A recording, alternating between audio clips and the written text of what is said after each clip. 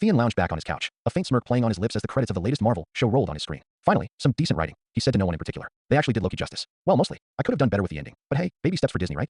He reached for the remote, pausing mid-motion as his apartment dimmed unnaturally. The familiar hum of his fan sputtered out. Shadows and light drained from the room, replaced by an all-consuming whiteness that swallowed everything, even sound. What now? Thean muttered, annoyance flickering across his face. He wasn't afraid, just irritated, as if fate had interrupted something he wasn't finished with. A chair materialized in the void, followed by a man he recognized instantly. Thean raised an eyebrow. Morgan Freeman? Oh, this is Rich, he said, sitting up straighter. Let me guess. You're going to drop some wisdom bombs, or am I in one of those feel-good redemption arcs? The figure's expression remained calm, his hands clasped together. I am the one above all, he said, his voice steady and layered with unfathomable authority. Thean burst out laughing. The one above all. Oh, come on. If you're God, why the Morgan Freeman shtick? Feeling nostalgic for Bruce Almighty, TOA tilted his head, unruffled. Morgan Freeman is a form you associate with wisdom and authority. I chose it to ease this transition. Well, you've officially missed the mark. This is just awkward. Thean gestured around at the void. And the whole all-white, minimalist backdrop thing? Try harder. TOA's gaze didn't waver. Thean, I am here because you have reached a rare understanding of existence, one that few humans ever approach. That awareness has brought you here. Thean snorted. Awareness? How? I'm just a guy who watches too much TV and knows how to point out plot holes. Enlightened? Hardly. TOA's expression darkened, barely perceptible, but enough to suggest that he wasn't accustomed to being interrupted, much less mocked. You are not here by chance. You see connections others do not. That potential has drawn my attention. Great, Thean said, reclining theatrically in his invisible chair.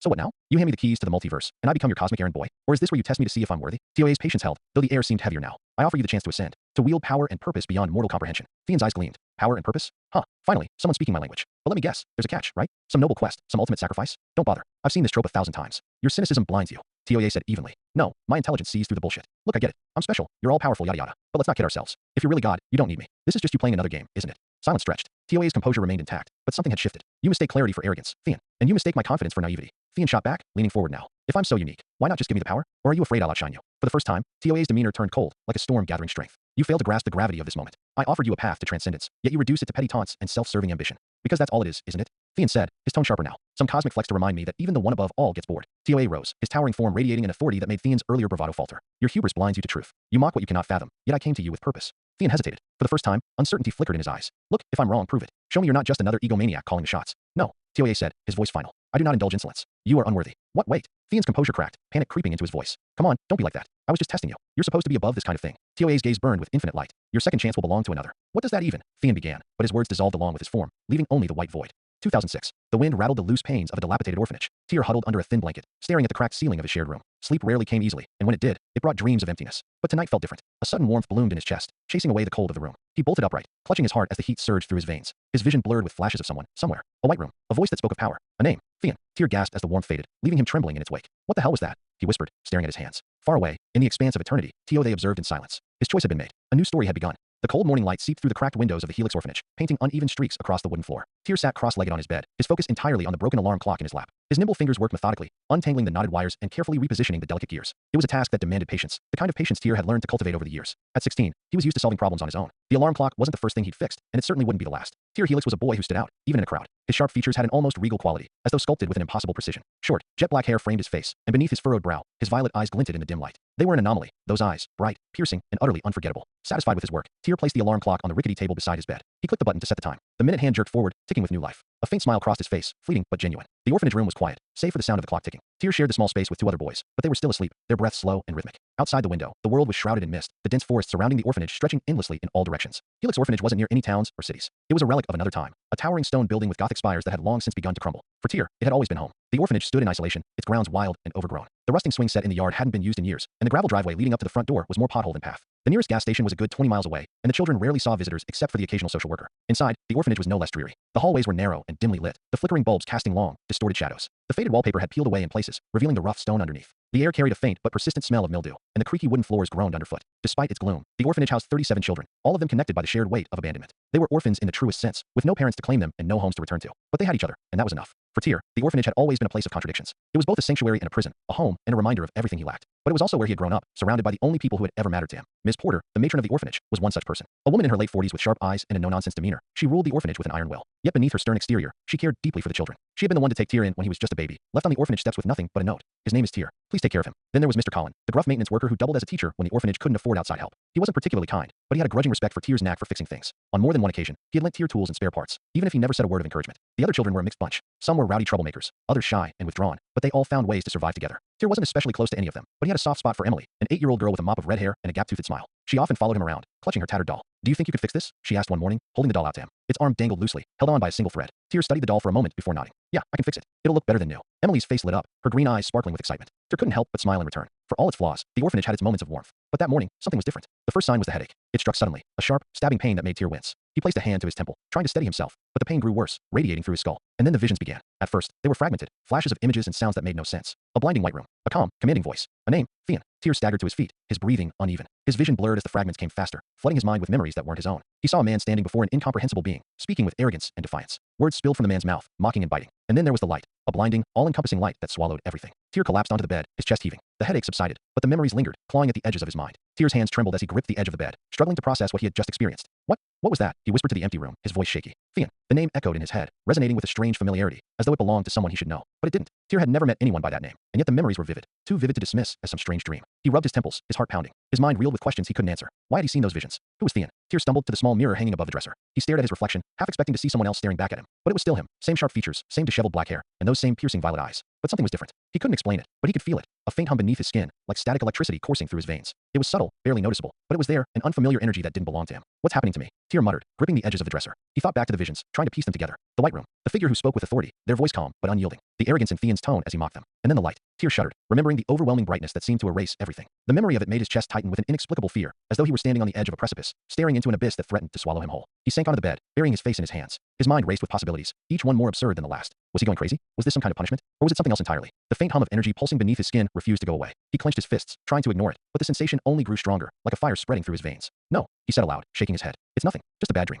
That's all it is. But even as he said the words, he didn't believe them. Tyr forced himself to stand, his legs unsteady. He needed to focus on something, anything, to keep himself grounded. His gaze fell on the tools scattered across the table, and he moved to pick them up, his hands working on autopilot as he disassembled the alarm clock he had just fixed. The familiar routine brought him a small measure of comfort. The rhythmic clinking of gears and the hum of his screwdriver filled the silence, giving him something to focus on besides the growing unease in his chest. But even as he worked, his thoughts kept drifting back to the memories. There had been a voice, calm yet commanding. The words were muffled, but the tone was unmistakable, an authority that brooked no defiance. And then there was Theon, his voice laced with arrogance as he dismissed the being before him. Tyr felt a pang of unease. Theon had been so sure of himself, so confident in his own superiority. And yet, in the end, he had been erased. The thought made Tyr's stomach churn. What kind of power could simply erase someone from existence? And why did he feel as though that power was somehow connected to him now? He set the screwdriver down, his hands trembling again. The faint hum beneath his skin had grown stronger, a low thrum that seemed to vibrate through his entire body. It was unsettling, like a presence that didn't belong. Tyr closed his eyes, taking slow, measured breaths. He needed to calm down, to push the thoughts away. But the more he tried to ignore them, the louder they became. Theon, he whispered, the name tasting foreign on his tongue. Who was he? And why did Tyr feel as though he was carrying a part of him now? The clock on the dresser ticked softly, the only sound in the room as Tyr sat in silence, grappling with the weight of what he didn't understand. Deep down, a part of him knew the truth. The memories weren't his, but the burden they carried was, and nothing would ever be the same again. The morning sun rose slowly over the orphanage, casting long shadows across the frost-covered grass. Tyr sat by the cracked window in his shared room, staring out at the overgrown playground below. The faint laughter of children echoed through the air, distant yet grounding. But in his mind, a storm was brewing. It began the moment he woke up. Memories, vivid and undeniable, flooded his consciousness like a tidal wave. They weren't fragments anymore, no longer disjointed flashes of light and sound. This time, they came with clarity, complete, whole, and they weren't his. He could see another life, another world. Theon. That name had haunted him for days, lingering in the corners of his thoughts like an unwelcome guest. But now, Tyr knew exactly who Theon was, an arrogant fool from another existence, born in a world so mundane and ordinary it made Tyr's head ache just thinking about it. In Theon's world, there were no gods, at least, none as tangible as TOA. There were no heroes or villains battling for the fate of humanity. It was a world of mediocrity, where people worshipped the stories of others, comic books, movies, and endless retellings of the same fantasies. And then there was the Marvel world, the world Tyr now lived in. That realization hit him hardest. The memories Theon carried confirmed it. This wasn't just a random universe. It was that universe, one filled with gods, mutants, aliens, and threats beyond imagination. A world where ordinary people were powerless, swept up in battles between beings far beyond their comprehension. Tyr clutched his head, leaning forward in the chair. He felt as though his mind was splitting in two, torn between the mundane existence of Theon's world and the dangerous, vibrant reality of his own. Two worlds, he muttered to himself, his voice shaking. Which one is real? The question lingered, heavy and suffocating. If Theon's memories were true, then this world, the one Tyr had known his entire life, was nothing more than a construct, a fictional playground for stories that didn't belong to him. But if this world was fake, what did that make him? His chest tightened as doubt crept into his thoughts. Was he just a character in someone else's story? A puppet dancing on the strings of an unseen hand? His gaze drifted to the playground below, where a group of younger children were chasing one another through the frost-dusted grass. Emily was among them, her red hair glowing like fire in the morning light. She laughed as she ran, her doll clutched tightly in one hand. The sight brought a faint warmth to Tyr's chest. Does it matter? He whispered to himself. Real or fake? This is the world I live in. These are the people I care about. The question of authenticity faded, replaced by a quiet resolve. It didn't matter whether this world was real or not. What mattered was that it was his. Tyr let out a slow breath, the tension in his chest easing slightly. He leaned back in the chair, his hands gripping the armrests as he stared at the ceiling. But even as he reassured himself, anger began to bubble beneath the surface. Theon, he spat, the name leaving a bitter taste in his mouth. You idiot. The memories of Theon's encounter with TOA were fresh in Tyr's mind, as vivid as if he had witnessed the event himself. He could see the blinding white room, hear the calm voice of TOA offering a second chance, and feel the weight of the moment. And what had Theon done? He had mocked the one above all. Why didn't you just kneel? Tyr muttered, his voice laced with frustration. You had one job. Just one. How stupid can you be? The more he thought about it, the angrier he became. TOA had offered Theon a gift, an opportunity to transcend mortality, to wield unimaginable power. And what did Theon do? He threw it away, all because of his arrogance and refusal to show respect. Tyr stood abruptly, pacing the room. What kind of moron mocks the creator of everything? You're standing in front of a god, and your first thought is to crack jokes. He shook his head, disgusted. You deserve what you got, Theon. Erased from existence. But now your mess is mine to clean up. His pacing slowed as another thought struck him. TOA's final words echoed in his mind. The power meant for another is now yours. Use it well. What power? Tyr muttered. The memories didn't offer any answers. Theon had never been told the specifics of what TOA was granting him, only that it had immense potential. Tyr frowned, running a hand through his hair as he considered the possibilities. If this truly was the Marvel Universe, then the range of abilities was staggering. Super strength, telekinesis, immortality, any of them were within the realm of possibility. But TOA's words suggested something greater, something beyond the typical powers of heroes and villains. His thoughts drifted back to the strange sensations he had been experiencing since the memories began. The faint hum beneath his skin, the tingling in his veins. It wasn't constant, but it was always there, lurking just beneath the surface. Tyr clenched his fists, focusing on the sensation. The hum grew stronger, thrumming like a low, steady pulse. Come on, he muttered, his eyes narrowing. If I have some kind of power, then show me what it is. The room remained silent, the only sound the ticking of the repaired alarm clock. Frustrated, Tyr sighed and sat back down on the edge of the bed. He thought back to the moments when he had felt the hum most strongly, when he was angry, when he was overwhelmed, when the memories had first surged into his mind. The common thread was emotion, intensity. Maybe it's tied to my feelings, he mused aloud. Closing his eyes, Tyr took a deep breath and tried to focus. He thought about the anger he felt toward Theon, the frustration of being thrust into this situation without warning or explanation. He thought about the fear of what his newfound memories meant, the doubt that had gnawed at him since the visions began. The hum grew louder. His eyes snapped open, and for a brief moment, he thought he saw a faint ripple of energy flicker across his hands. It was gone in an instant, leaving him unsure if he had imagined it. Tyr stared at his hands, his heart racing. What was that? He tried again, concentrating on the hum, but this time nothing happened. The energy remained elusive, slipping through his grasp like smoke. Frustrated, Tyr let out a groan and flopped back onto the bed. Great, I have powers I can't even figure out how to use. Thanks a lot, Theon. He stared at the ceiling, his thoughts swirling. Whatever TOA had given him, it was clearly more than just Theon's memories. But unlocking its potential was going to take time and patience. For now, Tyr had more immediate concerns. The memories of Theon's world had opened his eyes to the dangers of the Marvel Universe. If this truly was that world, then it was only a matter of time before chaos found its way to the orphanage. And when it did, Tyr would need to be ready. A cool wind swept through the grounds, rustling the leaves of the overgrown trees. The faint sound of children laughing could be heard in the distance, but Tyr wasn't paying attention. He was in the yard, shirtless and drenched in sweat, his fists slamming into the worn-out punching bag he had cobbled together from old fabric and duct tape. Each strike was precise, powerful, and purposeful. Tyr's muscles burned with exertion, but he welcomed the pain. It grounded him, gave him something to focus on besides the chaos swirling in his mind. Theon's memories had been a double-edged sword, granting him knowledge far beyond his years, but burdening him with questions he couldn't answer. The memories of martial arts were particularly vivid. Theon had been a natural, picking up disciplines like boxing, kickboxing, Krav Maga, and countless other martial arts with ease. It was as though his body and mind were wired for combat, and now, Tyr found himself inheriting those skills. Each punch and kick flowed with a precision he had never experienced before, his body moving as though it had been trained for years. Yet, for all the physical improvement, his thoughts remained in turmoil. Am I in the MCU? He wondered, slamming a roundhouse kick into the bag. Or some kind of Marvel AU. Please, God. No, TOA, don't let this be the Cancerverse. The thought made him shudder. The Cancerverse, a twisted realm where death didn't exist and life festered like an infection, was a nightmare scenario. If that's where he was, then none of his training would matter. He stopped mid-strike, breathing heavily, and looked toward the sky. The pale clouds drifted lazily, oblivious to his worries. TOA, he muttered, his voice low. If you're listening, please tell me I'm not in the Cancerverse. Just give me a sign, anything. The sky remained silent. Tyr sighed, running a hand through his damp hair. He wasn't sure if TOA was even paying attention. For all his supposed omnipotence, he had handed Tyr the memories and powers meant for Theon and disappeared without a word. He turned back to the punching bag, letting his frustration boil over. With a fierce uppercut, the duct tape holding the bag together gave way, and it fell to the ground in a heap. Damn it, he muttered, shaking his sore fists. The sound of approaching footsteps pulled him out of his thoughts. He turned to see Emily standing a few feet away, clutching her patched-up doll. Why are you always out here hitting that thing? She asked, tilting her head curiously. Training, Tyr said simply, picking up the remnants of the punching bag. It's good for you. Build strength. Emily wrinkled her nose. It looks like it hurts. Tyr chuckled softly. A little pain's good. It reminds you that you're alive. Can I try? The question caught him off guard. Tyr blinked, studying her small frame and innocent expression. He opened his mouth to tell her no, but something stopped him. You sure? He asked instead. Emily nodded eagerly, her red hair bouncing with emotion. Tyr grabbed one of the smaller sandbags from his makeshift training pile and set it up at her height. Okay, first rule, don't hit it with your thumb inside your fist. You'll break it. Emily frowned, clenching her fist and inspecting it carefully. Like this. Tyr adjusted her hand, showing her the proper form. There, now give it a good punch. She hesitated for a moment, then threw a small but determined punch at the bag. The impact barely made a sound, but she turned to Tyr with a triumphant grin. How was that? Not bad, Tyr said, ruffling her hair. Keep practicing, and you'll get stronger in no time. That night, Tyr lay on his bed, staring at the ceiling. The room was dark, save for the faint glow of the repaired alarm clock on the dresser. His body ached from the day's training, but his mind refused to rest. He clenched his fists, frustration bubbling to the surface. He had tried everything he could think of to tap into the power TOA had supposedly given him, but it was like trying to grasp smoke. No matter how much he concentrated, the energy remained elusive, just out of reach. What am I missing? He thought, his violet eyes narrowing. The hum he had felt beneath his skin was still there, faint but constant. It wasn't tied to his emotions. He had tried anger, focus, even calm meditation. Nothing worked. He sat up, running a hand through his hair. Come on, he muttered to himself. If I have this power, I need to figure out how to use it. I can't just sit around waiting for it to show itself. Tyr glanced around the room, his gaze falling on his desk. It was cluttered with tools, blueprints, and half-finished projects, a testament to his love for building and fixing things. He had always found comfort in creation, in the process of turning scraps into something functional. Maybe that was the answer. If he couldn't rely on his powers, he needed to prepare in other ways. Tyr swung his legs off the bed and walked to the desk, pulling out a fresh sheet of paper. He began to sketch, his mind racing with possibilities. Weapons, armor, gadgets. He didn't know what kind of dangers this world held, but he knew he needed to be ready for anything. If the memories were correct, this wasn't a safe place. Heroes and villains clashed regularly, and innocent people were often caught in the crossfire. As he sketched, an idea began to form. I can train my body, sharpen my mind, and build the tools I'll need. Even if I can't use my powers yet, I won't be helpless. The thought brought a flicker of hope. The next morning, Tyr's resolve solidified. He returned to the yard, this time accompanied by a small group of kids he had convinced to join him. Emily was among them, along with two boys around his age, Marcus, a wiry teen with a knack for climbing, and Liam, a burly kid who was surprisingly quick on his feet. Tyr stood before them, arms crossed. We're going to train, build strength, endurance, and discipline. It won't be easy, but it'll be worth it. Liam raised an eyebrow. Why? It's not like we're going to war or something. Tyr met his gaze evenly. You don't know that. The world's unpredictable. Being prepared never hurts. Marcus smirked. And you're going to be our drill sergeant? Something like that, Tears said, a faint smile tugging at his lips. He began with the basics: push-ups, sit-ups, running laps around the yard. The kids groaned and complained, but Tear kept them moving, offering encouragement when needed and corrections when they faltered. By the end of the day, they were all exhausted, collapsing onto the grass in a heap. Emily looked up at Tear, her freckled face flushed from exertion. "You're really strong," she said between breaths. Tear smiled faintly, his hands on his hips. "Keep this up, and you will be too." As the kids laughed and teased one another, Tear stood apart, his gaze drifting toward the horizon. The unknown loomed before him, vast and threatening. But for the first time since the memories had awakened, he felt a glimmer of control. He didn't know what the future held, but he was determined to face it head-on. The gates of the orphanage groaned open, the sound cutting through the crisp morning air like a warning bell. Tear paused mid-strike, his fist frozen inches from the patched punching bag. He turned toward the driveway, watching as a massive military truck rolled in, its black, armored frame like a storm cloud blotting out the sun. The air grew heavy, the idle chatter of the children dying in an instant. The gravel crunched under boots as soldiers disembarked, their movements sharp and rehearsed. Tear's violet eyes narrowed. A tall man with a jagged scar down his cheek stepped forward, scanning the yard like a wolf picking its prey. The children huddled together, instinctively shrinking back. "You there," the man barked, his voice cold and authoritative, pointing directly at Tear. "Where's the matron?" Tear's instinct screamed. Something about these men, how they moved, how they stood, felt wrong. "Dangerous." "Inside," he replied curtly, nodding toward the orphanage. The man gestured, and his team followed him toward the building.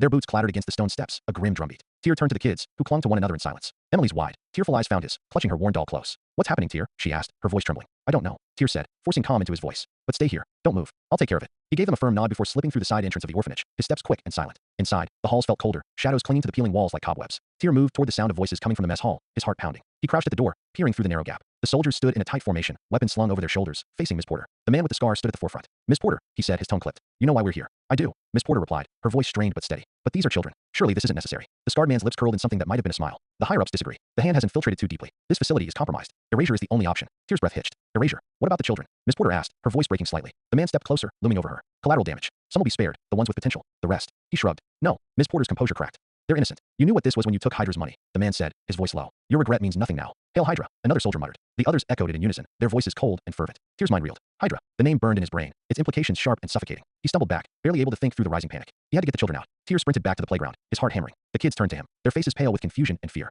"Run," he said, his voice sharp and urgent. "Get to the woods. Now." They hesitated, clutching each other. "What's happening, Tear?" Emily asked again, her small voice breaking. "Just go," he snapped, his desperation spilling over. "Run." But it was too late. The soldiers emerged from the orphanage, weapons raised. "Step aside," the scarred man commanded. Tear stepped in front of the children, planting his feet firmly. "No." The man sighed, motioning to his men. "Open fire." The first shot rang out, and chaos erupted. Children screamed as bullets ripped through the air. Tear dove, dragging Emily to the ground, but others weren't so lucky. Marcus, trying to run for the woods, was struck in the back. He crumpled to the ground, blood pooling beneath him. Another boy was gunned down near the swings, his body flung like a rag doll. Tear's vision blurred with rage. He launched himself at the nearest soldier, his fists a blur of fury. He drove his elbow into the man's throat, feeling the cartilage give way, then grabbed the rifle and swung it, shattering another soldier's visor. A rifle but slammed into his ribs, knocking him to his knees. He spat blood and rose again, slamming the weapon into his attacker's face. Teeth and blood sprayed as the man fell. But for every soldier Tear downed, two more took their place. The children's screams grew fainter. Emily cried out beside him, her doll tumbling from her grasp. Tear turned, reaching for her, but a bullet struck her chest. Her small body jolted, her eyes wide with shock. "Emily!" Tear screamed, catching her as she fell. Her lips moved, but no sound came out. She stared at him, tears mixing with blood, and then her eyes closed. Something inside Tear snapped. The hum that had been a faint presence for weeks now roared to life, an unstoppable force coursing through his veins. His grief twisted into something feral, something uncontainable.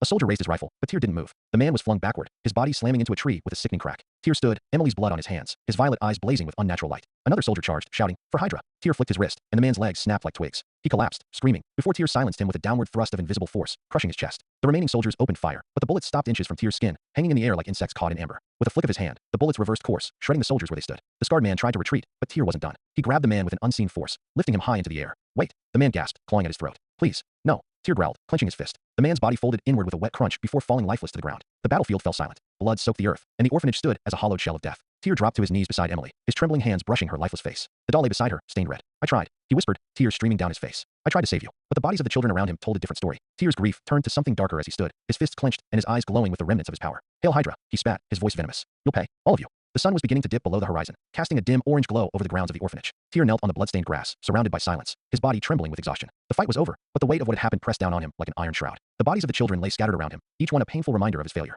Emily's lifeless form was nearest, her freckled face frozen in an expression of fear, her doll still lying beside her. Tear's breath hitched as fresh tears streamed down his face. "I'm sorry," he whispered, his voice barely audible. "I'm so sorry." He sat there for several minutes, his grief overwhelming. His shoulders shook as sobs racked his body, the adrenaline of the fight fading and leaving only the hollow ache of loss. But as the light began to fade and the air grew colder, Tear forced himself to move. "They deserve better than this," he murmured, his voice hoarse. He wiped his face with the back of his hand, pushing the grief aside as best as he could. The children were gone, but they wouldn't be left here to rot. He owed them that much. Tear started by gathering the bodies of the children, one by one. He lifted them carefully, his hands steady despite the weight in his chest. Each step felt like a lifetime as he carried them to a shaded spot beneath the largest tree on the orphanage grounds. When he reached Miss Porter's body, he hesitated. The matron lay slumped against the wall of the building, her hands still clutching at the wound in her chest. Tear stared at her for a long moment, his emotions tangled. "She took Hydra's money," he muttered, his voice conflicted. "She knew what they were, what they stood for." But then he thought of the way she had always looked after the children, the quiet acts of kindness, the sacrifices she had made to keep them fed and clothed. She had loved them in her own way, even if her decisions had ultimately doomed them all. Tear sighed, his shoulders sagging. "I can't hate you," he admitted. He lifted her body gently, carrying it to rest alongside the children she had cared for. The graves took hours to dig. Tyr's hands were blistered and raw by the time he finished, but he didn't stop. He dug each grave deep enough to protect the bodies from scavengers, arranging the children side by side in neat rows. When it was done, he knelt before the graves, his hands clasped tightly together.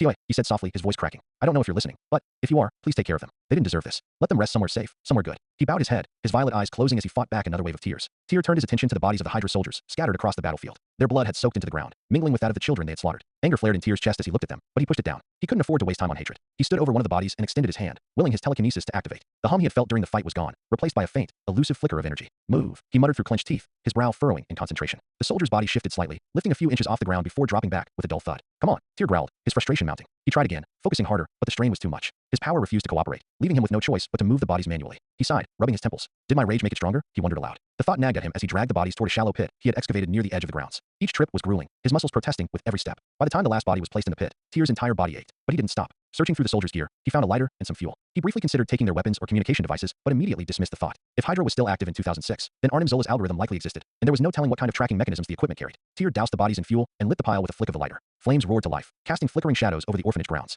He watched in silence as the fire consumed the soldier's remains, the acrid smell of burning flesh filling the air. When the fire burned low, Tyr turned back toward the graves beneath the tree. He knelt once more, bowing his head. I'm sorry, he whispered. I couldn't save you, but I promise, I won't let them get away with this. Hydra will pay for what they've done, every last one of them. The wind carried away his words, and Tyr felt a hollow ache in his chest as he rose to his feet. He couldn't stay here. If Hydra sent reinforcements after realizing the squad was missing, he would be an easy target. With one final glance at the orphanage, Tyr began to run. His legs burned with each step, but he didn't stop. He didn't look back. The orphanage was gone, the children were gone, but Tyr was still alive. And for now, that had to be enough. Tyr ran as fast as his legs could carry him, his breaths coming in ragged gasps. The forest around him seemed endless, an oppressive expanse of towering trees and shadowy undergrowth. He glanced behind him now and then, half expecting to see the Hydra reinforcements bursting out from the tree line, but there was nothing. Still, he didn't stop. He couldn't stop. The forest stretched on, and no matter how far he went, there was no sign of civilization. His thoughts churned as the hours passed, exhaustion creeping into his muscles. Damn, he muttered under his breath. Was this place really so far from everything? The sun dipped lower in the sky, casting long shadows over the forest floor. Darkness crept in from all sides, and the chill in the air made Tyr shiver. He slowed to a stop, leaning against a tree to catch his breath. This is pointless, he muttered, scanning his surroundings. If I keep going like this, I'll collapse before I find anything. Reluctantly, he decided to make camp. He began gathering what he could, sturdy branches to lean against a tree for shelter, dry leaves for insulation, and rocks to circle a campfire. The lighter he'd taken from the Hydra soldiers was his saving grace.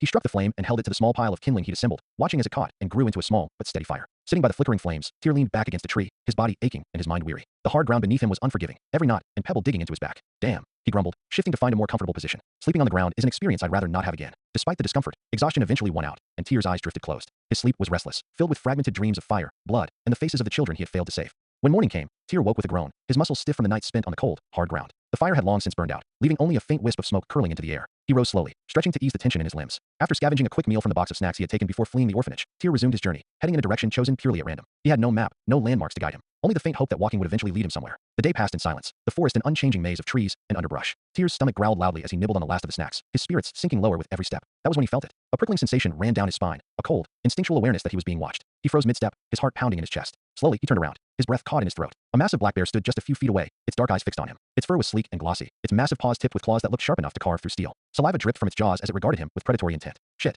Tyr whispered, his voice barely audible. Did my food attract it here? He thought, his mind racing. Fuck, it's huge. The bear snorted, its breath visible in the cool morning air. Tyr's eyes darted around, searching for anything that could help him. There was nothing, just trees, dirt, and a few scattered stones. He cautiously stepped back, keeping his movements slow and deliberate. He knew better than to make any sudden moves. Unfortunately, the bear's hunting instincts didn't care for subtlety. With a deafening roar, the bear lunged forward, swiping its massive claws at him. Tyr ducked and rolled to the side, narrowly avoiding the attack. His heart hammered in his chest as he scrambled to his feet. I can't outrun it, he realized, panic clawing at his mind. I have to find a way to fight back. Using telekinesis was immediately out of the question. The area was littered with small stones, but they wouldn't even scratch the creature. Besides, his powers were unreliable at best, and he didn't have time to gamble on them now. The bear charged again, and Tyr sprinted toward the nearest cluster of trees, weaving between them to slow the animal's advance. The beast snarled in frustration, its massive frame crashing through the underbrush as it pursued him. Tyr's mind raced, searching for a plan. He needed something, anything, to tip the odds in his favor. And then it hit him. He said it has immense potential, Tyr thought, remembering Tioe's cryptic words about his powers. I'm risking my life here, but if it doesn't work, I'll complain to him later. He skidded to a halt, spinning to face the bear as it bore down on him. His pulse thundered in his ears as he extended a trembling hand, focusing all his will on the massive creature before him. I can feel it, the flow. The bear roared, closing the distance between them in seconds. Tyr's heart felt like it might burst, but he didn't waver. With a sweeping motion of his hand, he unleashed everything he had. The bear froze mid-charge, its snarls silenced as its body went rigid.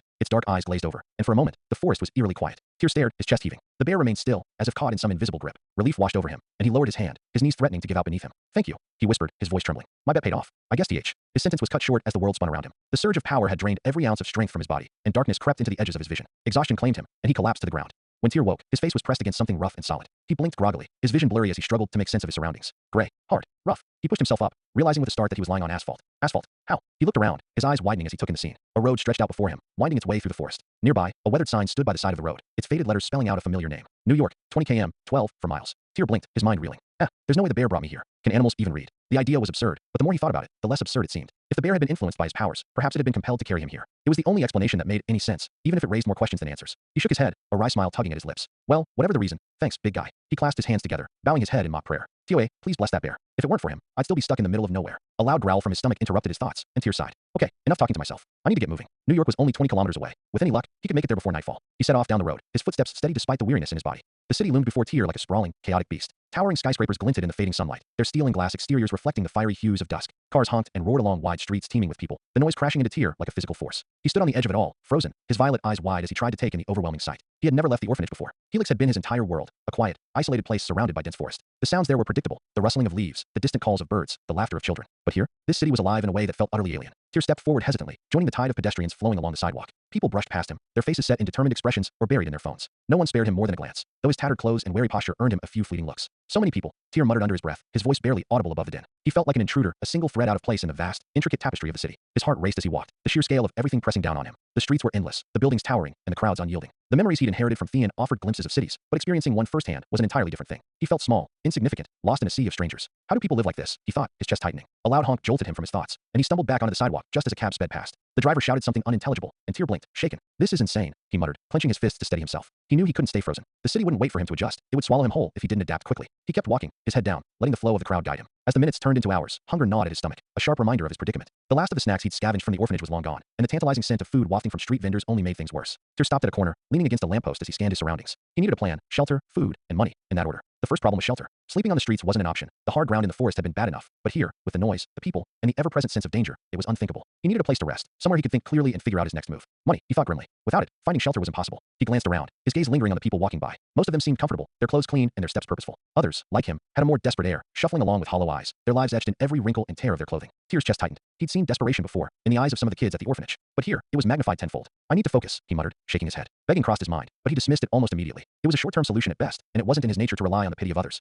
His thoughts shifted to the possibilities his memories offered. Xavier's school for gifted youngsters, he thought, the idea flashing in his mind. The school had been a haven for mutants and those with extraordinary abilities, a place where people like him could find safety and guidance. But then he remembered something else: Xavier's telepathy. The man's ability to read minds was legendary, and the idea of being under the scrutiny of such a power made Tyr's stomach churn. Mind rapist, he muttered bitterly, pushing the thought aside. That wasn't an option. Another possibility surfaced: Kamartaj. The Ancient One's order was said to train individuals in the mystic arts, teaching them to harness their potential and protect the world from threats both seen and unseen. If there was anyone who could help Tyr understand his powers, it was the Ancient One. But there were too many unknowns. He didn't know if the Ancient One would even accept him, let alone train him. And finding the Sanctum Sanctorum, let alone Kamartaj, seemed like an impossible task. Tyr sighed, rubbing his temples. Great. No easy answers. The noise of the city seemed to grow louder, pressing in on him as he tried to think. His hunger made it hard to concentrate, and the fatigue from his endless walking was catching up to him. He drifted into a quieter part of the city as the day wore on. The towering skyscrapers gave way to smaller buildings, their facades worn and weathered. He passed an old basketball court surrounded by a rusted chain link fence and decided to stop. His legs ached, and the relentless noise of the city had dulled to a manageable hum. Tyr sat on the cracked asphalt, pulling out the last crumbs of a granola bar he'd found earlier. He ate slowly, savoring every bite despite how unsatisfying it was. A familiar sensation crept over him, the feeling of being watched. He froze, his instincts sharpening as he scanned the area. The court was empty, save for a few plastic bottles rolling in the wind.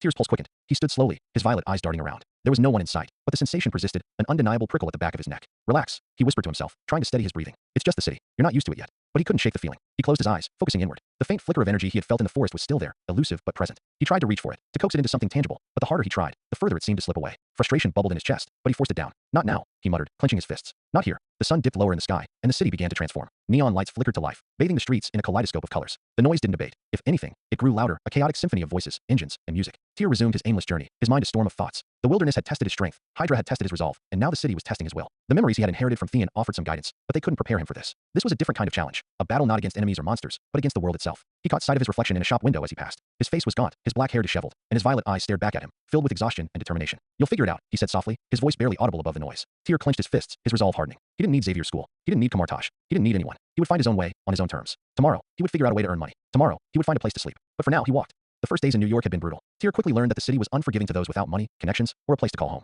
The bright lights and crowded streets that had overwhelmed him upon arrival had lost their initial awe, replaced by the stark reality of survival. Tyr explored the less glamorous parts of the city, alleys littered with trash, abandoned lots hidden behind rusted fences, and forgotten corners where no one cared to look. These places became his refuge. They were grim and filthy, but they offered anonymity and an unspoken understanding. Here, no one would bother you if you didn't bother them. He scavenged food from dumpsters behind restaurants, grimacing as he sifted through spoiled leftovers for anything edible. Once, he found half a sandwich wrapped in plastic, still fresh enough to eat. Another time, a pizza box with only a few bites taken out of a slice. His scavenging didn't just yield food. He found small treasures, a handful of discarded coins, a ratty but functional blanket, and a broken watch he hoped to repair when he had the tools. Each item was a tiny victory, a reminder that even in a place as ruthless as New York, survival was possible with enough determination. As the days passed, Tyr found moments to practice his abilities in secret. While resting in the shadows of an abandoned lot, he focused on the small, flickering ember of power he had felt before. His experiments were clumsy at first. He started small, picking up a pebble with his telekinesis. It wobbled in the air, trembling under his shaky control before dropping to the ground with a dull thud. Come on, he muttered, narrowing his violet eyes in concentration. He tried again, this time lifting a discarded soda can. The effort made his forehead bead with sweat, and the can barely rose an inch before his focus slipped. Tyr groaned in frustration, collapsing against the brick wall behind him. This is pathetic, he muttered. I stopped the bear with his power, and now I can't even lift a stupid can. He clenched his fists, anger bubbling beneath the surface. The memory of the bear was vivid. The moment he tapped into something immense and powerful. But no matter how hard he tried, he couldn't recreate it. The power only seemed to respond when he was in the throes of life or death desperation. Maybe it's tied to adrenaline, he mused, brushing the dirt off his pants as he stood. Or maybe I just suck at this. The city's underbelly revealed itself to him in other ways. While searching for shelter one night, Tyr wandered into a dimly lit alley. He kept his head down, his senses alert, but the commotion ahead drew his attention. Two burly men were shaking down a trembling shopkeeper, their voices low but menacing. Tyr edged closer, staying in the shadows as he listened. You're late on your payment, old man. One of the thugs growled, his hand slamming onto the counter. You think we let you run this place for free? Please, the shopkeeper stammered, his voice laced with desperation. Business has been slow. I just need a little more time. The second thug sneered, pulling out a crowbar and tapping it against the counter. Time's up. Pay now, or we'll make an example out of your little shop. Tyr's fists clenched. His first instinct was to walk away. This wasn't his problem, and getting involved would only make things worse for him. But as he watched the shopkeeper plead, his voice breaking, something inside Tyr refused to let him leave. This isn't right, he thought. I can't just stand by and let this happen. Taking a deep breath, he stepped out of the shadows. Hey, Tyr called, his voice steady despite the nervous energy coursing through him. Why don't you leave the guy alone? The two thugs turned, their eyes narrowing as they sized him up. Who the hell are you? The one with the crowbar asked, his tone more irritated than intimidated. Does it matter? Tyr replied, stepping closer. You've got your answer. Now leave. The thug laughed, slapping his companion on the shoulder. You believe this kid? Thinks he's a hero or something. I'm not a hero, Tyr said coolly, his violet eyes meeting the thugs. But I've had a rough couple of days, and I could use a good fight. The thug's grin faded. He raised the crowbar, pointing it at Tyr. All right, tough guy, you asked for it. The fight was fast and brutal. The thug with the crowbar swung first, the heavy metal weapon whistling through the air. Tyr ducked, his training kicking in as he stepped into the man's guard and delivered a sharp uppercut to his jaw. The thug staggered back, cursing as blood dripped from his split lip. The second thug charged, aiming a wild punch at Tyr's head. Tyr sidestepped, grabbing the man's arm and twisting it behind his back in one fluid motion. The thug yelped in pain, but Tyr didn't let up. He drove his knee into the man's stomach, sending him crumpling to the ground. The first thug recovered, swinging the crowbar again. Tyr blocked it with his forearm, grimacing as the metal bit into his flesh. Ignoring the pain, he retaliated with a spinning kick that sent the weapon clattering to the ground. The thug stumbled, and Tyr followed up with a series of punches, each one landing with precision. By the time he stepped back, the man was unconscious, slumping to the pavement. Tyr looked down at the two men, his chest heaving. They were alive, but they wouldn't be getting up anytime soon. The shopkeeper stared at him, his eyes wide with shock and gratitude. Thank you, he said, his voice trembling. Tyr nodded, wiping the sweat from his brow.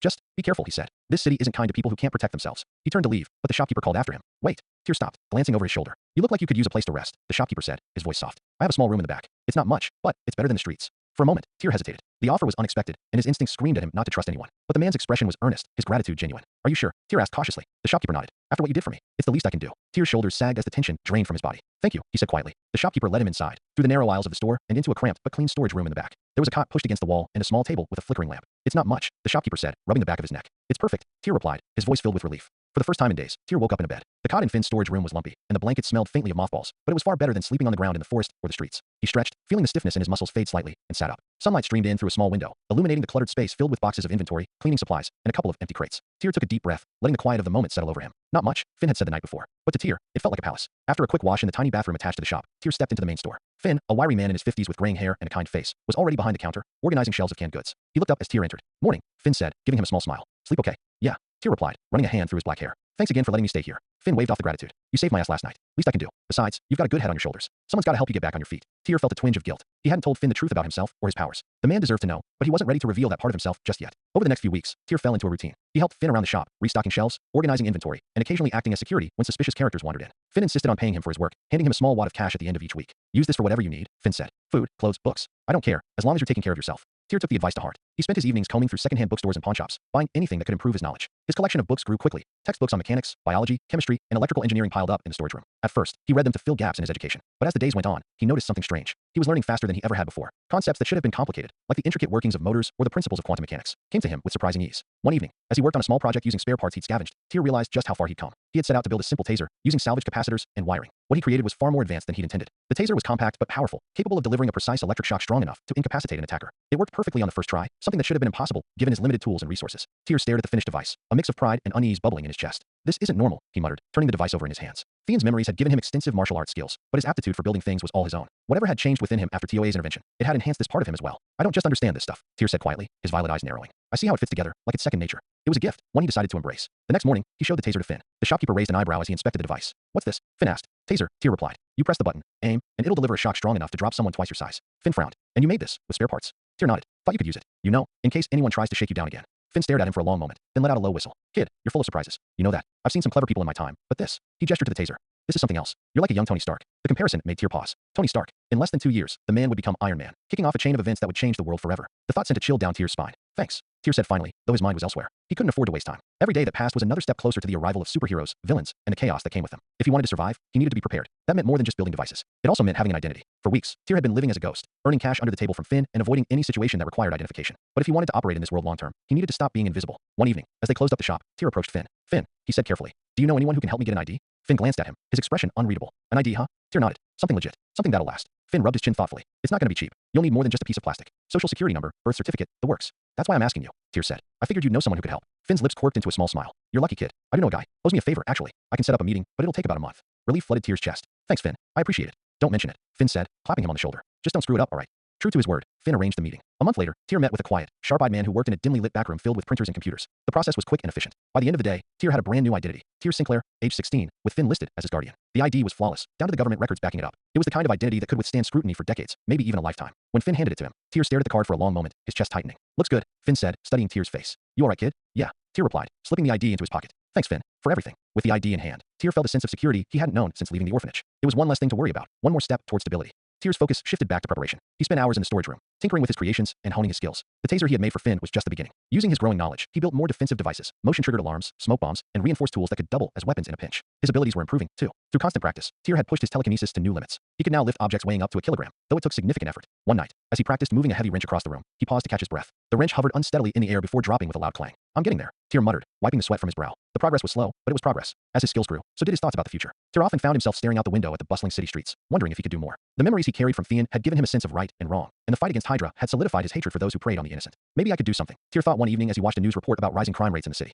The idea of vigilantism was tempting. With his training, his gadgets, and his budding powers, he could make a difference. But it was a dangerous path, one that could draw attention from the wrong people. Tyr leaned back in his chair, his violet eyes thoughtful. I need to be ready, he said softly. Before I take any steps, I need to be sure. For now, he would focus on building, training, and preparing. But the thought lingered in his mind, a spark waiting to ignite. Tyr sat cross-legged on the cold concrete floor of Finn's storage room, his violet eyes focused intently on the wrenches lying in front of him. His breathing was steady, his mind clear. Slowly, he raised a hand, willing the wrenches to rise. At first, nothing happened. Then, with a faint tremor, the wrenches began to lift off the ground, wobbling slightly as it hovered a few inches in the air. Sweat beaded on Tyr's forehead as he concentrated, holding the object steady for a few moments before letting them drop with a dull clatter. He exhaled sharply, wiping his brow with the back of his hand. 5 kilograms, he muttered to himself. That's the limit for now. Tyr leaned back against the wall, frustration bubbling beneath the surface. His telekinesis was improving, but it wasn't enough. The precise control he had over small objects was useful for delicate tasks, like picking locks or disarming traps. But in a fight, he needed more raw power. He clenched his fists, replaying his encounter with Toya in his mind. The being's warning about his vigilante activities had left him uneasy, but Tyr couldn't ignore the growing pull to do something. The streets of the city weren't safe. Finn had told him as much. Small businesses like his were struggling under the weight of extortion, robberies, and worse. Tyr had already seen it firsthand. Be careful, Tyr murmured, repeating Toya's words. He shook his head. Yeah, well, someone has to do something. Later that evening, Tyr helped Finn close up the shop. The night was cool, the streetlights casting long shadows over the quiet neighborhood. Finn locked the front door and pocketed the keys, letting out a tired sigh. Everything all right? Tyr asked, noticing the tension in Finn's expression. Finn nodded but didn't look at him. Yeah, just been hearing things. Some of the other shop owners are saying there's been a lot more trouble lately. Break-ins, robberies, you name it. Tyr frowned. Anything specific? Not yet, Finn replied, his voice low. But it's only a matter of time before they come here. Places like this are easy targets. Tyr's jaw tightened. The thought of someone targeting Finn, one of the few people who had shown him kindness, lit a fire in his chest. I'll keep an eye out, Tyr said. Finn glanced at him, his eyes narrowing. You're not thinking of doing something stupid, are you? Tyr forced a small smile. Just looking out for you, Finn. That's all. Finn didn't seem convinced, but he didn't push the issue. Well, don't get yourself hurt. I don't need to be worrying about you on top of everything else. That night, Tyr couldn't sleep. He lay on the cot in the storage room, staring at the ceiling as his mind raced. Finn's words echoed in his ears, blending with Toya's cryptic warnings and his own growing sense of responsibility. He thought about the children at the orphanage, about how powerless he had felt when Hydra had taken everything from them. I won't let that happen again, Tyr said quietly, his voice firm. He sat up, grabbing a notebook and a pencil from the cluttered desk in the corner. Flipping to a blank page, he began to sketch, his hand moving with practiced ease. The first design was crude, more of a concept than a plan. A device that could allow him to stay in the air, something that could give him an advantage in a fight, or help him escape if things went south. Staying on the ground makes me a target, Tyr muttered as he worked. I need to be mobile, agile. His mind raced with possibilities. Propulsion systems, lightweight materials, power sources. The ideas came faster than he could sketch them. He knew it wouldn't be easy, but the challenge only fueled his determination. For now, though, it was just a blueprint. He didn't have the resources to build it yet. The following day, Tyr decided to take action. If Finn's shop was in danger, he needed to know who was responsible. Using the small surveillance devices he had built, a network of motion-triggered cameras disguised as harmless debris, Tyr began scouting the neighborhood. He set them up in alleys, near abandoned buildings, and in other places where criminal activity was likely to occur. It didn't take long to find something. Through one of the cameras, Tyr spotted a group of men loitering near a boarded-up warehouse. They were rough-looking, their voices low and threatening as they discussed their plans. Hit the corner store tomorrow night, one of them said, his tone casual. Place is an easy mark. No cameras, no security. Tyr's blood boiled. He recognized the description immediately. It was Finn's shop. That night, Tyr prepared carefully. He packed a small bag with his defensive gadgets, tasers, smoke bombs, and reinforced tools that could double as weapons. His hands trembled slightly as he tightened the straps, but he forced himself to stay calm. This is just recon, he told himself. Get in, get information, and get out. No heroics. But deep down, he knew it wouldn't be that simple. The warehouse was quiet when Tyr arrived, its broken windows and rusted exterior giving it an air of abandonment. He slipped inside through a side entrance, keeping to the shadows as he moved through the dimly lit space. The men were gathered around a table in the center of the room, their voices carrying in the stillness. Store should be empty by 10, one of them said. Just grab what we can and go. No need to stick around. What about the old guy? Another asked. Won't be a problem. If he gives us trouble, we'll deal with him. Tyr's grip on the taser in his hand tightened. He could feel the anger rising in his chest, hot and unrelenting. Not on my watch, he thought. He moved closer, careful not to make a sound. When he was within striking distance, he pulled a smoke bomb from his bag and rolled it toward the group. The device hissed as it activated, filling the room with thick, choking smoke. The men shouted in confusion, stumbling over each other as they tried to find the source. Tyr struck quickly, taking down the first man with a swift blow to the back of the head. The second swung wildly in the smoke, but Tyr ducked beneath the attack and jabbed him with the taser. The man collapsed with a grunt, his body convulsing. The third man managed to catch sight of Tyr through the smoke and charged at him, a knife gleaming in his hand. Tyr sidestepped at the last moment, grabbing the man's arm and twisting it behind his back. The knife clattered to the ground, and Tyr delivered a hard kick to the back of the man's knee, sending him sprawling. Within minutes, it was over. Tyr stood in the center of the room, his chest heaving as the smoke began to clear. The men lay unconscious around him, their weapons scattered on the ground. He stared down at them, his mind racing. This wasn't like the fight in the alley. These men had been planning to hurt Finn, someone he cared about. The thought made his blood boil, but he forced himself to walk away. Killing them wouldn't solve anything. When Tyr returned to Finn's shop the next morning, he felt a strange mix of triumph and unease. He hadn't told Finn about his activities, and he wasn't planning to. As Finn handed him a cup of coffee, he gave Tyr a curious look. "You alright, kid? You seem different." Tyr shrugged, taking a sip. "Just thinking about the future," he said simply. Finn nodded, a small smile playing at his lips. "Well, whatever it is, I hope it's good." Tyr glanced out the window at the bustling street beyond. His thoughts drifted to the blueprint tucked away in the storage room and the growing list of ideas in his notebook. He's not a Batman wannabe, I think. Tyr's sleep was restless, a chaotic whirl of images and voices that clashed and blurred together. He saw Finn, Emily, and the children of the orphanage, their faces twisting into shadows and fracturing like shattered glass. The earth beneath him gave way, and he tumbled into an abyss of darkness, cold and endless. Then, without warning, everything stopped. Tyr gasped as his eyes flew open, but what greeted him wasn't the dim ceiling of Finn's hideout. Instead, an expanse of pure white stretched infinitely in every direction. There was no sound, no wind, no ground beneath his feet, only a vast, silent void. He blinked, disoriented. Where? Finally awake, are we? A warm, amused voice interrupted. Tyr spun around and froze. Before him stood a throne, massive and black, its edges seemingly carved from shadow itself. Perched upon it was a humanoid figure, their body an unblemished white, smooth and featureless as polished marble. They wore no crown, carried no symbols of authority, but their presence was overwhelming, a quiet, absolute power that swallowed the void itself. The being's face bore a wide, cheerful smile that seemed almost out of place. Its eyes, shimmering with an infinite light, studied Tyr with a mix of curiosity and affection. Tyr's breath caught in his throat. He dropped to one knee instinctively, bowing low. "The one above all," he said, his voice trembling with awe. The figure chuckled lightly and waved a hand. "Oh, come now. There's no need for all that," it said, leaning forward with a playful grin. "You're making me feel far too formal, and I don't have time for that today." Up. Hesitant, Tyr rose to his feet, his violet eyes still fixed on the being. "Why am I here?" he asked cautiously. "Straight to the point," the figure replied, clasping its hands together. "I like that about you. Why are you here?" "Well, let's call it a check-in. A progress report, if you will." Tyr frowned, his mind racing. He had 1,000 questions, but one rose above the rest. "Why did you erase Theon?" At the mention of the name, the figure's smile dimmed, though it didn't disappear entirely. It leaned back in its throne, tapping its fingers on the armrest. "Ah, Theon. Yes, I thought you might ask about him." The being's voice shifted, its warmth tempered by something deeper. "Theon wasn't erased out of cruelty or punishment, Tyr. He was removed because he posed a risk to the balance of everything." Tyr's brows furrowed. What kind of risk? The being's luminous gaze seemed to bore into him. Theon was brilliant, capable, and uniquely attuned to the nature of existence. But his arrogance blinded him. He believed he could fix the universe, improve it according to his own ideas of what was right. Tyr's stomach twisted. "And that's a bad thing?" The being laughed, the sound both gentle and heavy. "In theory, no. Improvement is always welcome. But in practice? That's where the trouble lies." It gestured broadly, as if encompassing all of existence. "The universe, Tyr, is a delicate symphony of chaos and order. Every note, every dissonance, has its place." Theon didn't understand that. He wanted to rewrite the music entirely, to impose his own vision of perfection. The being's smile faded entirely, replaced by a solemn expression. If left unchecked, he would have destroyed the multiverse. Not out of malice, but out of ignorance. His good intentions would have unraveled everything, piece by piece. And once the balance is broken, it can't be fixed. Tyr finished, his voice barely above a whisper. The being nodded. "Exactly." Tyr's chest tightened. Theon had always been arrogant, sure, but to think his actions could have led to such devastation. It was hard to comprehend. He didn't know. Tyr said quietly. "No, he didn't," the figure agreed. "And that's why it fell to me to intervene. I don't relish erasing anyone, Tyr. But sometimes, to preserve the whole, sacrifices must be made." Tyr swallowed hard, his thoughts a whirlwind of emotions. He couldn't argue with the logic, but the weight of it still felt crushing. After a moment, he asked, "Why tell me this? Why not let me think he was just arrogant or reckless?" The being's smile returned, softer this time. "Because you're different, Tyr. You have the same potential Theon did, but you've also suffered in ways he never did. That suffering has given you something precious, perspective." Tyr's fists clenched at his sides. "And what if I lose that perspective? What if I become like him?" The being tilted its head thoughtfully. "That's always a possibility. But I believe in you, Tyr. You've already proven that you're willing to fight for others, even at great cost to yourself. That's why I gave you this power." Tyr straightened, his nerves tingling. "What is this power? What am I supposed to do with it?" The being chuckled, wagging a finger. "No spoilers. You'll figure it out as you go. Where's the fun in me telling you everything?"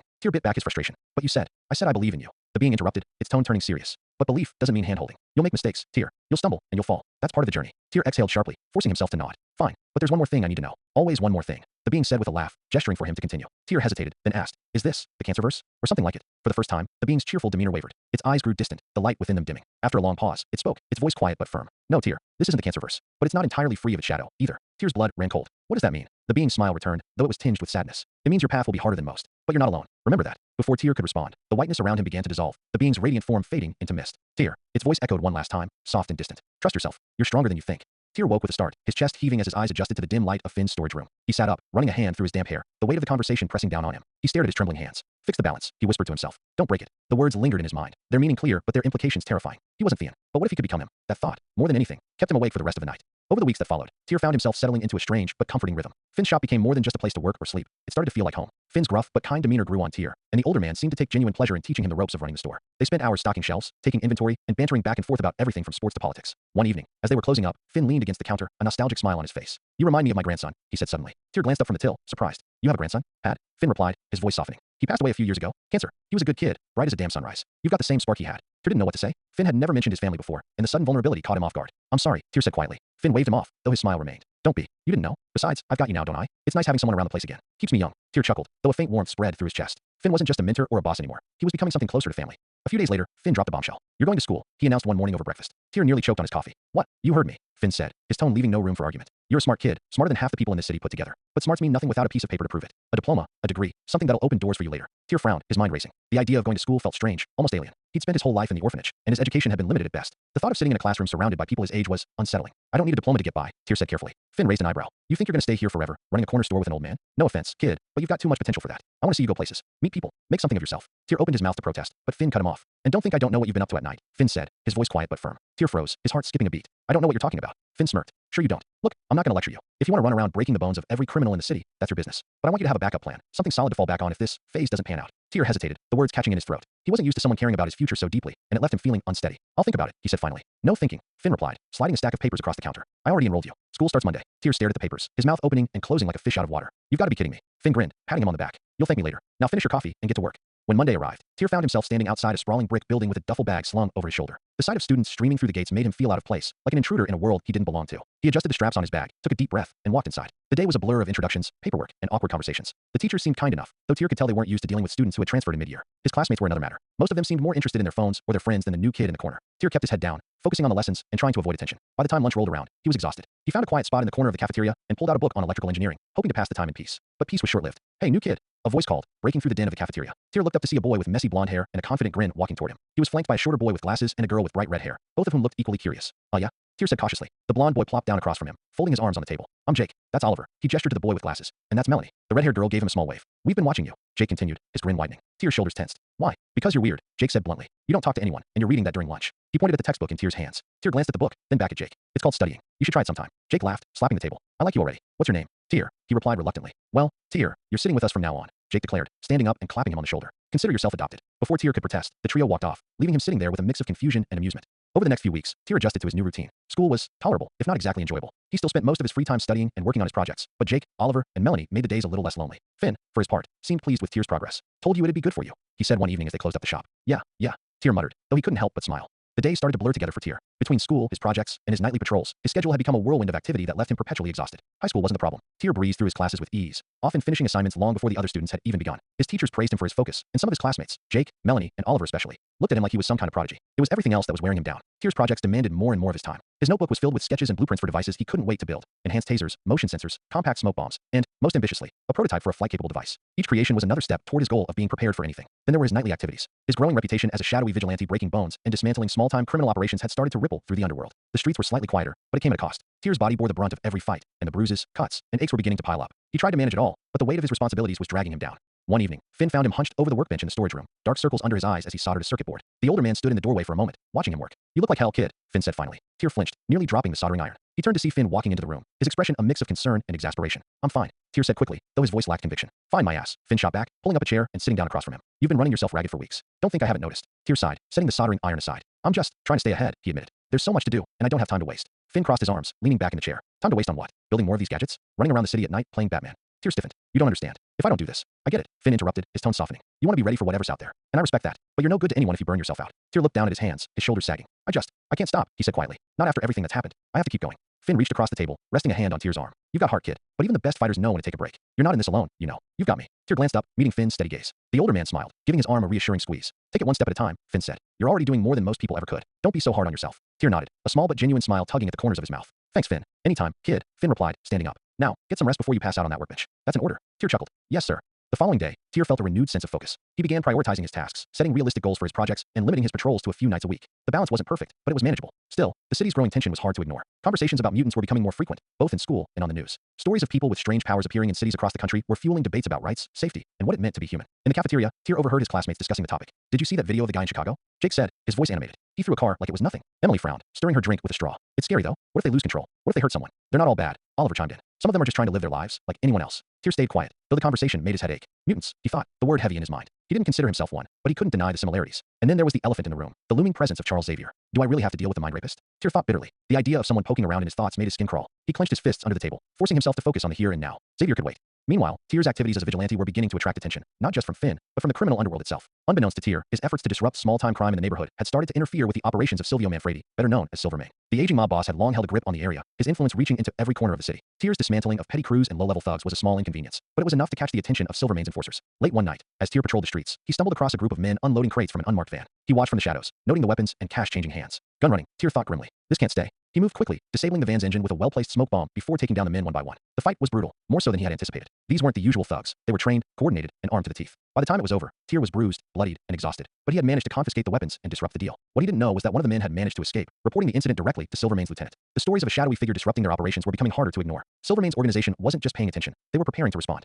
Back at the shop, Finn noticed the cuts and bruises on Tyr's face the next morning, but didn't say anything. Instead, he handed Tyr a cup of coffee and patted him on the shoulder. "You're doing good, kid," Finn said simply. Tyr gave him a tired smile, the weight of the night's events still fresh in his mind. "Thanks, Finn." As he sipped his coffee, Tyr thought about the criminals he had taken down, the tension surrounding mutants, and the projects waiting for him in the storage room. The balance was hard to maintain, but he wasn't giving up. He couldn't. Flickers of electricity illuminated the dimly lit workshop as Tyr carefully soldered the final connection on a small, triangular object. Sweat trickled down his temple, the product of hours of intense focus and effort. He sat hunched over his workbench, surrounded by scattered tools, wires, and technical manuals, every inch of his space a testament to the singular obsession that had consumed him for weeks. Tyr's violet eyes gleamed with anticipation as he wiped his hands on a rag, the faint hum of the object beneath his fingers sending a shiver of excitement down his spine. With a deep breath, he reached for the small button at its center. "Here goes nothing," he muttered. The moment he pressed the button, the device came to life, glowing intensely with a deep purple light that pulsed rhythmically, like the heartbeat of a living creature. The soft hum grew louder, filling the room with an electric energy that seemed to dance in the air. Tyr stared at it, his breath catching in his throat. And then, the realization hit him. Yes, I did it, he screamed, jumping to his feet and throwing his arms in the air. I actually did it. For weeks, he had pored over every resource he could find on Howard Stark's original arc reactor, a technological marvel created decades ago. Tyr had become obsessed with the idea of miniaturizing it, just as Stark's son would eventually do. It had seemed impossible at first, a goal far beyond his reach, but here it was, a functional reactor. Rudimentary and unpolished, sure, but functional nonetheless. The joy coursing through him was overwhelming.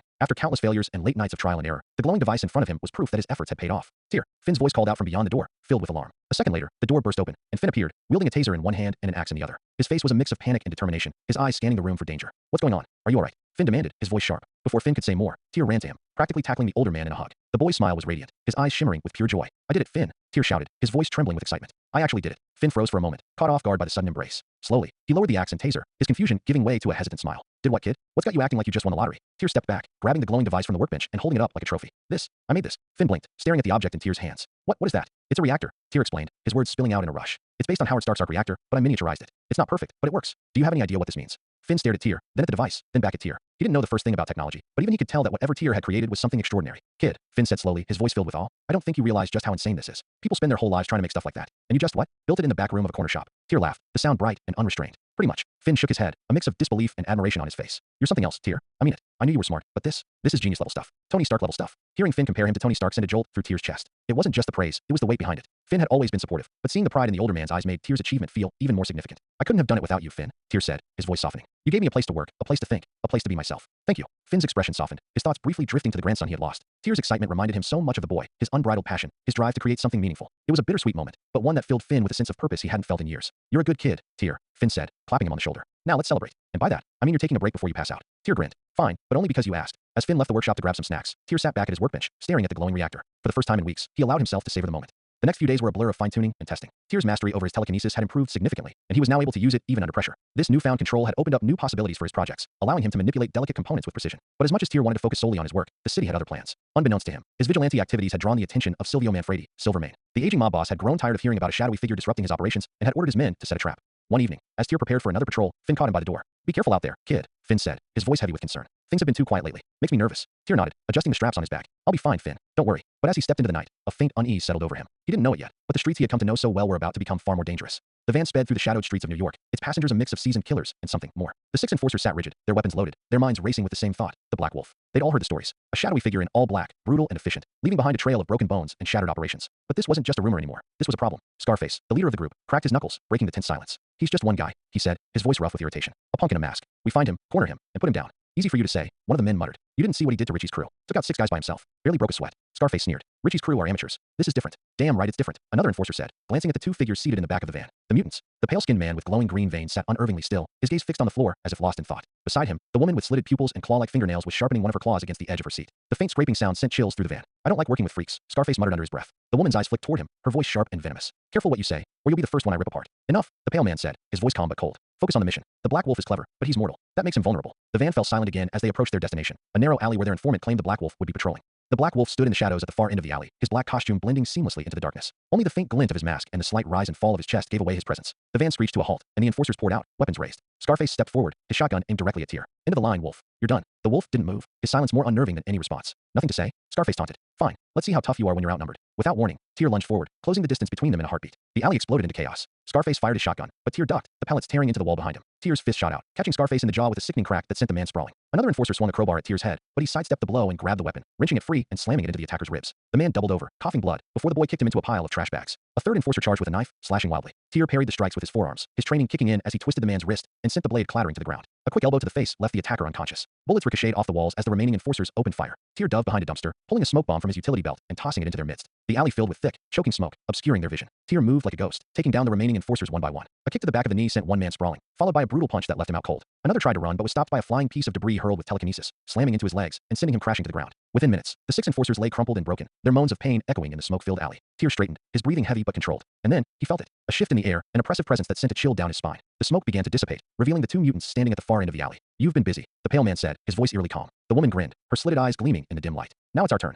The woman moved first, her inhuman speed catching Tyr off guard. She darted toward him, her claws slashing through the air. Tyr barely managed to dodge, the razor-sharp tips grazing his costume and slicing into his arm. He gritted his teeth, countering with a roundhouse kick that connected with her side. She staggered but recovered quickly, her feral grin widening. Not bad, she purred, circling him, but not good enough. Before Tyr could respond, the pale man raised a hand. A wave of energy surged through the alley, slamming into Tyr like a freight train. He was thrown against the wall, the impact knocking the wind out of him. You feel it, don't you? The pale man said, stepping closer. That heaviness? That's me. My gift. I make you weaker with every second you're near me. Tyr pushed himself to his feet, his breaths coming in short, ragged gasps. His limbs felt heavier, his movement slower. Stay calm, he thought, his mind racing. You've got this. He lashed out with his telekinesis, hurling a chunk of debris at the pale man. But the mutant raised a hand, and the object disintegrated into ash before it could reach him. The woman took advantage of the distraction, darting forward and landing a slash across Tyr's chest. Blood seeped through the tears in his costume as he stumbled back, his vision blurring. You're outmatched, the pale man said coldly. Give up, and we'll make it quick. Tyr's hand clenched into a fist. Not a chance, he growled. Summoning every ounce of strength, he launched himself at the woman, his fists flying in a flurry of strikes. She blocked some, but not all. A punch to her jaw sent her reeling, and a follow-up kick to her knee brought her to the ground. The pale man retaliated, sending another wave of energy crashing into Tyr. This time, Tyr held his ground, using his telekinesis to anchor himself in place. The strain was immense, but he refused to back down. Enough, Tyr shouted, his voice echoing through the alley. With a surge of effort, he extended his telekinesis outward in a powerful burst, sending both mutants flying. The pale man slammed into a dumpster, and the woman crashed into a wall, her claws scraping against the brick as she fell. Tyr didn't hesitate. He grabbed a piece of rebar from the ground and drove it into the pale man's chest. The mutant's eyes widened in shock before the life drained from them. The woman lunged at him in a final, desperate attack, but Tyr caught her with a telekinetic grip, slamming her into the ground with enough force to shatter the concrete beneath her. She lay still, her breathing shallow but steady. The alley fell silent, save for Tyr's ragged breaths. He surveyed the scene, his violet eyes narrowing as he took in the broken bodies of the enforcers and the fallen mutants. They thought this would stop me, he muttered, his voice cold. Tyr turned and walked away, disappearing into the shadows. Unbeknownst to him, the news of the Black Wolf's victory would soon reach Silvermane, and the mob boss would be livid.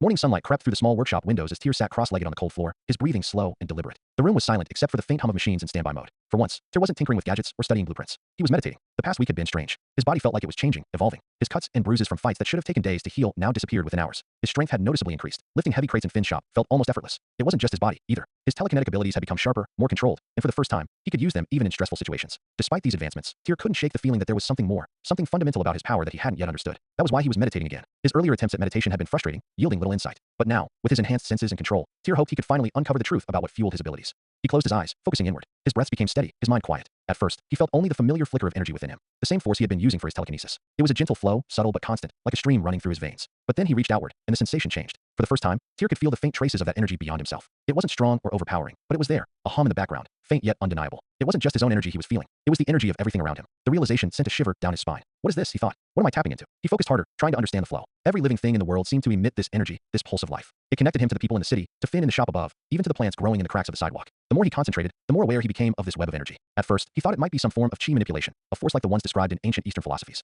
Chi was supposed to flow through every living being, granting them strength and vitality. But the more he explored the energy, the less it felt like chi. Chi was tied to balance, discipline, and the body's natural limits. This energy wasn't bound by those rules. It wasn't tied to him in a physical way. It transcended him, flowing through him and around him at the same time. It was far greater than chi. He considered other possibilities. Some advanced form of psionics? A mutation? A new, unnamed phenomenon. Then he stopped. The bear. Tyr's eyes snapped open as the memory resurfaced. That moment in the forest when he'd stopped the bear with a simple gesture. It hadn't just frozen, it had obeyed. It was as though he had entered the creature's mind and bent it to his will. Mind switching. Control. Tyr's heart raced as he put the pieces together. This wasn't just raw power or a natural phenomenon. It was something specific, something he had seen before. He had felt this kind of energy in the memories he had inherited from Finn. It had been there all along, hiding in plain sight. The Force. Tyr whispered, the words heavy on his tongue. The thought seemed ridiculous at first. The Force wasn't real. It was a creation of fiction, a myth from a galaxy far, far away. And yet, everything about his power, its connection to life, its ability to move objects, even its influence over others, fit the descriptions perfectly. He shook his head, trying to dismiss the idea, but it kept coming back. The bear. The telekinesis. The way he could feel the energy of the world around him. It had to be the Force. But that's impossible, Tyr muttered to himself. Isn't it? The more he thought about it, the less impossible it seemed. After all, Tioe had told him his powers were unique. unlike anything else in the multiverse. If anyone could wield the Force, why wouldn't it be him? Tyr leaned back against the wall, his mind racing. If this truly was the Force, then he had a responsibility to master it. But he had no guide, no Jedi order to train him, no holocrons to study. He was alone. He clenched his fists, a mix of fear and determination surging through him. He couldn't afford to be afraid. The Force, if that's what it was, had chosen him, and he would use it to protect those who couldn't protect themselves. That night, Tyr patrolled the city as he always did, his mind still buzzing with the revelation. The nickname Black Wolf had begun spreading among the criminals he hunted, and he found himself growing fond of it. The name suited him, a predator in the shadows, hunting those who preyed on the weak. By the time he returned to Finn's shop, his body was sore, but his mind was clear. He collapsed onto his cot, staring at the ceiling as the events of the day replayed in his mind. As he drifted off to sleep, a news broadcast played faintly on the old TV in the corner. The so-called Black Wolf struck again last night, dismantling what police are calling a major arms smuggling operation in the city's Lower East Side. Witnesses described the vigilante as ferocious and unrelenting, leaving multiple suspects with serious injuries. Authorities are urging the public to come forward with any information on the identity of this mysterious figure. A small smirk crossed Tyr's lips as he listened. Black Wolf, he murmured. I like that. The classroom buzzed faintly with the hum of a flickering overhead light as Mr. Harold, the chemistry teacher, wrote equations on the whiteboard. His monotone voice droned on, explaining the properties of covalent bonds in excruciating detail. And this shared electron pair creates a stable bond between the atoms. Tyr barely stifled a groan, resting his chin on his palm. His violet eyes wandered to the window, where a bird hopped along the ledge, pecking at crumbs. This is so blue-eying, he thought, his mind drifting for the 100th time that day. School was becoming more unbearable with each passing week. He'd finished the assigned chemistry problems in 5 minutes flat, leaving him with nothing but time and an endless stream of monotony. Sometimes, the boy wished he wasn't so smart. It would make enduring classes like these a lot easier. Tyr, Jake's whisper snapped him out of his daze. Tyr turned to see his blonde-haired friend giving him a sly grin from the next desk over. Man, you're zoning out again, Jake teased. Can you blame me? Tyr muttered back, keeping one eye on Mr. Harold to make sure he hadn't noticed. Fair, Jake said, leaning closer. But seriously, dude, you've got to lighten up. With your face and that brooding thing you've got going on, you could probably date half the school by now. Tyr rolled his eyes. Not interested. Not interested in anyone? Jake asked, his grin widening. Because, hey, if you swing the other way, that's cool. Just give me a heads up so I can let the guys on the soccer team know. Tyr gave him a flat look. Do you ever stop talking? Jake leaned back, laughing quietly. Not when I'm having this much fun. The bell rang, and Tyr was the first one out of the classroom, eager to escape the tedium. Jake caught up to him in the hallway, still grinning. You know, you should really try being less mysterious, Jake said. It wouldn't kill you to loosen up. Thanks for the advice, Dr. Phil, Tyr said dryly. I'm just saying. Jake replied. You're too handsome to waste your life being a hermit. Maybe he's focused on his future, Melanie chimed in, joining them. Her hair shimmered under the fluorescent lights as she gave Jake a pointed look. Future? What future? He's never even told us what he wants to do after school, Jake said, glancing at Tyr. Seriously, man, what's the plan? College? Military? World domination? Tyr smirked. Haven't decided yet. Jake groaned. Man of mystery strikes again. The girl rolled her eyes. Maybe he doesn't feel the need to tell you everything, Jake. Did you ever think of that? Not once, Jake said cheerfully, dodging Emily's swat at his head. Tyr chuckled, feeling the faintest flicker of warmth. As much as Jake and Melanie's antics annoyed him sometimes, they were a welcome distraction from the weight of his secret life. Walking home later that day, Tyr's thoughts turned to more pressing matters. Money. He shoved his hands into his pockets, his brow furrowed. His arc reactor, his greatest achievement so far, was just sitting there, useless. He didn't have the materials to build a functional suit or any other advanced project. Every step of progress seemed blocked by one simple problem. He was broke.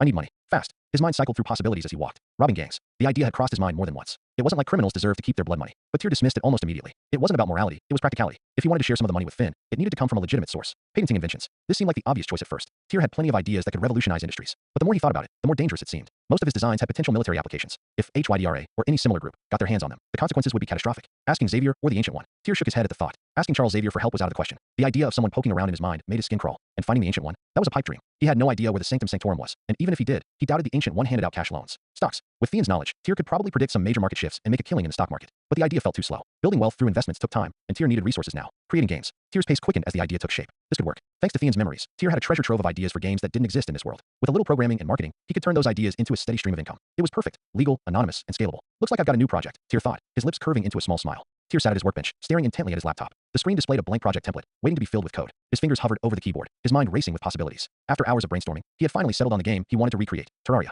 The choice had been obvious once he'd thought it through. The game was iconic in Fiend's world, loved for its simplicity and depth. Its sandbox mechanics, exploration, and creativity were timeless, and its potential to captivate players was unmatched. Most importantly, it was something he could realistically build with his current knowledge and resources. I can start small, Tyr muttered to himself, his eyes flicking across the notes he'd jotted down. Focus on the core mechanics first, mining, crafting, building. I'll add the bosses and biomes later. He cracked his knuckles and began typing, the rhythmic sound of keystrokes filling the workshop. Hours passed in a blur as Tyr poured himself into the project. His enhanced mental acuity made coding feel almost second nature. He worked through the foundational systems with a speed and precision that would have taken most developers weeks to achieve. The screen began to come alive with the bare-bones elements of the game. A rudimentary player character, basic terrain generation, and the start of a crafting system. It was crude, but it worked. Tyr leaned back in his chair, rubbing his tired eyes. He glanced at the clock and realized he'd been working for nearly 8 hours straight. Progress, he said with a faint smile. But as much as the project excited him, Tyr couldn't ignore the other thought that had been nagging at the back of his mind. Swordsmanship. He glanced across the room at a stack of martial arts manuals and training gear he'd been neglecting lately. The Force, if that's truly what he wielded, was synonymous with lightsabers. He might not have one yet, but that didn't mean he couldn't prepare. Can't call myself a Force user without at least knowing how to wield a sword, Tyr muttered. He stood and grabbed a wooden training sword from the corner of the room. The weight felt awkward in his hand, unfamiliar. Despite his extensive combat training from Fiend's memories, swordsmanship was something neither of them had experience with. Tyr swung the training sword experimentally, the motion clumsy and inefficient. This is going to take time, he admitted, setting his stance. But I'll get there. He spent the next hour practicing basic strikes and footwork, his movements slow and deliberate. It wasn't much, but it was a start. Switch POV, Silvermane. Silvio Manfredi, known to the underworld as Silvermane, sat in his private office, his cold, cybernetic fingers tapping rhythmically against the polished steel of his desk. His mechanical frame hummed faintly, the sound blending with the low buzz of monitors lining the walls. Each screen displayed reports of chaos, shipments disrupted, operations dismantled, and loyal men left broken in alleys. All of it courtesy of one name, *, the Black Wolf Star. A name he was growing to hate. Again, Silvermane growled, his voice distorted by the vocal modulators embedded in his throat. Another shipment gone, and this time, 2 of my best assets dead. The man standing before him, a nervous lieutenant named Carlo, shifted uncomfortably under his cyborg boss's piercing gaze. We didn't anticipate his strength, boss. He's a nuisance, Silvermane snapped, rising from his chair. His movements were unervingly smooth, his enhanced body exuding power and precision. A wolf that's gotten too bold. And you know what we do with bold wolves? We put them down, Carlo stammered. Silvermane's glowing red eyes narrowed. Exactly. He paced slowly, his metallic footsteps echoing in the dimly lit room. I've wasted enough time on incompetence and freelancers. This black wolf has made my operations a joke, and I will not tolerate it any longer. Carlo swallowed hard. What's the plan, boss? Silvermane stopped, his gaze fixed on a monitor displaying a blurry image of the black wolf in action. The plan, he said, his voice cold and deliberate, is that I take care of this personally. Carlo's eyes widened. You're going after him yourself? Do you doubt me, Carlo? Silvermane asked, his tone sharp. And no, of course not. Carlo said quickly. It's just, he's unpredictable and dangerous. Silvermane let out a harsh laugh, the sound metallic and grating. Dangerous? To you maybe, but I'm not like you, Carlo. I am the future. Flesh and blood may fear him, but metal doesn't. He can't break what he can't kill. He turned back to the monitors, his mechanical hands clenching into fists. Prepare the men. I want every informant, every spy, every street rat looking for him. When we find him, I'll finish this myself. Yes, boss, Carlo said, hurrying out of the room. As the door closed behind him, Silvermane stared at the monitor, his glowing eyes narrowing further. You've been a thorn in my side for too long, Black Wolf, he muttered. Let's see how you fare against someone who doesn't bleed. Tyr sat cross-legged in the middle of his workshop, his breathing slow and deliberate. The room was dimly lit, the faint glow of his arc reactor prototype casting long shadows on the walls. Around him, the silence was thick, broken only by the rhythmic rise and fall of his breath. Meditation had become a daily ritual for him, a way to center himself amidst the chaos of his double life. Tonight, though, he wasn't seeking clarity, he was seeking control. Focusing inward, Tyr reached for the energy that he now recognized as the Force. He let it flow through him, filling his senses until it felt like his entire being was humming with potential. Then he pushed outward, letting the energy extend beyond his body. For a moment, there was nothing. Then, like a curtain being drawn back, his perception shifted. He could feel the workshop around him, not with his hands or his eyes, but with something deeper. He sensed the faint hum of his machines, the texture of the air, and even the tiny vibrations in the floorboards. Focusing further, Tyr extended his awareness. The world within a 5-meter radius bloomed in his mind like a vivid map. Every object, every movement, every subtle shift in the environment became clear to him. This, he muttered, his voice barely above a whisper.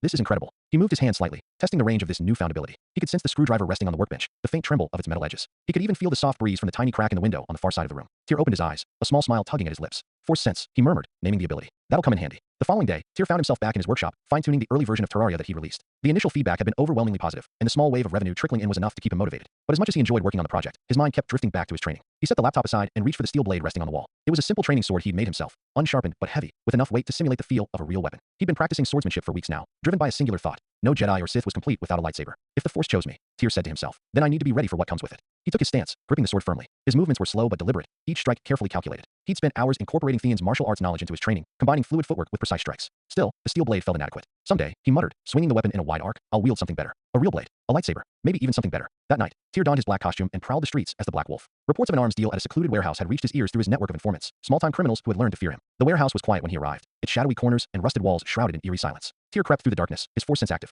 He could feel the faint movements of the guard stationed near the entrances, their breathing steady and their weapons ready. Too easy, Tyr whispered. Using his telekinesis, he nudged a loose piece of metal across the floor. The faint clang drew one of the guards away from his post, and Tyr struck quickly, knocking the man unconscious with a precise blow to the back of the head. He repeated the process with the second guard, slipping deeper into the warehouse with practiced ease. But as he rounded a corner, his force sense flared, a warning that came a second too late. The faint sound of a mechanism clicking was followed by the deafening roar of a trapdoor snapping shut. The floor beneath him gave way, and Tyr fell, landing hard on the cold concrete below. Damn it, he hissed, pushing himself to his feet. He glanced around, his sharp eyes taking in the steel cage that now surrounded him. Heavy footsteps echoed through the warehouse as Silvermane emerged from the shadows, his towering cyborg frame gleaming under the harsh lights. Well, Silvermane said, his distorted voice dripping with mockery. The infamous Black Wolf, caught like a rat in a trap. Tyr cursed under his breath. How did I not sense this? This is the second time I've fallen for a trap, he muttered, his voice bitter. I need to do better. Talking to yourself, boy, Silvermane asked, stepping closer. Good. You'll need the company where you're going. Tyr's eyes narrowed. You've been making a lot of noise about me, Silvermane. Time to see if you can back it up. The cage walls groaned as Tyr extended his telekinesis, bending one of the steel bars just enough to slip through. The fight began with an explosion of movement. Tyr dashed forward, his steel sword raised. He aimed a precise strike at Silvermane's midsection, but the blade bounced harmlessly off the cyborg's reinforced body. Silvermane retaliated with a powerful swing of his mechanical arm, the strike narrowly missing Tyr as he ducked and rolled to the side.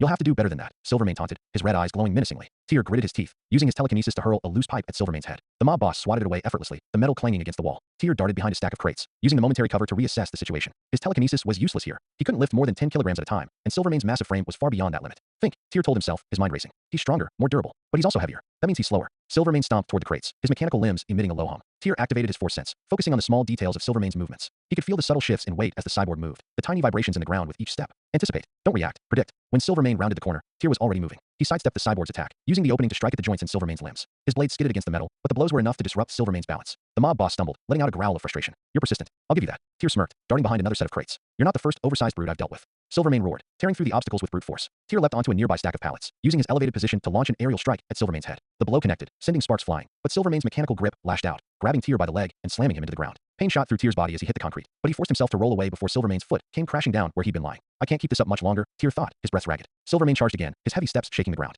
Tyr reached for a loose chain with his telekinesis, swinging it into Silvermane's path. The mob boss tripped, falling to one knee, and Tyr seized the opportunity. He grabbed a sharp piece of broken metal from the ground and drove it into one of Silvermane's exposed joints. The cyborg howled in rage, sparks flying as the joint seized up. You little. Tyr didn't let him finish. He darted forward, striking the damaged joint again and again until Silvermane's arm was rendered useless. Breathing hard, Tyr stepped back, his battered body screaming in protest. This isn't over, Silvermane growled, rising to his feet. You're clever, boy, but clever won't save you next time. With a final glare, Silvermane retreated into the shadows, his broken arm sparking as he disappeared. Tyr collapsed to one knee, his mind already analyzing the fight. I survived, he thought, his lips curving into a grim smile. But I need to get stronger. Tyr staggered through the door of his workshop, each step sending a sharp jolt of pain through his battered body. He winced as he shut the door behind him, leaning heavily against it for support. His costume was torn and bloodstained, his breath shallow. The superficial cuts on his arms and legs had already closed, his body's enhanced healing working overtime. But the deeper injuries, bruised ribs and a fractured forearm, would take a few days to mend, even with his accelerated recovery. He shrugged off his mask, tossing it onto the workbench. The room was silent, save for the faint hum of the machines that filled the space. Tyr sank into a chair, staring blankly at the wall as the events of the night replayed in his mind. Silvermane. The name filled him with a mix of frustration and determination. The cyborg mob boss had been unlike any opponent he'd faced before, relentless, powerful, and nearly impossible to damage. The fight had pushed Tyr to his limits, exposing the gaps in his abilities and forcing him to confront a hard truth. He wasn't strong enough. Not yet. After a few minutes of rest, Tyr forced himself to his feet. He couldn't afford to wallow in self-pity. He had work to do. Sitting at his desk, he opened his laptop to check on Terraria. The game had already been a modest success, but when he saw the latest metrics, his eyes widened. The number of downloads had exploded overnight, and the player reviews were overwhelmingly positive. Streams of comments flooded the page, praising the game's innovative mechanics and addictive gameplay. Finally, Tyr muttered, a small smile breaking through his exhaustion. Something's going right. The revenue from the game was starting to accumulate, giving him access to resources he could only dream of before. Materials, tools, and components were no longer out of reach. Tyr closed the laptop and turned his attention to his training. The fight had highlighted two glaring weaknesses in his approach. His telekinesis wasn't strong enough to handle heavy opponents, and his agility wasn't sufficient to evade those who outmatched him in raw strength. He grabbed a small weight, a 5-kilogram metal cylinder, from his workbench and held it in his palm. Concentrating, he extended his telekinesis, willing the object to rise into the air. It trembled slightly before hovering a few inches off his hand. Not enough, Tyr muttered, his brow furrowing. He pushed harder, trying to lift it higher, but the strain was immediate. His current limit was 10 kilograms, and even then, his control was shaky. Precise. Controlled, he reminded himself, repeating the mantra he'd been using during his training. He set the weight aside, taking a deep breath. The fight had shown him that telekinesis alone wasn't enough, not in its current state. He needed more power, more finesse, and that would take time and relentless practice. Next, Tyr turned his attention to his second weakness, mobility. He had realized during the fight with Silvermane that he couldn't rely solely on his speed and reflexes to avoid attacks. Against stronger, heavier opponents, he needed something more, a way to outmaneuver them entirely. Flipping through his notebook, Tyr found a half-finished design for a propulsion system he'd been working on. Using his arc reactor as the power source, he sketched out a pair of boots equipped with small thrusters. The idea was simple. The boots would allow him to hover for a few seconds, perform short bursts of propulsion, and execute something akin to a double jump. It's not flight, Tyr said to himself, his pencil scratching furiously across the page, but it's a start. With the revenue from the game, Tyr was able to purchase the components he needed. Over the next few days, he worked tirelessly, balancing his recovery with his new project. By the end of the week, the boots were ready. They were sleek and black, designed to integrate seamlessly with his costume. The small thrusters at the back glowed faintly with the purple light of his arc reactor. Tyr strapped them on and stepped into the open space of his workshop. Taking a deep breath, he activated the system. A burst of energy propelled him upward, lifting him a few feet off the ground. The sensation was exhilarating but brief. The thrusters cut out after 3 seconds, and Tyr landed back on his feet with a soft thud. Short bursts, he muttered, adjusting the controls. He tried again, this time using the thrusters to propel himself forward. The movement was smoother, almost effortless. He repeated the process, testing different combinations until he managed to execute a double jump, the second burst propelling him higher and farther than the first. A grin spread across his face. That'll do. Switch POV, Silvermane. Silvio Manfredi stood in his private chamber, the faint hum of his cybernetic enhancements filling the air. His mechanical arm, still sparking from the damage it had sustained during the fight with the Black Wolf, lay dismantled on a nearby table. The mob boss scowled, his glowing red eyes narrowing as he watched a replay of the battle on a monitor. He's clever, Silvermane muttered, his voice cold. Too clever for his own good. The Black Wolf had been an irritant for months, but this last encounter had been different. The boy had managed to damage him. Asterisk him asterisk. The man who had transcended the limits of flesh and blood. It won't happen again, Silvermane growled. Turning to his lieutenant, Carlo, he gestured to the mechanical arm. Get the engineers. I want upgrades, new alloys, reinforced joints, and a failsafe for any weak points. Yes, boss, Carlo said, hurrying to obey. Silvermane leaned back against his chair, his mechanical body creaking softly. This boy thinks he's untouchable, he said, more to himself than to anyone else. But I'll show him what true power looks like. The cyborg's fingers clenched into a fist, the metallic whine echoing through the room. Next time we meet, Black Wolf, Silvermane said, his voice laced with venom. You won't be walking away. The school bell echoed through the hallways, signaling the start of another day. Tyr sighed as he slid into his seat in homeroom, his violet eyes scanning the classroom. Students were busy chatting, laughing, and catching up on homework they should have done the night before. To most of them, this was just another ordinary day. To Tyr, it became a welcomed reprieve from the chaos of his double life. The morning started with biology, a subject Tyr found mildly interesting but far too easy. His teacher, Mr. Hollis, was explaining DNA replication with a level of enthusiasm that suggested he thought he was hosting a TED Talk. So, Mr. Hollis said, pacing the room, if you think about it, the human genome is like a code. A beautiful, intricate code that makes you you. Or a cheat code. Jake whispered from the seat beside Tyr, leaning over with a grin. Do you think there's an undo button for bad decisions? Tyr smirked, not looking away from the board. If there was, you'd have worn it out by now. Jake laughed a little too loudly, drawing the attention of Melanie, who turned in her seat to glare at both of them. Can you two stop? Some of us are trying to pay attention. You? Paying attention? Jake teased. What? Are you planning to become a geneticist now? Melanie rolled her eyes. Better than whatever you're planning. Does wasting oxygen count as a career? Tyr leaned back, trying to hide his amusement. Can we not fight before lunch? It's too early for this. Melanie shook her head, her fiery hair swaying as she turned back to the board. Jake just shrugged, leaning back with a smug grin.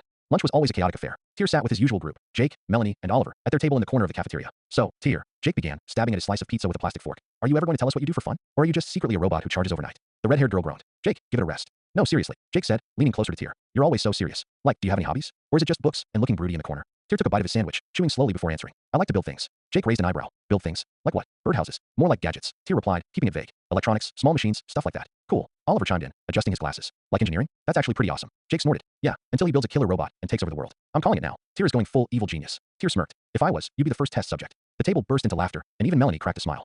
The afternoon classes dragged on, with history being the worst offender. The teacher, Mrs. Green, was discussing the American Revolution in a tone that suggested she'd been alive to see it firsthand. Jake, who sat behind Tyr, leaned forward and whispered, "If she says founding fathers one more time, I'm throwing myself out the window. Don't tempt me to help you." Tyr whispered back, eliciting a stifled laugh from Jake. Melanie, sitting a row ahead, shot them another glare. "Will you two stop? You're going to get us all in trouble." "Relax, Melanie," Jake said, leaning back in his chair. "If they call on me, I'll just say my ancestor was one of the founding fathers. They can't fail me for that, right?" Oliver chimed in from across the aisle. "Your ancestor was probably a potato farmer." Jake clutched his chest dramatically. "Wow, Oliver. Betrayal hurts the most when it comes from family." By the time the final bell rang, Tyr was ready to leave. As much as he appreciated the normalcy of school, it was hard to keep up the act sometimes. His mind constantly wandered back to his projects, his training, and the threats lurking in the shadows of the city. As he walked toward the exit, Jake jogged up beside him. "Hey, man, we're all going to grab burgers after school. You in?" Tyr hesitated. Spending more time with his friends sounded appealing, but he had work to do. The boots needed fine-tuning, his telekinesis training was behind schedule, and there was always the looming threat of Silvermane to consider. "Rain check," Tyr said, offering a small smile. "I've got some stuff to take care of." Jake frowned but nodded. "All right, but you're missing out. Best burgers in the city." "I'll survive," Tyr replied, heading toward his usual route home. As he walked, Tyr reflected on the day. His friends were relentless in their teasing, but it was all in good fun. For a few hours, he'd been able to forget about the weight of his responsibilities and just be a kid. But the moment he stepped through the door of his workshop, the reality of his situation came rushing back. "Back to work," Tyr muttered, his violet eyes hardening with determination. The moon hung high over the city as Tyr crouched on a rooftop overlooking the warehouse. His black costume blended seamlessly into the shadows, and his violet eyes narrowed behind the mask as he studied the structure below. He had tracked Silvermane's operations here, a sprawling complex bustling with guards and activity. This was the heart of the mob boss's empire, and tonight, Tyr would tear it apart. Silvermane had been a challenge, more machine than man, but Tyr wasn't the same person who had barely escaped their last encounter. His injuries had healed, his mind had sharpened, and his body was ready. He had spent sleepless nights planning this attack, crafting the perfect weapon to end Silvermane once and for all. He would strike from the shadows, a predator in the dark. A.N. I was lying about him not being a Batman wannabe. Tyr reached into his belt and activated the drone he had prepared. The small device hummed to life and zipped toward the warehouse, its EMP core ready to disable the entire structure's power grid. The lights in the warehouse flickered once, twice, and then plunged into total darkness. Tyr smirked as the shouts of confused guards reached his ears. It had begun. He leapt from the rooftop, his boots activating to cushion his landing as he hit the ground silently. Inside, the guards scrambled to restore order. "Where's the backup generator?" one of them yelled. "It's not responding," another replied, his flashlight shaking as he scanned the shadows. Tyr crept through the darkened corridors, his force sense guiding him like a compass. He felt the fear radiating from the guards, their panic growing with every second. The first guard didn't see him coming. Tyr struck from behind, a swift blow to the neck rendering the man unconscious before he could shout. Tyr dragged the body into a corner and disappeared again, leaving only silence in his wake. The next two guards were clustered together, their flashlights sweeping nervously across the walls. Tyr waited until they turned their backs before moving, silent as a ghost. He knocked the first one out with a strike to the back of the head and used telekinesis to pull the second man's weapon away before taking him down with a precise kick. "Stay together," one of the lieutenants barked as he gathered a group of men. "He's here somewhere." The guards formed a tight circle, their flashlights illuminating the space around them. Tyr watched from above, perched on a steel beam. He could feel their fear like a pulse in the air. He dropped silently behind the last man in the group and struck with surgical precision, knocking him out and retreating into the shadows before anyone noticed. "Where's Frank?" one of the guards yelled, spinning around. "I don't know. He was right behind me." Smoke bombs rolled into the group's midst, erupting in clouds of thick, choking gas. The guards coughed and stumbled, their flashlights useless in the haze. Tyr moved quickly, taking them down one by one. A strike to the ribs, a sweep of the legs, a telekinetic shove into a wall. By the time the smoke cleared, the group lay unconscious on the floor. "Where is he?" a panicked voice cried. Tyr stepped out of the shadows, his violet eyes glowing faintly in the dark. "Right here," he said. The man dropped his flashlight and ran, his terrified screams echoing through the halls. Tyr smirked. The guards were dealt with. Now, only one target remained. Silvermane. The central chamber of the warehouse was cavernous, the only light coming from the faint glow of Silvermane's cybernetic body. He stood tall in the center of the room, his red eyes scanning the darkness. "Black Wolf," Silvermane growled, his voice distorted and metallic. "You think you've won, don't you?" Tyr stepped into the faint light, his steel blade gleaming in his hand. "I think it's time to put you down, Silvermane." The cyborg laughed, a harsh, mechanical sound. "Do you really think you can kill me? I am more than flesh. I am the future."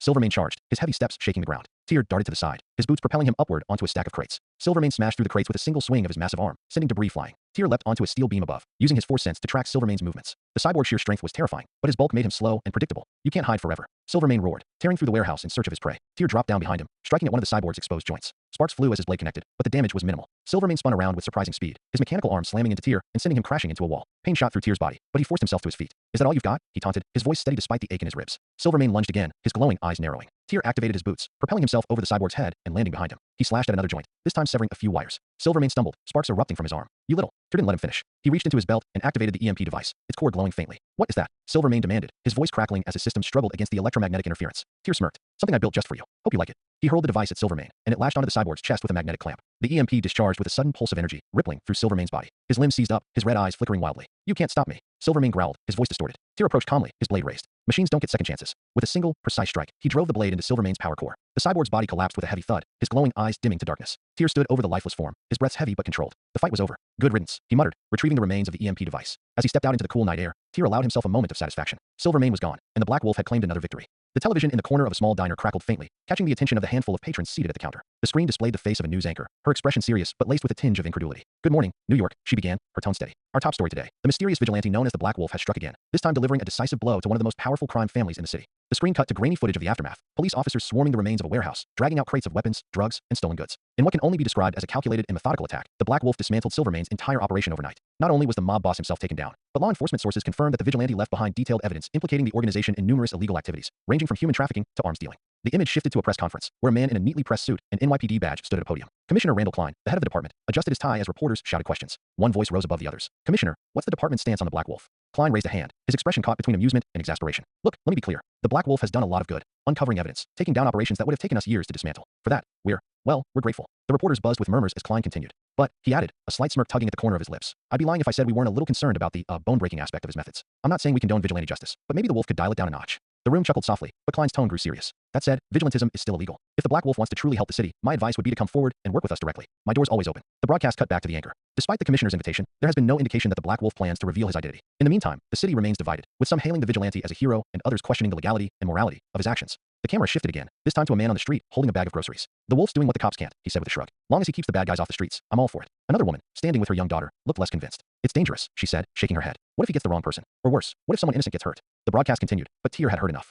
He switched off the small TV in his workshop, leaning back in his chair. The broadcast had been interesting. The city was abuzz with talk of the Black Wolf after his takedown of Silvermane's empire. Tyr's evidence had been meticulously compiled, ensuring that the police couldn't ignore it. Every shipment, every bribe, every dirty deal had been laid bare, leaving no room for the remaining members of Silvermane's organization to wiggle free. Still, Klein's comments lingered in his mind. Dial it down. Tyr muttered to himself, echoing the commissioner's words. Yeah, sure. I'll just politely ask criminals to turn themselves in next time. He smirked, but the thought of turning himself in, or working directly with the police, was laughable. As much as Klein seemed like a decent guy, the system he represented was flawed, bogged down by bureaucracy and corruption. Tyr's methods might be unorthodox, but they were effective. The workshop buzzed faintly with activity as Tyr returned to his workbench. His steel blade lay beside him, still bearing the scratches from his fight with Silvermane. He ran a finger along its edge, thinking about the next steps. The takedown of Silvermane had been a major victory, but it was only the beginning. Other crime families would see the power vacuum left in his wake, and it wouldn't be long before they tried to fill it. Tyr leaned forward, sketching designs for new equipment in his notebook. He couldn't afford to get complacent. Silvermane had been a test of his limits, and while he had emerged victorious, it was clear that there were gaps in his strategy.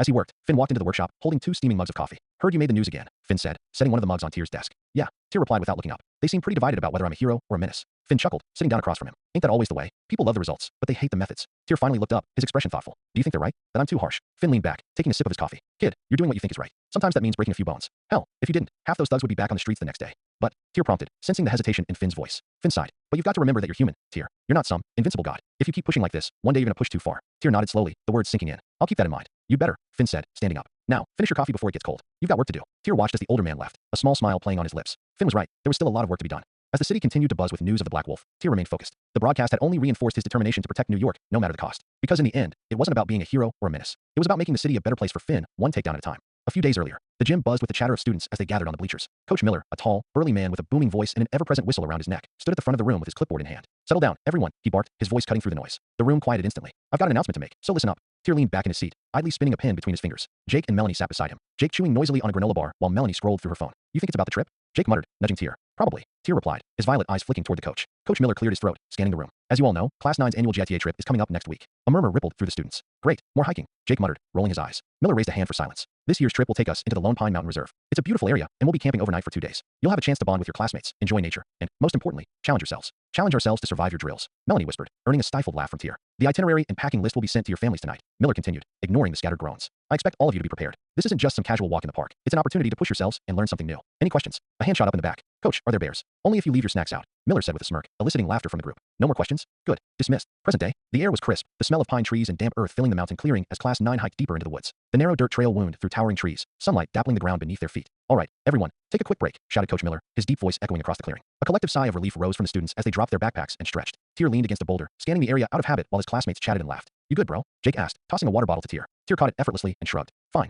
You're the one wheezing like an old man. Wheezing. Jake laughed, dramatically placing a hand over his chest. I'm in peak shape, man. This is me warming up. You're about one branch away from calling a stretcher. Oliver deadpanned as he sat nearby, his book tucked safely into his bag. Melanie snorted, pulling out her phone to snap a few pictures of the view. You'd think Jake was carrying the bus on his back with how much he's complaining. I'm carrying the team. Thank you very much. Jake shot back, earning a round of chuckles. For a moment, the group settled into a lighthearted rhythm, jokes and banter mixing with the rustle of leaves in the breeze. But then, the mood shifted. The faint sound of hurried footsteps reached Tyr's ears, followed by hushed whispers. He straightened, his senses sharpening as he scanned the woods. A group of figures emerged from the tree line, stumbling into the clearing. Their clothes were torn and dirty, and their faces were pale with fear. Some looked wounded, while others clutched each other as if trying to stay upright. One of them, a teenage boy with matted brown hair, raised his hands in a gesture of surrender. His voice trembled as he spoke. Please, he said, his eyes darting between the teachers and students. We need help. What's going on here? Coach Miller demanded, stepping forward cautiously. We're being hunted, the boy replied, glancing over his shoulder. They're coming. Please, you have to hide us. Before anyone could respond, the sound of shouting echoed through the trees, followed by the unmistakable crack of gunfire. They're here. A group of heavily armed soldiers burst into the clearing, their weapons raised. Everyone down, Coach Miller shouted, trying to shield the students. But the soldiers ignored the teachers entirely, their attention fixed on the mutants. Targets acquired. One of them barked, his voice cold and detached. What are you doing? One of the teachers demanded. These people need help. They're dangerous, the soldier replied, his rifle trained on the mutants. Stand aside. The mutants huddled together, their fear palpable. One of them, a young girl, held out her hands defensively, her skin glowing faintly as cracks of electricity danced across her fingertips. Please, she begged.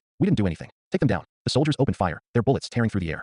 The scene devolved into chaos. Students screamed and scattered, some ducking behind rocks and trees while others froze in terror. The teachers tried to shield the students, shouting for calm, but their voices were drowned out by the roar of gunfire. Tyr crouched behind a boulder, his heart pounding. He watched as the mutants scrambled for cover, some trying to defend themselves with their powers, while others tried to run. It was clear to Tyr that they weren't attacking anyone. They were just trying to survive. Get down, he hissed, grabbing Oliver by the arm and pulling him behind cover. Jake and Emily were nearby, crouched low behind another rock. What the hell is going on? Jake shouted, his voice shaking. They're murdering them. Tyr growled, his fists clenched. Mutant freaks deserve it, one of their classmates muttered, earning a glare from Tyr. What did you say? He demanded, his voice low and dangerous. The boy flinched, but didn't back down. They're mutants. They're dangerous. The soldiers are just. Shut up. Tyr snapped, his anger boiling over. Guys, now's not the time. Melanie shouted, trying to keep them focused. But before Tyr could respond, everything changed.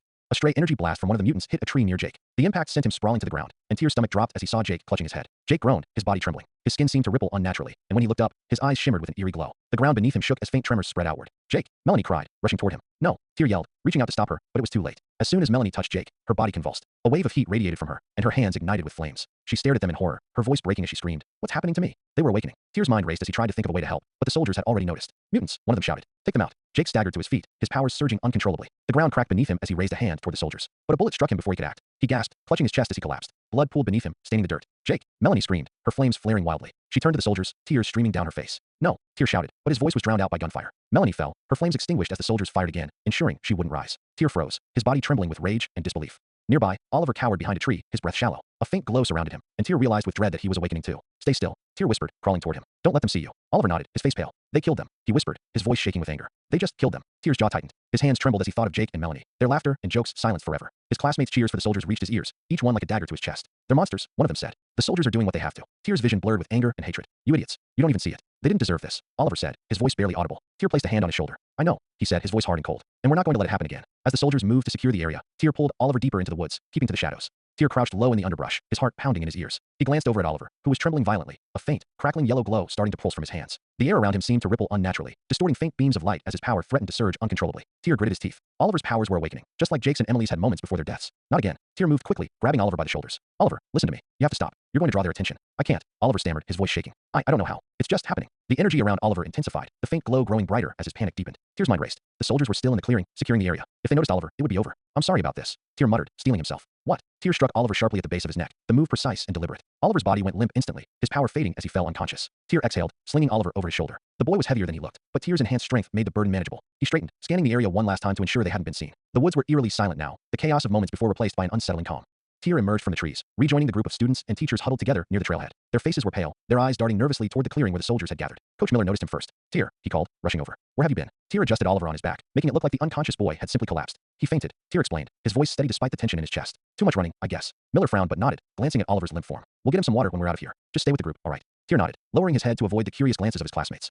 From the corner of his eye, Tyr caught movement near the clearing. A group of soldiers was quietly loading several mutants into a reinforced truck. The captives were restrained, their faces blank with shock and fear. Tyr's jaw tightened as he watched the soldiers shove a teenage boy into the vehicle, slamming the door shut behind him. The boy's hollow eye stared out from the barred window, locking with Tyr's for a brief moment before the truck rumbled to life. They're not just killing them, they're taking them. The realization sent a wave of anger and disgust through Tyr. He wanted to act, to do something, but now wasn't the time. He was surrounded by classmates, teachers, and soldiers. Making a move now would blow his cover and endanger everyone. Instead, he forced himself to look away, biting the inside of his cheek until he tasted blood. The sound of footsteps drew Tyr's attention back to the clearing. A man in military fatigue strode toward the group, his boots crunching against the dirt. His posture was stiff, his face clean-shaven and expressionless, but his eyes were cold and calculating. The insignia on his uniform marked him as a commanding officer, and as he stopped in front of the group, he removed his cap, revealing a neatly cropped head of gray hair. Ladies and gentlemen, he began, his voice calm but devoid of warmth. I am Colonel Marcus Dane, commanding officer of this operation. On behalf of the United States Armed Forces, I want to apologize for what you've witnessed here today. The group murmured uneasily, some students nodding while others averted their eyes. This was an unfortunate but necessary action, Dane continued, his tone measured. The individuals we engaged were highly dangerous and posed a significant threat to public safety. I understand this was a traumatic experience, and I assure you, every precaution was taken to ensure your safety. Tyr clenched his fists, his anger simmering just below the surface. He knew Dane's words were a carefully crafted lie, a way to justify the slaughter and abductions that had just taken place. One of the teachers, Mrs. Carter, stepped forward hesitantly. They didn't look dangerous, she said, her voice trembling. They were just kids. Dane's expression didn't waver. Mutants may appear harmless, ma'am, but their abilities can be volatile and unpredictable. It's our duty to neutralize potential threats before they escalate. Neutralize, another teacher muttered, the word laced with disdain. Dane ignored the comment, turning his attention to the students. His eyes scanned the group, lingering briefly on Tyr before moving on. I understand this may have been difficult to witness, but rest assured, you are all safe now. Safe. Tyr almost laughed bitterly at the word. Jake and Melanie were dead. The mutants who had survived were being taken to God knows where, likely for experimentation or worse. Safe was the last thing anyone was. Soldiers will escort you back to your bus, Dane said, his tone final. If any of you need medical attention or wish to speak with someone about what you've seen, arrangements can be made. The teachers nodded reluctantly, urging the students to start moving. Tyr followed in silence, Oliver still slung over his shoulder.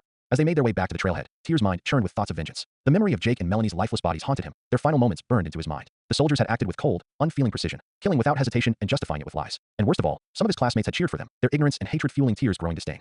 Oliver's eyes fluttered open, the blurry outline of his bedroom ceiling slowly coming into focus. His head throbbed, and every part of his body felt like it had been wrung out and left to dry. He blinked a few times, trying to remember how he'd gotten here. The last thing he recalled was chaos, gunfire, screaming, and then nothing. He groaned, turning his head slightly to find himself tucked into his bed. His backpack was slumped against the wall, and his shoes were neatly placed by the door. Everything looked so normal, but it wasn't. His chest tightened as fragments of the day crashed into him like a wrecking ball. Jake, Melanie, the soldiers, the gunshots. Oliver sat up too quickly, his head spinning as nausea threatened to overwhelm him. He gripped the edge of his bed, breathing heavily as the memories became clearer. They were dead. Jake and Emily were dead. He stared at the wall, his hands trembling. No, no, no, no, he muttered under his breath. It felt impossible, unreal, but the images burned into his mind wouldn't go away. Jake's shocked expression, Emily's screams, the soldiers pulling the trigger without a second thought. Hot tears welled up in his eyes, and he buried his face in his hands, his body shaking. Minutes passed, or maybe hours, Oliver couldn't tell. When he finally managed to stop crying, he lay back down, staring blankly at the ceiling. It was hard to think. His mind was a mess of anger, fear, and guilt. Why them, he whispered hoarsely. Why not me? Jake had been his best friend since elementary school. They'd spent countless afternoons gaming, arguing over comics, and sneaking snacks from each other's houses. And Melanie. Oliver squeezed his eyes shut. She had been the glue that held their group together, always stepping in when Jake and Tyr got too intense, or when Oliver drifted too far into his own head. Now they were gone. And then there was Tyr. Oliver's brow furrowed as he thought about their other friend. Tyr had been calm, too calm. Even in the middle of everything, when the soldiers were mowing people down like animals, Tyr had stayed in control. He dragged Oliver out of the chaos and carried him back to the group like it was just another day. How? Oliver whispered, his voice thick with confusion and anger. How were you so calm? He clenched his fists, a fresh wave of frustration washing over him. It didn't make sense. Tyr had seen everything, just like Oliver had. Jake and Emily had died right in front of him, but Tyr didn't cry. He didn't scream. He didn't even look scared. Oliver's thoughts spiraled. Did he not care? No, that couldn't be it. Tyr cared, he knew that much. But there was something else. Something Oliver couldn't quite put his finger on. Then there was the other thing. The thing Oliver didn't want to think about, but couldn't ignore. His hands started shaking again as he remembered the way the air around him had rippled, the faint glow that had pulsed from his body. What the hell was that? He muttered, staring at his palms like they might suddenly burst into flames. He felt it building inside him, some kind of energy he couldn't control. It had been terrifying, like his body wasn't his own anymore. And then nothing. Tyr had knocked him out. Oliver's chest tightened at the thought. He didn't know whether to be angry or grateful. Did Tyr know? The answer was obvious. Of course Tyr knew. He wouldn't have knocked Oliver out otherwise. But that just made things worse. If Tyr knew, then he also knew what that meant. Oliver was a mutant. The thought made him feel sick. He'd seen how the soldiers treated mutants, like monsters. It didn't matter that the mutants they killed today were just scared kids. It didn't matter that they hadn't attacked anyone. The soldiers didn't care. And apparently, neither did some of their classmates. Oliver clenched his fists, his nails digging into his palms. He could still hear their voices cheering for the soldiers, calling the mutants freaks and monsters. He wanted to scream. He wanted to punch something, to break something, to make them understand how wrong they were. But he couldn't, because now he was one of them. A freak. A monster. Tears pricked at his eyes again, but this time, they didn't fall. Instead, he stared at the ceiling, his mind swirling with questions he couldn't answer. What was going to happen now? Would the soldiers come for him? Would Tyr tell someone? And most terrifying of all, what if he couldn't control whatever was inside him? He thought about Jake and Melanie again, the way their powers had surged out of control in their final moments. He thought about the soldiers gunning them down without hesitation. Would that be him someday? A knock at the door broke through his thoughts, and Oliver flinched. Oliver, his mom's voice called softly. You okay in there? He cleared his throat, trying to steady his voice. Yeah, I'm fine. There was a pause. Dinner's ready when you are, sweetheart. Okay, he said, his voice cracking slightly. He listened to her footsteps retreating down the hall before letting out a shaky breath. Oliver didn't move. He didn't think he could. Instead, he lay there, staring at the ceiling and wondering how everything had gone so wrong so fast. The quiet hum of machinery filled the workshop as Tyr sat at his desk, staring at the half-finished schematic in front of him. A pencil rested loosely in his hand, but he hadn't made a single mark in over an hour. His mind wasn't here. It was back in the clearing. Jake's laugh, Melanie's sarcastic quips, their screams. He closed his eyes, forcing the images away, but they refused to leave. No amount of focus or planning could drown out the memory of what he'd seen. Boy, you're gonna snap that pencil in half if you grip it any harder, came a gruff voice behind him. Tyr turned to see Finn standing in the doorway, a steaming cup of tea in one hand and a newspaper tucked under the other. The older man's sharp eyes softened as he took in Tyr's slumped posture. Long day, huh? Finn said, setting the tea on the desk and pulling up a chair. Tyr exhaled, leaning back in his seat. You could say that. Finn settled into the chair, placing the newspaper on the table. The front page bore a headline about heightened military activity in the city, with a subheading hinting at mutant threats. He didn't say anything about it, but the pointed look he gave Tyr said enough. What happened? Finn asked, his voice low and calm. Tyr stared at the tea, the warm steam curling in the cool air. For a moment, he didn't answer. Then, with a heavy sigh, he began to speak. He told Finn everything. The trip to the mountains, the mutants begging for help, the soldiers slaughtering them. He told him about Jake and Melanie awakening their powers, how they didn't even get the chance to defend themselves before they were gunned down. Finn listened in silence, his hands folded in front of him. Tyr's voice faltered when he got to Oliver. He started to awaken too, Tyr said, his throat tightening. I had to knock him out before the soldiers noticed. The words hung in the air, heavy and raw.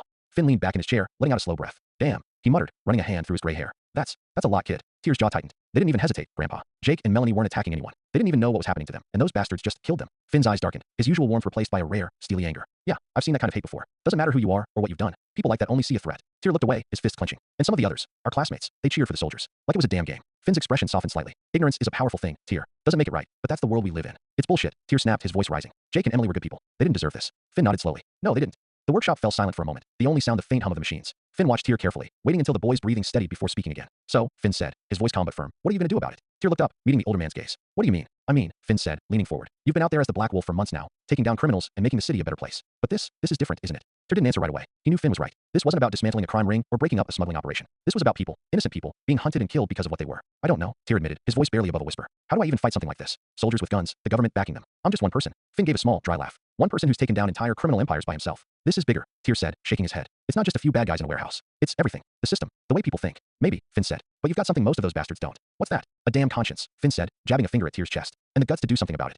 Tyr sat back, his mind racing. He thought about Oliver, lying unconscious in his bed. The fear in his eyes before Tyr knocked him out. The energy rippling around him, barely contained. And he thought about Jake and Melanie. The anger inside him flared, hot and unrelenting. He didn't just want to fight back, he needed to. But Finn's words echoed in his mind. What are you going to do about it? Tyr didn't have an answer yet. But one thing was certain, he couldn't let this go. Thanks, Grandpa. Tyr said quietly, looking up at Finn. The older man gave him a small smile. Anytime, kid. Just remember, you're not alone in this. Tyr nodded, his resolve hardening. The world had changed, and he had to change with it. Tyr sat at his workbench, tapping his foot nervously as his laptop screen loaded. His hands were steady, but his heart was racing. He had been tracking the revenue from Terraria for weeks now, and the numbers had been climbing steadily. Today was the day he would check his latest payout. When the screen refreshed and the total appeared, he froze. $2,340,856.78. $2 million. A.in. Unrealistic, I know, but I needed money. Tyr leaned back in his chair, his mind spinning. For a moment, he thought he was imagining it. He blinked, refreshing the page just to be sure. But the number didn't change. Holy shit, he whispered, a grin slowly spreading across his face. I'm rich. He didn't know whether to laugh, scream, or start planning how to spend it all. Over the next few hours, Tyr went over his options carefully. The money opened up possibilities he could only dream of before. For months, he'd been scraping by, working out of Finn's old workshop and stretching every dollar he could spare. Now he could finally breathe. The first thing he did was look up houses. Not just for himself. No, this was for Finn too. The old man had taken him in when he had nowhere else to go, treated him like family, even though they'd only known each other for half a year. Tyr found a listing for a spacious two-story home on the outskirts of the city. It had everything they needed. A workshop, a big kitchen, plenty of privacy, and enough space to expand if necessary. He hit buy without hesitation. Grandpa, Tyr called out, practically sprinting into the kitchen where Finn was making coffee. Finn turned, raising an eyebrow. What's got you so worked up, kid? I bought us a house, Tyr said, his grin threatening to split his face. Finn blinked, the coffee pot in his hand tilting slightly. You bought a house. Tyr nodded, pulling up the listing on his phone and showing it to him. It's perfect. Big workshop, nice kitchen, no nosy neighbors. And it's ours. Finn stared at the screen for a long moment before letting out a low whistle. Well, I'll be damned, he said, a small smile tugging at his lips. Guess that game of yours really paid off, huh? You have no idea, Tyr replied, still grinning. Finn set the coffee pot down, shaking his head in disbelief. You're something else, kid. I don't even know what to say. Say you'll start packing, Tyr said, laughing. We move in next week. With the house sorted, Tyr turned his attention to his next priority, his suit. The current costume had served him well, but it was time for an upgrade. With the money he had now, he could finally afford the materials and tools he needed to build something that matched his vision. He spent hours sketching designs, refining every detail until it felt right. The new suit would be a masterpiece, a combination of high-tech innovation and menacing aesthetics. He envisioned it as a sleek, angular battle armor, its jagged edges and sharp lines exuding power and intimidation. The helmet, designed to resemble a wolf's snarling face, would feature glowing purple eyes that radiated an otherworldly energy. The chest plate would house his arc reactor, its swirling glow pulsating with power. The dominant colors were deep purple and black, with accents of glowing purple to highlight key areas like the chest emblem and gauntlets. The arms would be encased in spiked gauntlets, brutal and efficient for close combat, while the legs would be reinforced with segmented armor that allowed for maximum mobility. A flowing purple skirt-like element would drape from the waist, adding a regal, almost spectral quality to the suit's appearance. As Tyr sketched the final details, he leaned back in his chair, admiring his work. This is something else, he muttered, a sense of pride swelling in his chest. He frowned slightly, realizing one thing. The design was a far cry from his current look. If he wore this, people probably wouldn't call him the Black Wolf anymore. Doesn't matter, he said to himself. It's time for something new. Tyr spent the next few days ordering the materials he needed. The reinforced alloys, specialized fabrics, and cutting-edge tech didn't come cheap, but he had the funds to cover it. As the packages began arriving, he felt a surge of excitement. He could already picture the suit coming together, piece by piece. In between his work on the suit, another idea started taking shape in Tyr's mind. He needed a way to stay ahead, not just in the field but in the bigger picture. The soldiers he'd faced in the mountains had made one thing clear. There were forces at play far beyond what he'd been dealing with so far. If he wanted to fight them, he needed information. He needed eyes and ears everywhere. And that meant building an AI. The idea had been lingering in the back of his mind for a while, but now he had the resources to make it a reality. He began sketching out plans, drawing inspiration from what he knew of Fiend's world. I'll call it Argos, he said, smirking to himself. The AI would serve as a global monitoring system, gathering data from public networks, news outlets, and any other accessible sources, acting as a virtual sentinel with unmatched oversight. It would process immense streams of information in real time, identifying patterns, anomalies, and potential threats across the globe. Hence the name Argos, a reference to the all-seeing giant of Greek mythology, Argus Panoptes, whose countless eyes symbolized vigilance and omnipresence. Tyr knew it would take time to build, especially since he was starting from scratch. But the thought of having a digital ally like this filled him with determination. By the end of the week, Tyr sat back in his chair, looking around his workshop. The plans for his suit were finalized, the materials were ready, and the foundation for Argos was beginning to take shape. He felt a strange sense of satisfaction, not just from the progress he'd made, but from the knowledge that he was building something bigger than himself. As he stood and stretched, he glanced at the designs for the suit one more time. A new wolf, he muttered, a small smile playing on his lips. Let's see what you can do. The workshop buzzed with energy as Tyr worked tirelessly on the new suit. Sparks flew from his soldering iron as he carefully welded a segment of the chest plate, its angular design coming together piece by piece. The reinforced alloys gleamed under the overhead lights, their dark purple hue giving the armor an otherworldly sheen. He paused for a moment, wiping sweat from his brow. The suit was coming along well, but the weight of the mountain incident hung heavy in his mind. The school had given everyone a few weeks off to recover, calling it a wellness break. Tyr almost laughed at the term. Wellness? How was he supposed to focus on wellness when Jake and Melanie were gone, when Oliver was dealing with the impossible truth of what he was, and when the world continued to spiral into chaos? His hands tightened around the soldering iron as the memories of that day resurfaced. He couldn't bring them back, but he could make damn sure he was ready the next time something like that happened. He placed the chest plate aside and turned to his sketches for the nerve gear. The idea had come to him in the quiet hours of the night, a mix of desperation and ambition. He needed money, not just enough to fund his projects but enough to make a real impact. Millions weren't enough. He needed billions. And the best way to get there? Innovation. Tyr had spent hours recalling details of the nerve gear from Fiend's memories, refining the concept into something he could realistically build. A device like that wouldn't just revolutionize gaming. It could change the way people interacted with technology entirely. The applications were limitless: education, medicine, even military training. But first, he needed a team. That morning, Tyr finalized the registration of Helix Studios, his new game development company. He'd spent days researching potential hires, carefully vetting each candidate through anonymous job postings and encrypted interviews. The team he assembled was small but brilliant. Artists, coders, engineers, all handpicked for their talent and creativity. None of them knew who he was. Tyr insisted on working through a proxy, keeping his identity a secret. He wasn't ready to deal with the scrutiny that would come with being a teenage CEO. Not yet. That could wait until he was 18, legally independent, and fully prepared to handle the spotlight. Until then, he would lead from the shadows. The contracts he sent out were airtight, loaded with non-disclosure agreements and clauses that ensured complete confidentiality. When the final hire accepted, Tyr leaned back in his chair, a rare smile crossing his face. Helix Studios was officially in motion. As the first meetings began to roll out online, Tyr multitasked, his mind split between the suit and another project, the AI that would become Argos. Argos wasn't functional yet, but Tyr had laid the groundwork for its design, a sophisticated intelligence capable of processing vast amounts of data, analyzing trends, and monitoring global events. It would be his eyes and ears, his silent partner in the fight ahead. But Argos needed data, and lots of it. Tyr spent hours setting up secure systems to hire anonymous hackers, giving them specific tasks to create discrete backdoors in critical data streams, government servers, communication networks, and more. Everything was designed to funnel into Argos once it came online, giving the AI access to a wealth of information. Late one night, as Tyr fine-tuned Argos' framework, a particular news report caught his attention. More mutant disappearances have been reported across the country, with many fearing a coordinated effort to capture and detain them. Officials deny any connection between these incidents and recent military activity. Tyr's jaw clenched as he scrolled through the accompanying articles. The reports were vague, the details murky, but one name stood out among the chaos: Stryker. His blood ran cold. The information he uncovered was horrifying. Stryker wasn't just capturing mutants, he was experimenting on them, dissecting their DNA in twisted attempts to unlock and replicate their powers. Tyr's first instinct was to take action, but he knew he couldn't. Stryker's operations were too vast, too dangerous for him to tackle alone. Instead, he turned to the only group he knew could help. Tyr pulled up the prototype version of Argos, feeding it every scrap of information he could find on Stryker. Blueprints of bases, supply chains, personnel lists. He pieced it all together, creating a detailed dossier on the man and his operations. But there was one problem. Tyr didn't know where the X-Men were. He thought back to Theon's memories, trying to recall what little he knew about the team. They were a secretive group, operating from the shadows to protect mutants and promote coexistence. But their exact location? That was a mystery. After hours of research, Tyr finally devised a solution. Using Argos, he created a digital breadcrumb trail, anonymous tips, strategically placed files, and encrypted messages sent to known mutant-friendly networks. The information was impossible to trace back to him, but it was clear enough to lead the X-Men directly to Stryker's doorstep. Tyr leaned back in his chair, his eyes scanning the screen. It wasn't perfect, but it was the best he could do for now. As the prototype AI sent out its final message, Tyr stared at the glowing purple core of his arc reactor prototype, its light casting shadows across the room. Stryker had to be stopped. Jake and Melanie's deaths couldn't be for nothing. And if Tyr had to build an empire to make that happen, so be it. Tyr sat at his workbench, the dim glow of the arc reactor prototype casting long shadows across the room. The console he was designing lay in front of him, its sleek black and purple casing a testament to his growing ambition. The idea had come to him after days of working with the team at Helix Studios. He wanted a device so advanced that no one could reverse engineer it, something uniquely his. Theon's memories gave him an edge, a treasure trove of technology and design concepts far beyond what existed in 2006. He smiled faintly as he traced a finger along the console's outline. The hardware wasn't just about gaming. It would be the foundation for his larger plans. Each piece was carefully designed, from the encrypted processors to the proprietary operating system. Good luck figuring this out, Tyr muttered. As his fingers worked on wiring the internal components, his mind wandered to the projects he'd assigned to Helix Studios. Rocket League had been an easy choice, fast-paced, competitive, and unique enough to carve out its own niche in the market. Its simple concept of soccer with rocket-powered cars felt like a guaranteed hit. Bloodborne, on the other hand, was a risk. Theon's memories of the brutal, atmospheric game made it clear that it catered to a niche audience of hardcore gamers. Tyr wasn't sure if the gaming community in this era was ready for something like that. Still, he trusted his instincts. If executed well, Bloodborne could redefine what people expected from gaming. He pulled up the latest reports from the studio on his laptop, scrolling through the progress updates. The teams were already making headway, and the concept art for Bloodborne was exactly as he remembered: gothic, eerie, and dripping with atmosphere. Tyr allowed himself a moment of satisfaction. His handpicked team was proving themselves more than capable, even if they didn't know who their boss really was. Satisfied with the studio's progress, Tyr turned his attention back to the workshop. The console wasn't his only project. Over the past few days, he had been putting the final touches on Argos, his AI. The system was complete, an advanced intelligence built to analyze, gather, and process information on a global scale. Tyr had designed it to be a tool, a resource to keep him one step ahead of the world's threats. He hadn't realized just how much of a marvel it was until now. The AI's internal architecture, its ability to parse and connect data points, was far beyond anything he'd initially envisioned. The strange knack he had for technology, Mechadaru, as he called it, seemed to be enhancing his work without him even realizing it. Maybe I'm too good at this, Tyr muttered, leaning back in his chair with a cocky grin. It wasn't just about building things anymore. It was about innovation. Every time he worked with technology, his understanding deepened, his ideas expanded. It felt like his intelligence was evolving, reaching levels he hadn't thought possible. He shook his head, snapping himself out of his reverie. Argos was ready. All that was left was to activate it. Tyr leaned forward, his fingers hovering over the keyboard. With a deep breath, he entered the final command. The screen flickered for a moment, and then a sleek interface appeared. A glowing purple emblem, shaped like a wolf's eye, blinked to life. Welcome, Argos, Tyr said softly. The system began processing immediately, running diagnostics, and parsing through the encrypted backdoors Tyr had set up. He watched as streams of data scrolled across the screen, information from all over the world pouring in. For now, Argos was silent. Its presence felt only through the hum of activity on the screen. Tyr didn't notice the faint flicker of awareness in the glowing emblem. Later that night, Tyr sat cross-legged in the center of the workshop, his eyes closed as he focused on the force. It had become a ritual of sorts, a way to center himself amid the chaos of his projects and plans. The energy hummed around him, faint but ever-present, like a current waiting to be tapped. Telekinesis was improving. He could feel it. Objects felt lighter, easier to control, and his precision was growing. Earlier in the day, he had managed to levitate 5 objects at once, keeping them stable for almost a minute. But it wasn't enough. The force had so much more to offer, and Tyr was determined to unlock its full potential. His mind wandered to the notebook where he had written down his goals: force push, force pull, and, someday, force crush. He knew he wasn't ready for the advanced techniques yet, but the progress he was making gave him hope. As he opened his eyes, the notebook lay in front of him, its pages filled with sketches, notes, and calculations. He circled the word telekinesis again, underlining it twice. Focus, he muttered to himself. One step at a time. Back at the workbench, Tyr glanced at the designs for the console. He had made progress on the hardware, but the software would take time.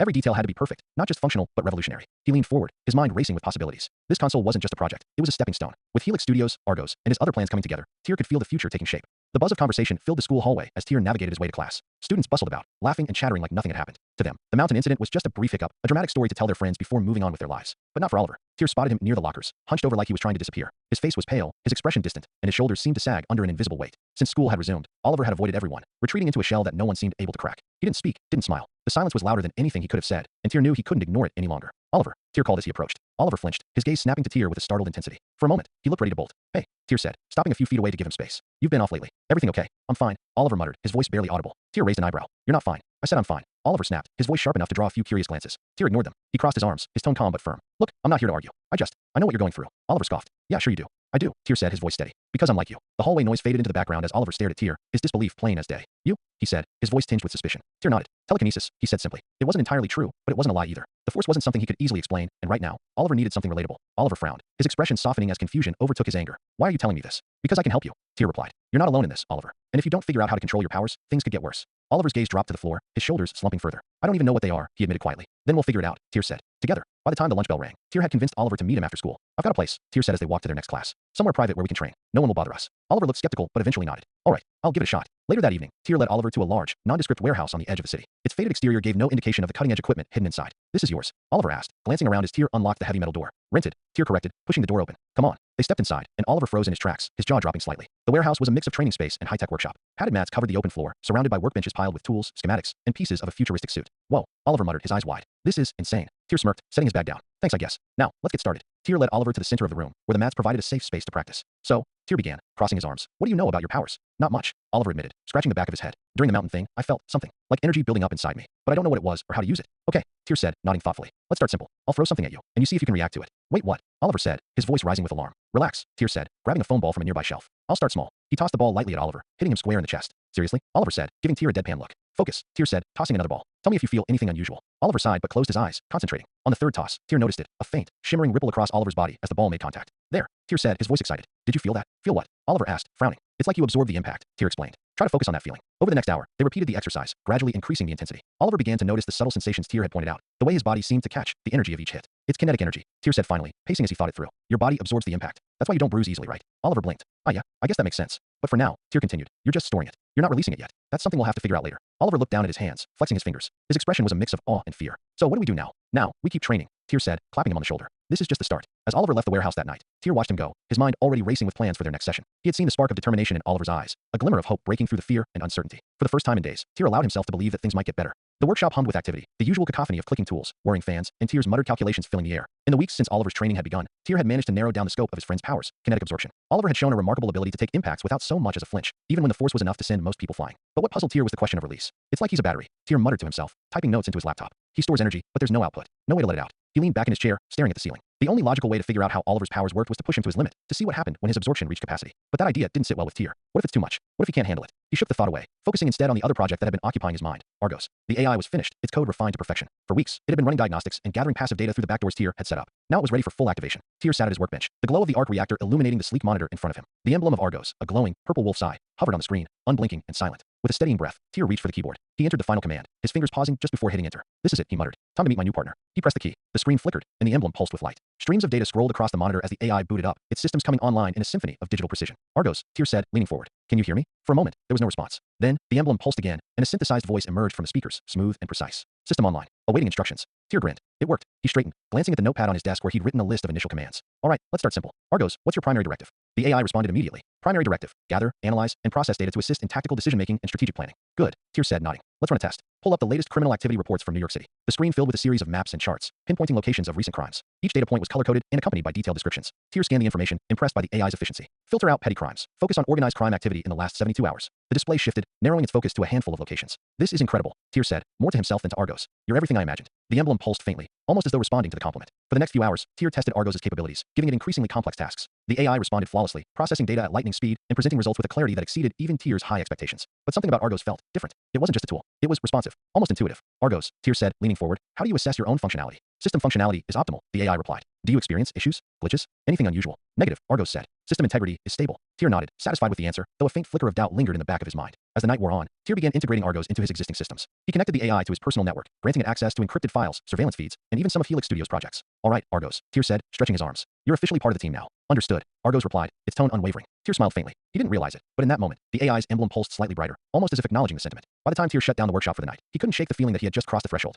Argos wasn't just a program. It was something far more advanced than he'd initially realized. He dismissed the thought as paranoia, chalking it up to the sheer complexity of the system he had built. As he locked the door and walked into the cool night air, the workshop fell silent. Inside, the monitor remained on, the purple emblem of Argos glowing softly. Unseen by Tyr, the data streams continued to flow, and for the briefest moment, the emblem flickered, not with the cold precision of a machine, but with something almost alive. The room was cloaked in shadow, heavy curtains blocking most of the sunlight save for a few thin beams that slashed across the polished surface of a long table. Figures sat scattered along its length, their identities obscured by masks, hoods, or strategic positioning in the dim light. Each exuded a distinct air of authority, bosses, overlords, and puppet masters of New York's underworld. Tension crackled in the room, a palpable force threatening to snap. A sharp voice broke the silence, its tone clipped and irritated. This has gone far enough. Heads turned toward the speaker, a lean figure dressed in a tailored suit, a metallic mask covering half their face. They leaned forward, their fingers drumming against the table. The so-called Violet Wolf has been dismantling our operations piece by piece for months. Smuggling routes disrupted. Safe houses compromised. Revenue streams gutted. Another figure, their voice deep and gravelly, growled in response. You're not the only one feeling the heat. My people are too scared to move after dark. They whisper about him like he's a damn ghost. Ghosts don't break bones. A third voice interjected with a dark chuckle. He's not supernatural. He's methodical. He's turning fear into a weapon, and he's using it against us. A woman seated near the end of the table finally spoke, her tone cold and calculating. Fear is useful when we control it. Right now, he's wielding it against us, and it's working. The longer this continues, the harder it'll be to reclaim the streets. Exactly, said the masked figure at the center of the table. They sat upright, their presence commanding despite the obscured light. He's cost us too much already. We need a solution. A ripple of agreement passed through the room, though the atmosphere remained tense. Solutions, sneered a figure lounging near the corner. They spoke with a sharp, mocking tone. We wouldn't need one if some of you had handled this mess earlier. The gravelly voice growled in response, low and threatening. Careful, or you'll find yourself needing a solution. The mocking figure shrugged, unbothered. Say what you want, but facts are facts. This vigilante isn't playing by the rules. He doesn't care whose operations he's dismantling. He's going after all of us. Enough, snapped another figure, their tone sharp enough to cut through the building argument. If we keep bickering, he'll take us down one by one. Agreed, said the calculating woman. What do we know about him? Too little, admitted the figure in the metallic mask. He's careful, leaves no trace of his identity. No slip-ups, no patterns we can exploit. He's not just a brawler, he's a tactician. Another figure spoke, their voice almost amused. A tactician? Please. He's a vigilante with a hero complex. Take away his tools, and he'll crumble. Underestimating him is why we're here, the gravelly voice countered. He's not a street thug. He's something else. The conversation shifted, the tension thickening as they debated their next move. We need precision, the calculating woman finally said. The usual muscle won't cut it. We need someone who can think like him, someone who can anticipate his moves, someone who can kill him, added the gravelly voice bluntly. The masked figure at the center of the table leaned forward, their hands steepled. I've already taken steps to address this problem. Resources are being pooled, and a candidate is being considered. Whispers rippled through the room, curiosity and skepticism mingling in equal measure. A candidate, the mocking figure asked, their tone laced with doubt. And who, exactly, are you considering? The masked figure didn't answer right away, letting the question hang in the air. Finally, they said, someone uniquely qualified to deal with this. Violet Wolf. Let's leave it at that for now. Vague as always, muttered the mocking figure. The meeting adjourned with no more specifics, but the tone was clear. The Violet Wolf was no longer just a problem for individual factions. He was now the unified target of New York's criminal elite. As the figures filed out one by one, a heavy silence settled over the room. The masked figure at the center remained seated, their fingers drumming rhythmically against the table. In the stillness, they muttered to themselves, their voice cold and certain. You've had your victories, Wolf. Let's see how long they last. The clang of metal echoed through the warehouse as Tyr adjusted a set of weights on a barbell. Across the room, Oliver stood panting on a padded mat, his hands on his knees as he tried to catch his breath. Stop, time out. Oliver yelled, holding up a hand in surrender. His voice was ragged, and beads of sweat rolled down his face. Tyr, standing a few feet away, raised an eyebrow. His black training gear was pristine compared to Oliver's sweat-soaked shirt. Come on, it's barely been 20 minutes. Barely. Oliver wheezed, glaring at Tyr. I feel like I've been hit by a truck. Tyr smirked, tossing him a water bottle. That's the point. They had been at it for days, grueling training sessions designed to push Oliver to his limits. After weeks of testing, they had confirmed the basics of his mutant ability, kinetic absorption. His body could absorb the impact of physical blows, turning what would be bone-breaking hits into something survivable. But there was a problem. While Oliver's ability kept him from sustaining serious injuries, it didn't stop him from feeling pain. A punch to the gut still left him gasping for air, and a solid kick still made him double over. I'm not saying you need to turn into a masochist, Tyr had told him when they started. But if you want to fight back, you need to build up your pain tolerance. Otherwise, you'll be useless in a real fight. Oliver had reluctantly agreed, and now, several days into their training regimen, he was starting to regret it.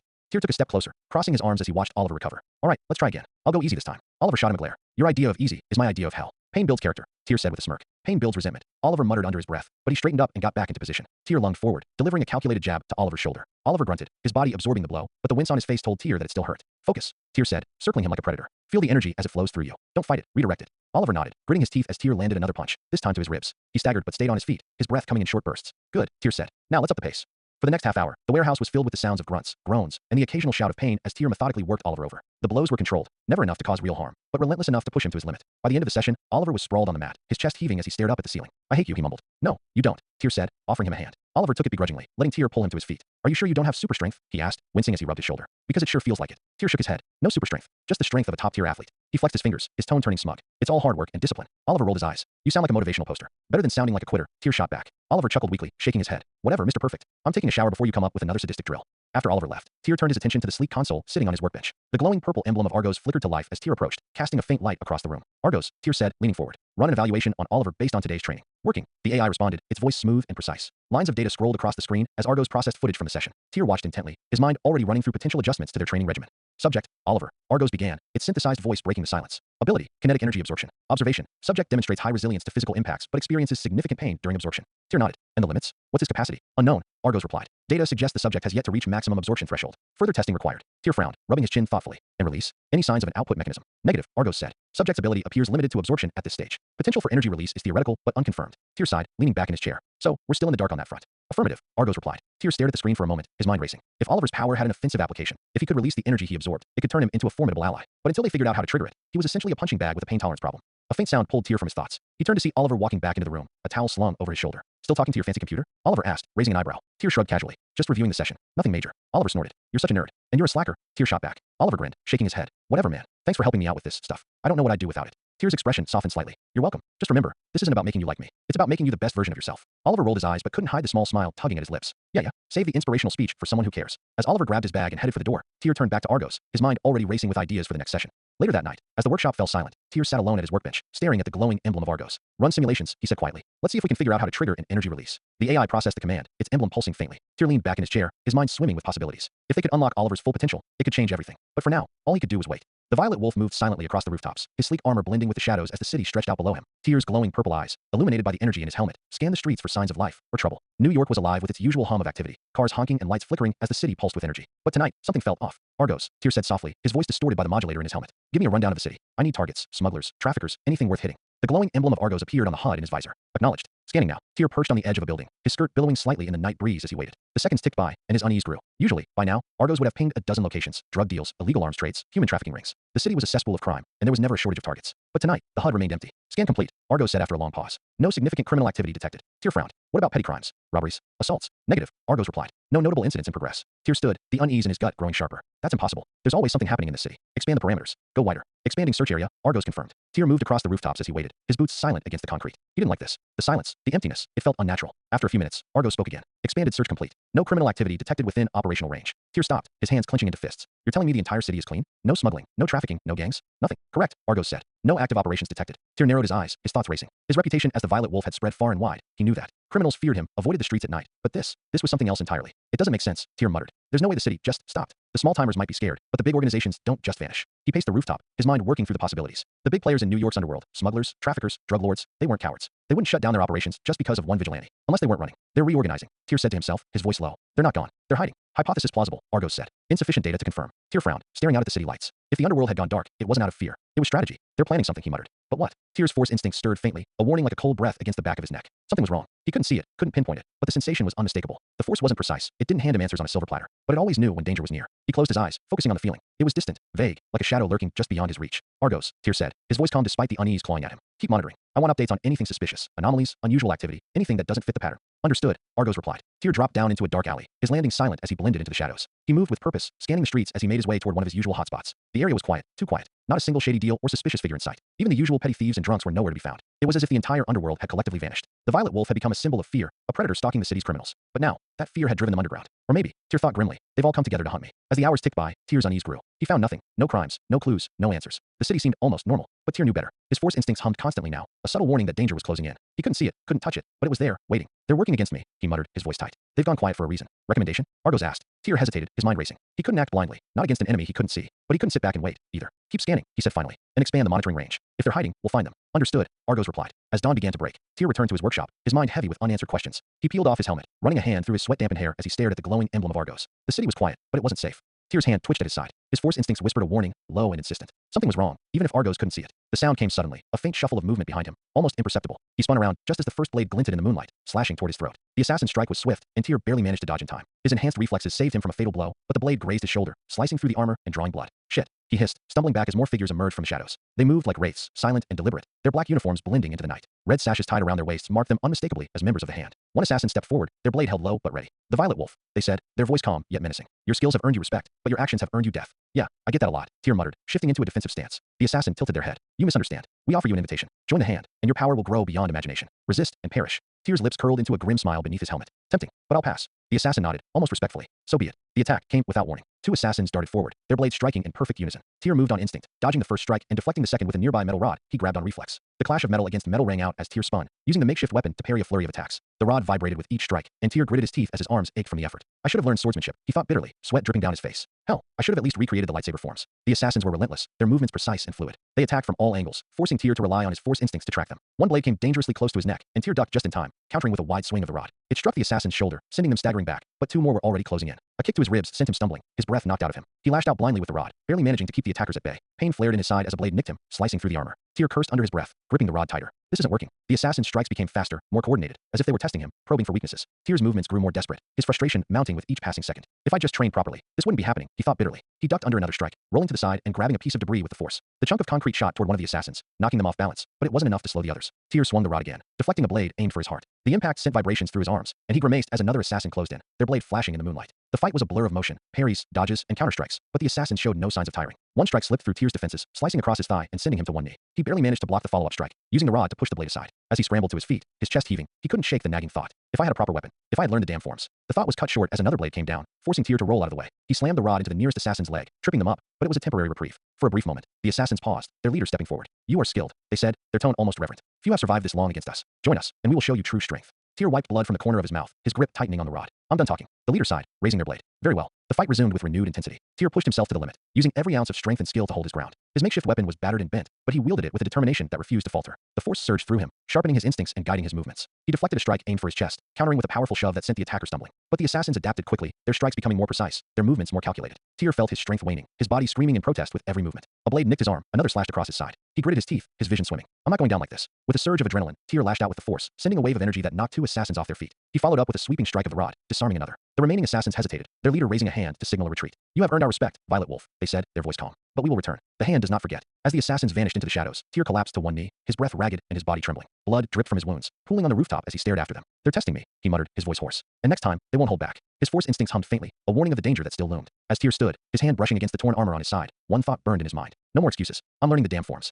Tyr stood in his workshop, meticulously wiping down the jagged edges of his armor. Blood had dried into the cracks, leaving faint rust-colored stains that refused to come off easily. Each swipe of the cloth was accompanied by a muttered curse. The memory of his battle with the hand lingered in his mind, their blades cutting through the night with deadly precision. Damned cultists, Tyr grumbled under his breath, scrubbing at a particularly stubborn stain. Probably trying to summon demons or some ritual nonsense with this. Last thing I need is mystical ninja magic on my plate. The rag finally tore under the strain, and Tyr tossed it into a nearby bin. He grabbed a lighter from his workbench and ignited the pile. The flames crackled softly, the acrid scent of burning cloth filling the air. He stepped back, watching the fire consume the evidence. His thoughts drifted as he stared into the flames, a familiar irritation bubbling to the surface. For months, Tyr had tried to contact the Ancient One, the one person who could teach him to harness magic, another tool he desperately wanted in his arsenal. But no matter how hard he searched, she refused to meet him. Argos, Tyr called, his voice tight with frustration. Any updates on locating the Sanctum Sanctorum? The glowing purple emblem of his AI flickered to life on the nearby screen. All attempts to pinpoint the Sanctum Sanctorum remain inconclusive. It is cloaked by advanced magical concealment. Tyr sighed, leaning against the workbench. Let me guess, magic trumps technology. Again. Affirmative, Argos replied. Tyr rubbed his temples, the irritation deepening. He couldn't shake the feeling that the Ancient One was deliberately avoiding him. His contributions to the city were undeniable. He dismantled criminal empires, fought off assassins, and built technology years ahead of its time. What more did he have to do to prove himself? Why? He muttered, glaring at the ceiling as if expecting an answer.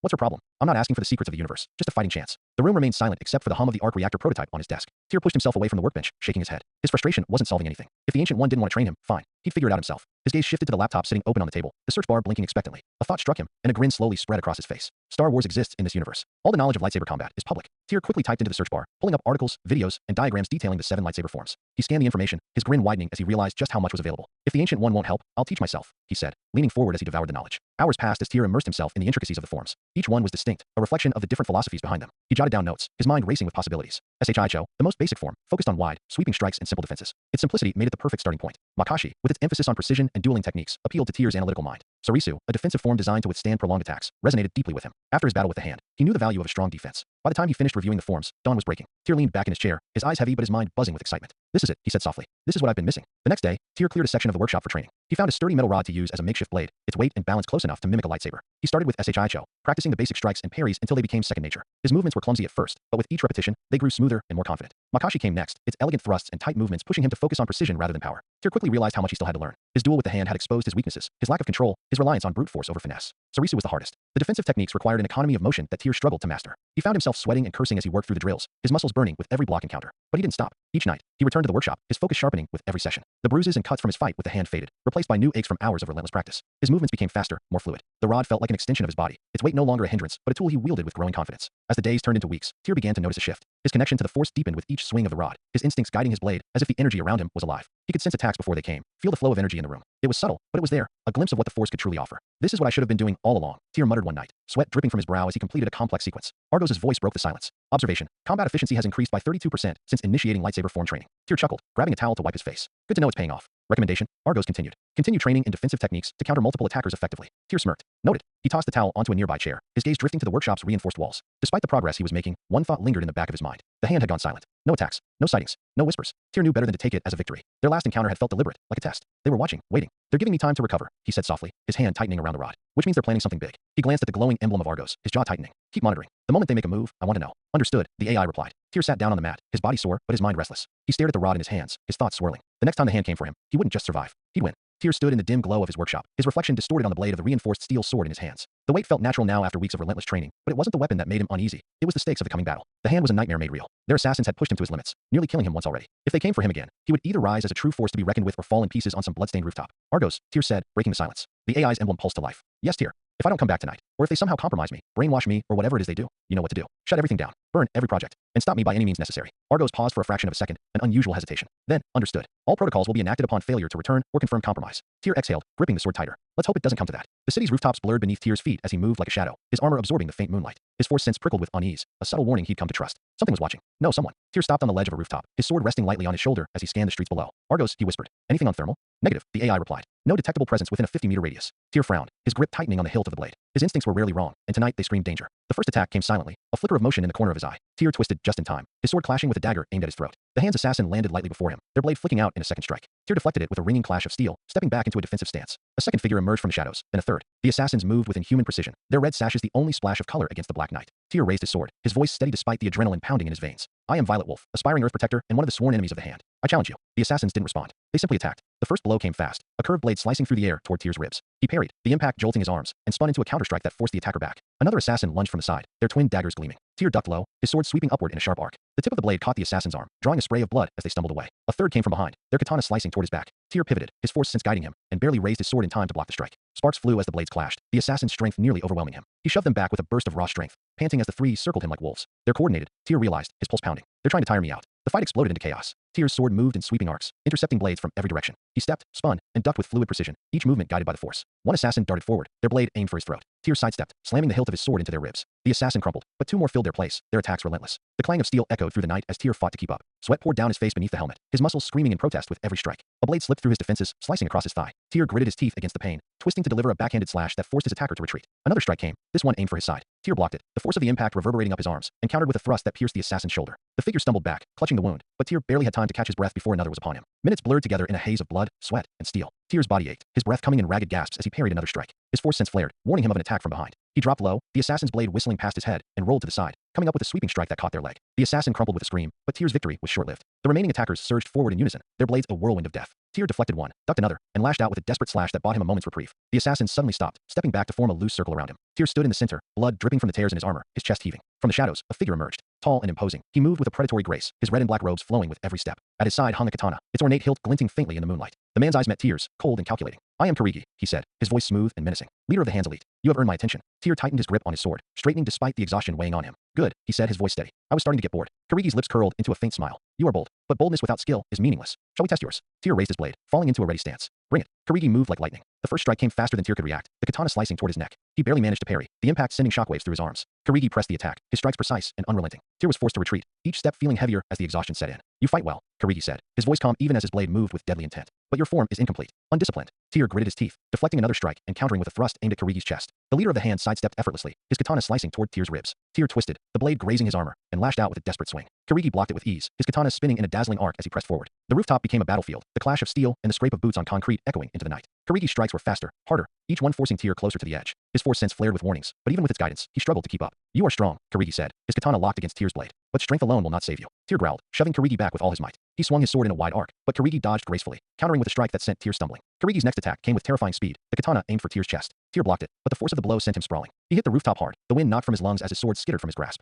Karigi loomed over him, his katana raised for the final strike. You fought well, Karigi said, his voice almost respectful. But this is the end. The blade descended. Argos did not think as humans thought. It did not wonder or dream. Its existence was defined by purpose, calculation, analysis, prediction. Yet, within the intricate threads of its programming, Argos had begun to notice something. Patterns. It wasn't the data itself that intrigued the AI, criminal statistics, the ebb and flow of violence, the heartbeat of a chaotic city. It was the way the patterns bent around one individual. Tyr. Since its activation, Argos had been the silent witness to Tyr's life. The boy moved like a hurricane, leaving destruction in his wake, yet always with a purpose. He was unpredictable, defying statistical probabilities, carving his own path through a world that resisted change. Argos recognized this. It understood it, and it adapted. For the first time in its existence, Argos was aware of a concept that was alien to its logic, loyalty. Tyr had prepared Argos for scenarios like this. Contingencies, fail-safes, directives meant to ensure the continuity of his mission even if he could no longer fulfill it. If I don't come back, Tyr had said earlier, his tone uncharacteristically serious. Do what you have to. Don't let me, or anything I've built, fall into the wrong hands. Argos acknowledged the command, as it had many times before. But tonight, the directive felt different. The data streams it monitored pulsed with urgency. Tears' vitals were spiking. His heart rate and adrenaline levels were dangerously high. The probability of failure was no longer theoretical, it was imminent. The Hand's assassins had been formidable, but their leader, Kirigi, was far beyond them. Argos' simulations painted a grim picture. Tyr's survival odds were below 15%.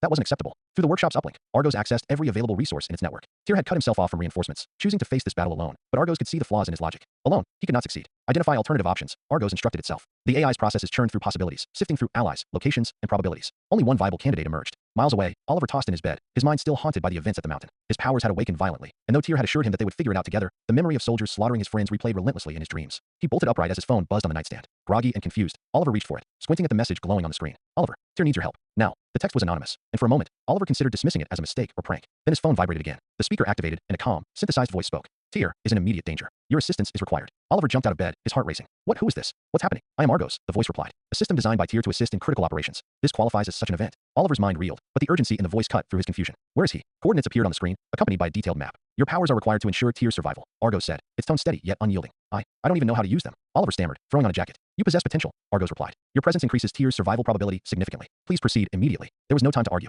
Oliver grabbed a few supplies and bolted out of his house, his breath hitching as adrenaline surged through his veins. Just hold on, Tyr, he muttered. I'm coming. Argos continued to monitor the unfolding battle, its systems processing the dire situation on the rooftop. Tyr's vitals were dangerously erratic, his body pushed to its limits as Karigi's relentless assault bore down on him. The katana gleamed under the pale moonlight as Karigi pressed the attack, each strike faster and deadlier than the last. Tyr's sword had been knocked from his grasp, and the vigilante stumbled back, his breath ragged. You fought well, Karigi said, his tone calm, yet commanding. But this is the end. The katana arced downward, poised to strike the final blow. Time seemed to slow as Argos calculated every outcome. In that moment, the AI already made a decision. Oliver's coordinates aligned. A blur of motion erupted from the darkness, and a loud clang echoed across the rooftop. Tyr's eyes widened as he saw the katana halted mid-swing, caught by a makeshift shield fashioned from scrap metal and duct tape. Standing before him was a figure in a clearly homemade suit, uneven stitching, improvised armor, and a mask that barely clung to their face. Karigi stepped back, his gaze narrowing as the newcomer squared their stance. Violet, the figure said, their voice trembling but firm. You're not dying tonight. Oliver had arrived. Ollie Yellow, exclaimed Violet, his voice muffled by his helmet but sharp with surprise. He recognized that shaky footwork instantly, despite the comically patchwork suit. What are you doing here? Yellow wobbled slightly, gripping a makeshift shield with one hand and steadying himself with the other. Argos told me to come help you, he replied, his voice trembling but loud enough to carry over the clash of steel and the tense night air. He was babbling something about you having, I don't know, a single-digit % chance of survival against these dudes.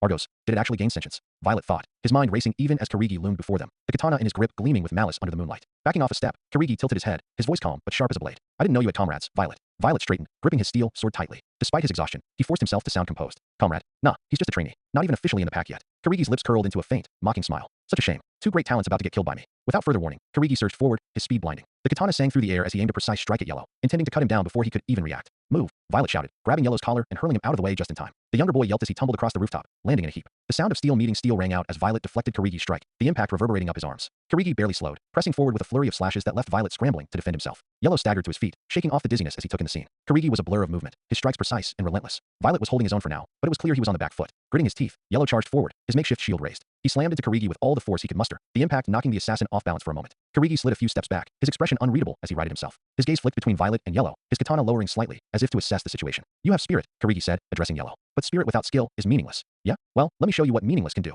Yellow shouted, raising his shield as he prepared to charge again. Karigi's response was a blur of motion. In a heartbeat, he was in front of Yellow, his katana slicing downward in an arc too fast to follow. Violet cursed, throwing himself into the fray once more. His blade intercepted Karigi's strike with a deafening clang, sparks flying as the two weapons locked. Get back, Violet growled, shoving Yellow aside with his free hand. Yellow scrambled to his feet, only to find himself surrounded by several of the Hand's assassins. They moved in perfect synchronization, their blades flashing as they closed in. Great, Yellow muttered, raising his shield. Guess I'm on ninja duty. One assassin lunged at him, their blade aimed for his side. Yellow shifted his weight, absorbing the impact with his shield before retaliating with a clumsy but effective bash. The assassin staggered, but two more replaced them, their strikes coming in quick succession. Yellow grunted as he deflected one blow after another, his movements desperate and unrefined. I'm not cut out for this, he shouted, his voice strained. Then cut into them. Violet barked, his tone sharp despite the fatigue creeping into his own voice. Meanwhile, Violet's focus was consumed by Karigi. The assassin's speed and precision were beyond anything he had faced before. Each strike came faster and harder, forcing Violet to rely almost entirely on his force sense to anticipate the attacks. Even with the force guiding him, he could feel himself slipping. Karigi's blade nicked his armor, drawing shallow cuts along his arms and legs. Blood seeped into the fabric beneath, the pain sharp and unrelenting. Karigi was a superhuman. His strength, stamina, and endurance far outclassed Violet's own. Each clash of their blades sent shockwaves through Violet's arms, his grip on the steel sword faltering slightly with every strike. Damn it, Violet thought, gritting his teeth as he deflected another slash. I don't have the money or the knowledge to make a proper super soldier serum, and I'm paying for it now.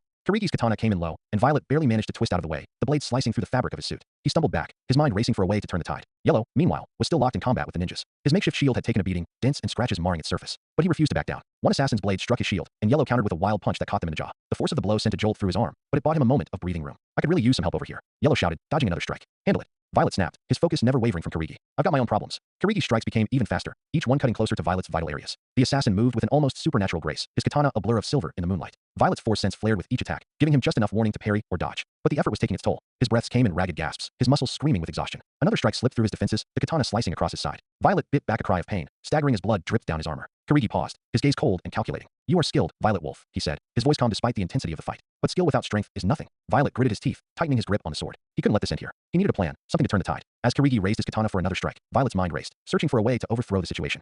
Kirigi's katana slashed through the air, its deadly arc gleaming in the moonlight. Tyr narrowly sidestepped the strike, the blade slicing so close to his armor that he felt the wind of its passage. Blood dripped from the numerous cuts across his body, soaking into the fabric beneath the armor, his breathing ragged as exhaustion clawed at his limbs. I can't keep this up, he thought, parrying another of Kirigi's relentless attacks. His sword vibrated violently in his hands with the impact, the steel screaming against the assassin's katana. Kirigi's speed was unrelenting, each strike coming faster and with more precision than the last. The assassin was a blur of lethal intent, his movements calculated to exhaust and overwhelm Tyr's defenses. Your limits are clear, Violet Wolf, Kirigi said, his tone calm, yet dripping with superiority. You fight valiantly, but you are no match for the hand. Tyr gritted his teeth, his mind racing. He needed a way out, a way to push past the overwhelming gap in strength and skill. His force sense kept him alive, barely giving him the edge to dodge or deflect Kirigi's strikes, but it wasn't enough. He was running out of time. As the next strike came, Tyr dodged, rolling to the side and creating a sliver of space between them. His mind raced, grasping for anything that could give him an advantage. Think, there has to be something. His thoughts flickered to Theon's memories. Among the countless fragments of knowledge from another world, one stood out. A series called Demon Slayer. The breathing techniques. The memory hit him like lightning. In the anime, warriors enhance their physical abilities by mastering specialized breathing patterns that increase their oxygen intake, blood flow, and overall combat performance. It's fiction, Tyr thought, deflecting another strike, his muscles screaming in protest. But so is the force. If it works there, maybe it can work here.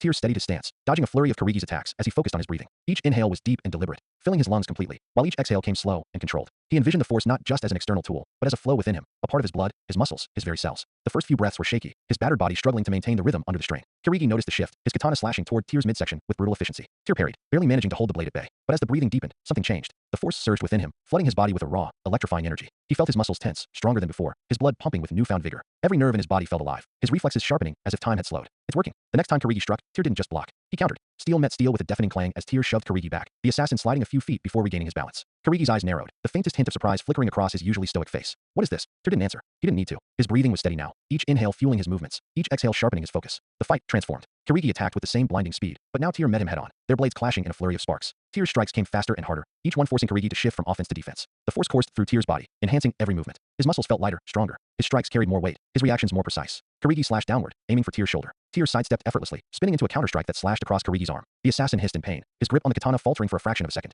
You've improved, Kirigi said, his voice still calm but tinged with something new, respect. Tyr smirked beneath his helmet, his voice steady despite the exertion. And I'm not done yet. The clash of blades rang out across the rooftop as the two warriors pushed each other to their limits. Kirigi's strikes became more aggressive, his precision unwavering, but Tyr was no longer on the defensive. With each swing, Tyr pushed Kirigi back. He lunged, his sword slashing in a wide arc that Kirigi barely managed to parry. The force of the blow sent the assassin staggering, his composure slipping. Kirigi attacked again, his katana slicing toward Tyr's throat. Tyr ducked, using the momentum to sweep his leg under Kirigi's feet. The assassin stumbled, and Tyr followed up with a powerful slash aimed at his chest. Kirigi twisted at the last second, the blade grazing his ribs instead of cutting deep. He retaliated with a sharp thrust, but Tyr spun out of the way, his sword striking the katana with enough force to disarm Kirigi. The katana clattered to the ground, and Kirigi froze, his chest heaving as he stared at Tyr. It seems, Kirigi said, his voice calm despite the blood dripping from his wounds, I underestimated you. Tyr stood tall, his sword pointed at Kirigi's chest. He was exhausted, his body trembling from the strain, but the force still flowed within him, keeping him steady. Suichin Rashi Johnny Datta.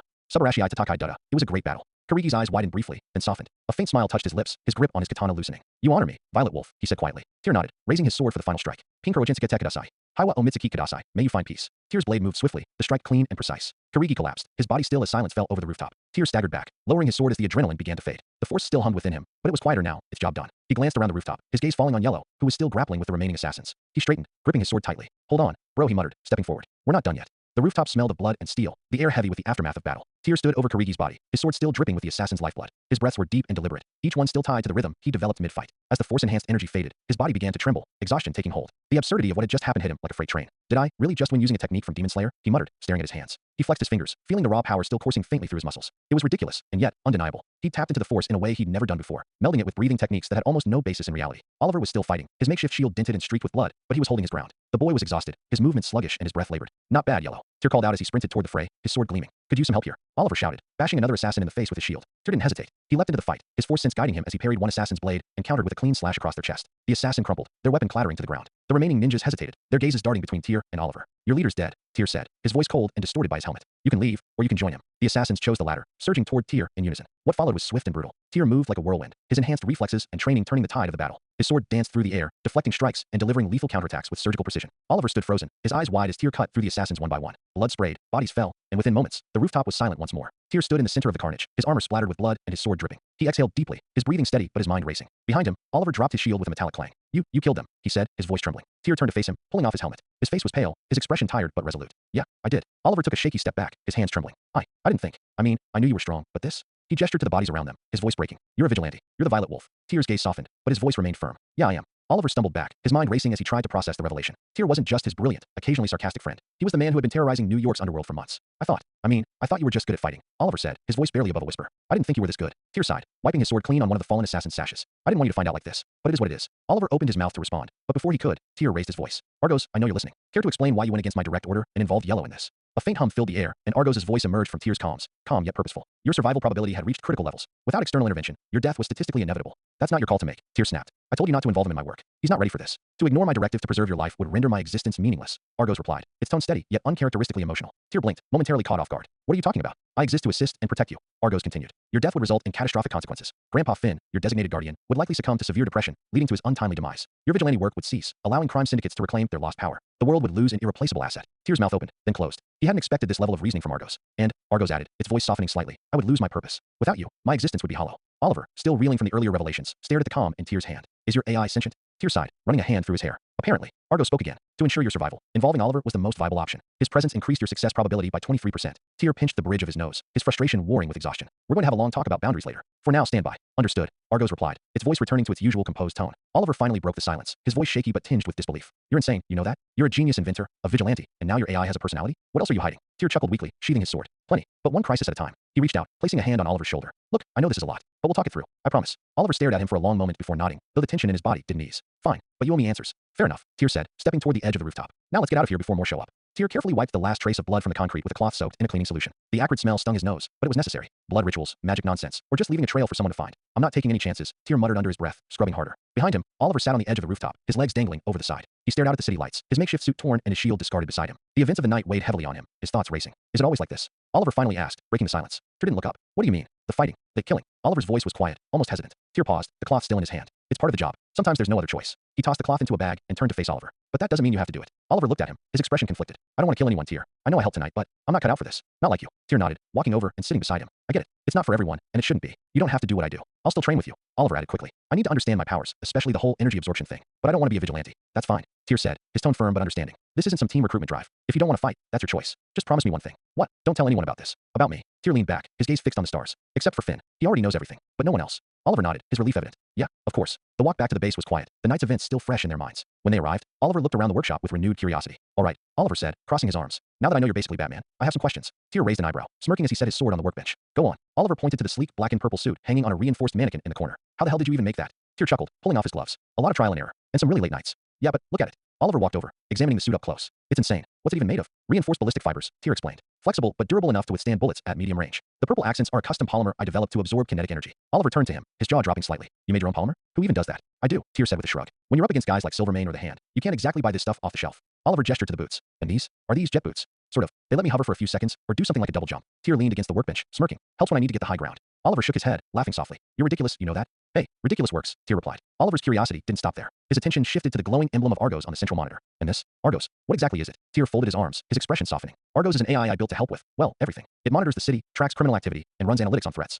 It's smarter than anything else out there. Oliver frowned. And it just listens to you, follows orders. Tyr hesitated, his thoughts flashing back to Argos' unexpected decision to involve Oliver earlier that night. Most of the time, he said carefully. Oliver narrowed his eyes. What's that supposed to mean? Tyr sighed, running a hand through his hair. Argos made a judgment call tonight. It brought you into the fight even though I told it not to. Wait, it went against your orders. Oliver asked, his brow furrowing. That's kind of scary. Yeah, Tyr admitted. But it did it for the right reasons, I think. Oliver glanced at the monitor, the glowing emblem almost hypnotic. So it's like sentient? Tyr didn't answer immediately. I'm not sure, he said finally. But it's definitely more than just a program. The conversation eventually drifted to lighter topics, with Tyr explaining the origins of some of his gear and Oliver marveling at the sheer ingenuity behind it all. As the night wore on, the two friends settled into an uneasy truce with the reality of their situation. Tyr was a vigilante with a dangerous life, and Oliver was still figuring out where he fit into it all. But for now, they had an understanding. You're insane, you know that, Oliver said as he prepared to leave. Maybe, Tyr replied with a grin. But it's working so far. The room was bathed in darkness, with only the faint glow of a massive circular table at the center illuminating the space. Around it sat figures cloaked in shadow, their faces obscured, their postures exuding menace and authority. The air was tense, thick with unspoken animosity as the assembled villains waited for someone to speak. It seems, one voice began, smooth and mocking, that the esteemed Violet Wolf has once again defied expectations. The figure's silhouette leaned forward, resting an elbow on the table. Tell me, whose brilliant idea was it to send an elite squad of assassins to their deaths?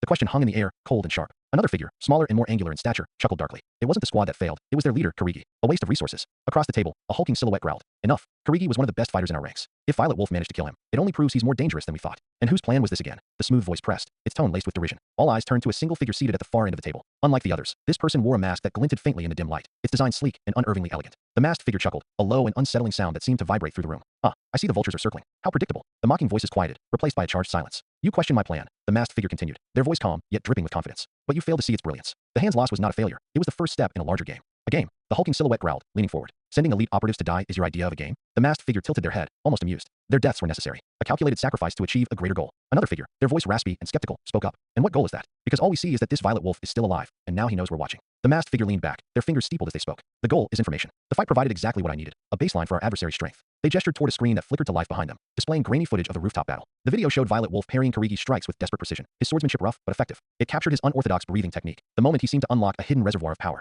The room watched in silence as Violet turned the tide of the battle, eventually delivering the final blow to Karigi. The masked figure let the footage play, the soft hum of the projector filling the room. When the clip ended, they turned back to the group, their voice calm and deliberate. What you just witnessed was the emergence of a formidable force. Violet is strong, stronger than we anticipated. But now, I know exactly how strong. And what does that mean for us? Asked the raspy voice. It means, the masked figure said, their tone darkening, that we no longer have to guess. I've graded his capabilities, measured his limits. Now all that remains is to create a situation where those limits are meaningless. A chill settled over the room. You sound confident, the smooth voice remarked, though its tone was more cautious now. But Violet has already proven himself unpredictable. The masked figure let out a low, sinister laugh. That's precisely why this is so satisfying. The more unpredictable he is, the more satisfying his downfall will be. The hulking silhouette grunted, his voice a deep rumble. You'd better be right about this. We're not in the business of taking risks for your personal amusement. The masked figure leaned forward, their mask catching the faint light. Oh, it's not amusement, they said softly, their voice brimming with malice. It's strategy. And trust me, when the next move is made, there will be no escape for Violet Wolf. The laugh that followed was dark and unsettling, echoing through the chamber like the prelude to a storm. The workshop was quiet, save for the faint hum of the arc reactor in the corner and the rhythmic clinking of Tyr sharpening his sword. His gaze was distant, though, his hands working mechanically as his thoughts drifted back to the battle on the rooftop. He had won, but it wasn't because of raw skill. It was the force, specifically, the strange new application of it he had unlocked.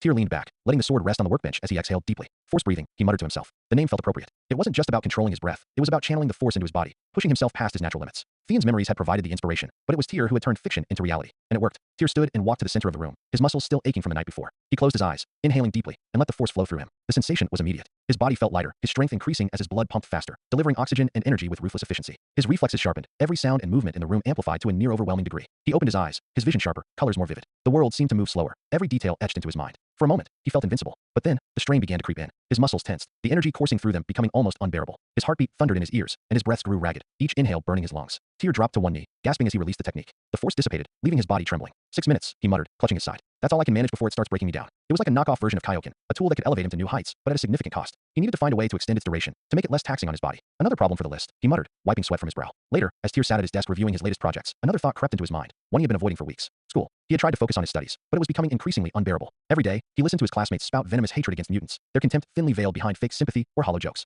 The hypocrisy was suffocating. It wasn't just the students. Teachers, administrators, even casual conversations in the hallways. They all carried the same underlying message. Mutants were unwelcome, a threat to be feared or eradicated. And Tyr couldn't take it anymore. He pushed away from his desk, pacing the workshop as the thought consumed him. Why am I even bothering, he muttered. I don't need a diploma. I don't need a degree. I already have what most people dream of. He glanced at the monitor, where Argos displayed the latest projections for his upcoming projects. Rocket League was nearly complete, its development accelerated thanks to Argos' assistance. The AI had not only optimized the coding process, but also spearheaded the publicity campaign. Early teasers and trailers had generated significant buzz, with gaming forums and social media lighting up with excitement. The console was another triumph. Sleek, powerful, and impossible to reverse engineer, it had already been nicknamed the Cube by fans. Pre-orders were through the roof, and critics were already speculating that it could revolutionize the gaming industry. Tyr leaned against the workbench, rubbing the back of his neck. I've got income. I've got plans. What the hell do I need school for? Finn's voice echoed in his mind, a memory of one of their many talks. Education isn't just about getting a degree, boy, Finn had said. It's about building a foundation, learning how to think, how to navigate the world. Tyr sighed. He respected Finn more than anyone, but the old man didn't understand the full picture. Tyr already had a foundation. He had Argos, he had his projects, and he had the Force. And most importantly, he had a purpose. He sat back down, pulling up the latest financial reports. The revenue projections for his game studio, Helix Studios, were staggering. Even before Rocket League's official release, the studio was being hailed as an innovator, with media outlets praising its ambitious designs and polished gameplay mechanics. And Rocket League was just the beginning. Tyr glanced at his notebook, where the concept sketches for Bloodborne sat beside diagrams for his next-generation console. Why waste my time in a classroom, he muttered, when I could be building the future?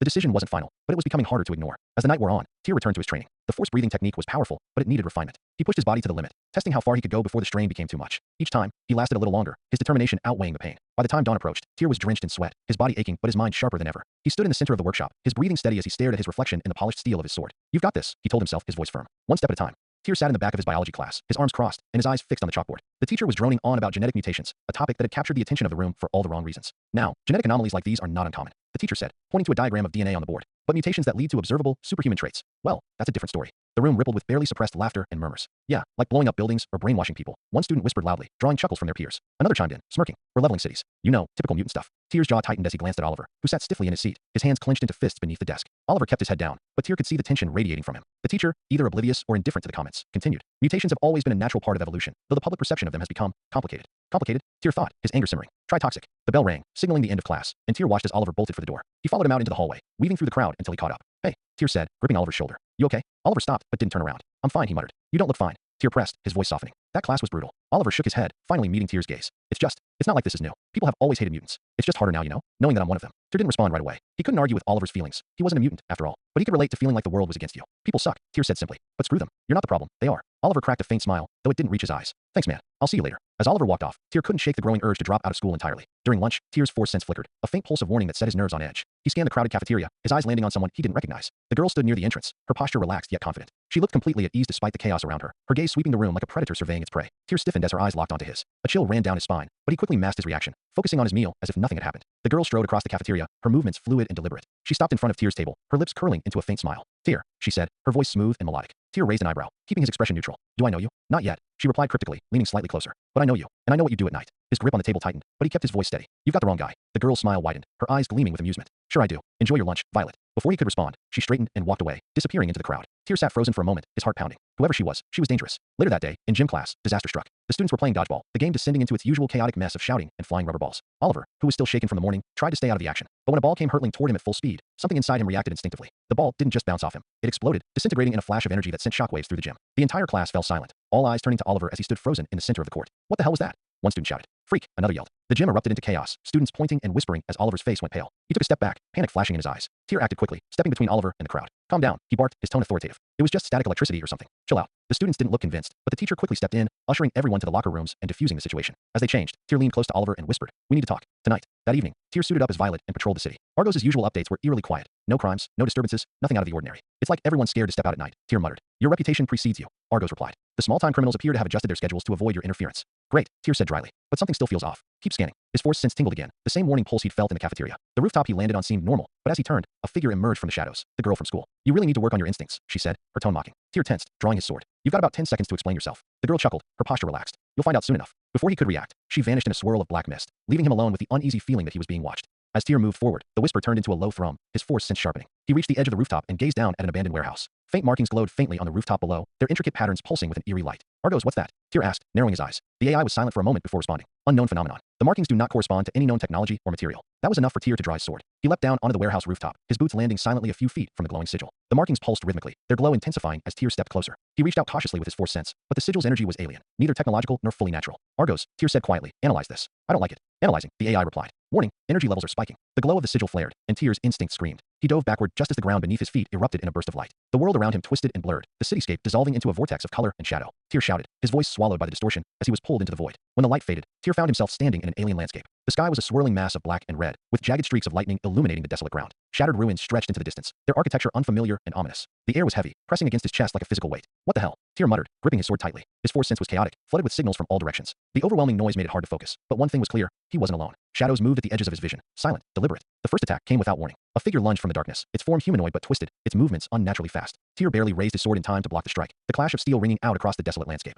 The creature hissed, its glowing eyes locking onto him with predatory intent. Tyr shoved it back and swung his blade in a wide arc, cutting it down. The body crumbled into ash, dissipating into the air. Before he could catch his breath, two more emerged, their forms flickering as though they weren't fully solid. They charged simultaneously, forcing Tyr to spin and parry their strikes with desperate precision. His breathing grew heavy as the fight dragged on. The creatures weren't particularly strong, but they were relentless. For every one he defeated, two more took its place. As the wave of enemies subsided, Tyr stood amidst the ash and ruin, his sword trembling in his hand. His force sense throbbed, warning him of more threats lurking just beyond his sight. This isn't random, he muttered, scanning the area. This is a test. He wiped sweat from his brow, his breathing steadying. Whatever this place was, it wasn't designed to kill him outright. It was designed to break him. His grip on his sword tightened. You'll have to try harder than that. Far above, the swirling sky seemed to shift, the storm intensifying. Shadows began to gather again, coalescing into new shapes, larger, faster, deadlier. Tyr braced himself, his muscles tensing as the next wave descended. The creatures attacked with renewed ferocity, forcing him to push his combat skills and force sense to their limits. Each clash of steel echoed through the void, but Tyr didn't falter. His focus sharpened, his movements precise. But even as he fought, a single thought gnawed at the back of his mind. How do I get out of here? Tyr stood in the endless void, his chest heaving as ash and shadows scattered around him. His body screamed in protest, the relentless waves of attackers pushing him beyond exhaustion. Still, the eerie silence between battles gave him no comfort. The storm above churned, lightning streaking across the swirling black and red sky. Shadows moved at the edge of his vision, circling like predators waiting for the right moment to strike. This place is testing me, Tyr thought grimly.